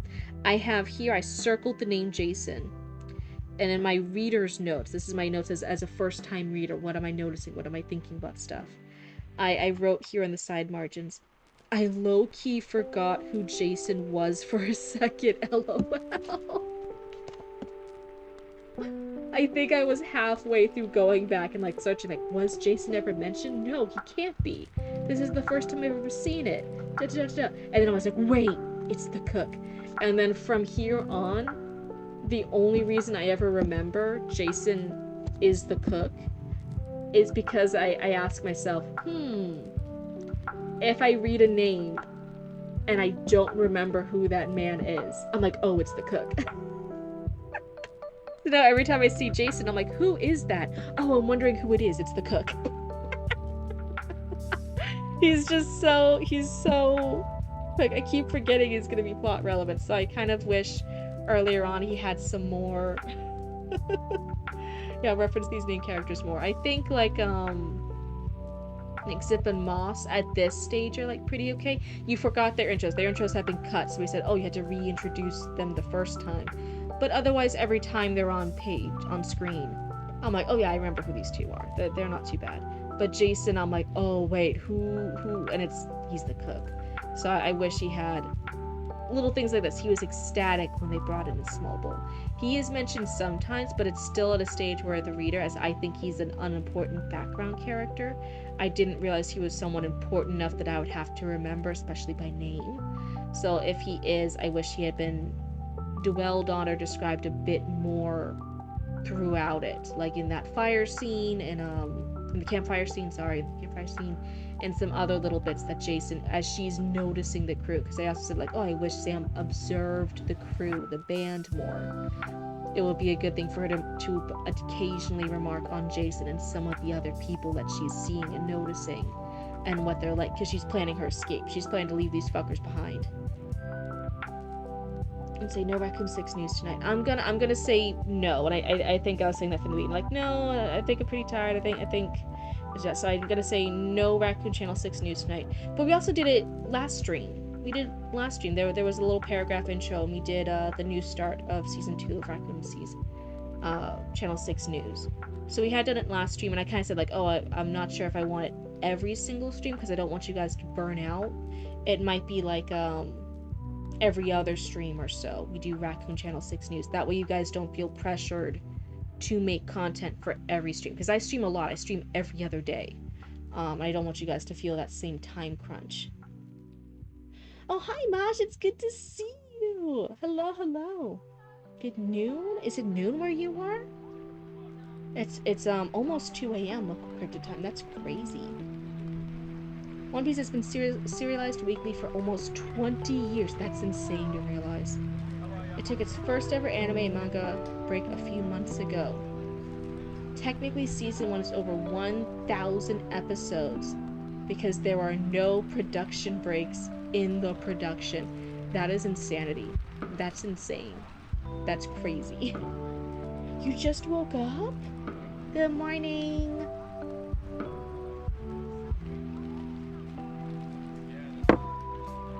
Oh my god, I'm having heartburn again. This sucks. Was when they brought in this small bowl. Let me see. Oh, I have some notes for the next paragraph. Let's see. Zeph called for a halt a little past noon. An old warehouse stood in a flat field, the yellow grass forcing itself through crumbled asphalt decades ago. They piled inside, leading their horses out of the wind and out of view from anyone passing by. There had been small groups moving along the highway. Any one of them might know about the bounty. So let me see, what are my notes here? I have a couple for this paragraph. Let's see. I said, what is this? I did forcing itself here. An old warehouse stood in a flat field, the yellow grass. Oh, I said this is present tense, and I said it would read more naturally if it was past tense. So like the yellow grass had forced itself through crumbled asphalts decades ago. Why did I also highlight this one? I mean, that's just mentioning past, yeah. So instead of forcing, I said, oh, had forced, would the pad inside you to do. And then this part. So this paragraph is mostly about the break, where they are going, they're coming in. It's this little, what is happening at past noon. It's all this different stuff. Here, it's this one sentence tacked on to the paragraph. It's a slightly different topic. It's mentioning, hey, before all this, there had been groups passing along the highway. They might know about the bounty. I'm like, ooh, that's the interesting bit. That's the tense bit. That sets the tone. I actually wish this sentence had been earlier, had maybe even been before this paragraph. Maybe just something a little earlier to clarify, why are they calling for a halt past noon? Why are they going into this warehouse? Well, it's because there was this group. So mention the group first, and then their action makes a bit more sense. You thought you fixed your sleep schedule? But alas, my friends kept me up for 11 hours? I thought I streamed for too many hours. You streamed for 11 hours last night? Oh my fucking god, that's insane. I actually really wanted to finish this chapter with Minecraft today, and now I'm questioning myself, like, how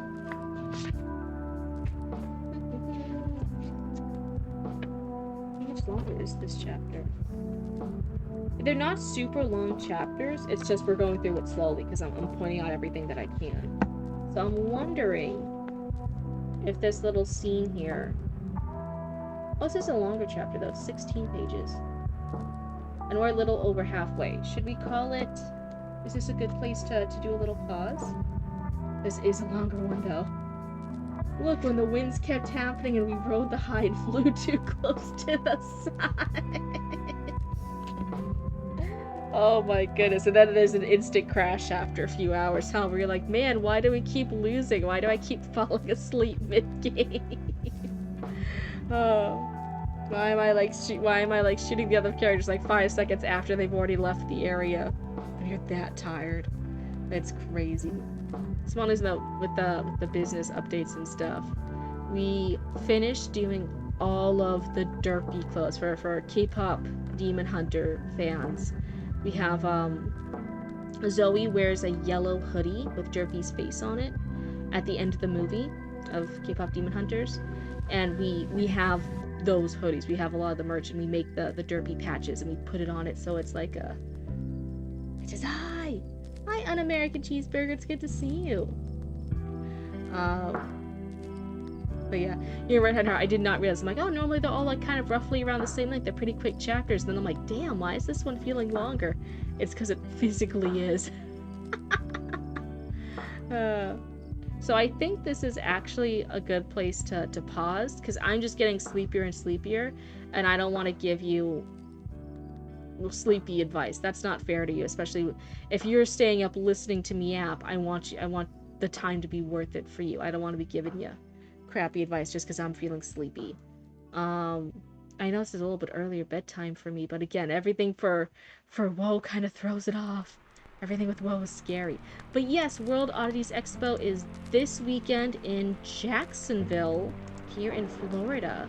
So if anyone happens to be in Florida, near the Jacksonville area this weekend, I'm just saying that's where we'll be. You guys will be able to see us in person. Jesus rhymes with Jesus. Cheddar be thy rind, thy mozzarella come. Interesting. Is this a whole cheese religion? Is this a smaller sect, or is this a rival sect of the, is it Pastafarians, the ones who believe in the giant flying spaghetti monster? Interesting. But otherwise, I think that's where I'm gonna leave it for now. And then we can start next stream. We'll have a few more readers. May his noodly goodness touch you. There's the Church of Jesus Crust. That's such a lame pun. How dare you? How dare— oh, my models. You broke my model with that pun. Look what you did. You should be ashamed of yourself. Oh. Is the Lord's Prayer to the chair prayer? Or in the tavern? I don't know that reference. But anyways, I think I'm gonna call it here. So thank you guys so much for hanging out with me, for yapping with me for a little bit. Mash, go back to bed. Go fix your sleep schedule. Go back to sleep. But otherwise, I might not sign up for time slots for a bit since I got such a long read. I'm glad. So we finished up your previous chapter and we're halfway through this chapter. So I would have liked to completely finish this chapter, but I think I got too happy with yapping for a bit here and there. Okay, see you, Cryptid. See you guys. I'll see you guys next stream. Be aware for the schedule. Let me see, when would be the next stream day? It's Wednesday right now. The next stream day should be Thursday the 16th. I think that's fine. I think that's still gonna be fine. I think I'll keep that stream. But then after that would be Saturday. Saturday there won't be a stream because I'll be all the way in Jacksonville. I can't do that. But the next stream day should still be fine. So after stream ends, the new story submissions will open up. I'll re-update the Discord.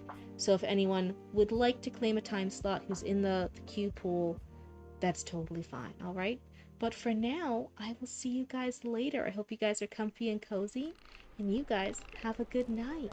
Goodbye.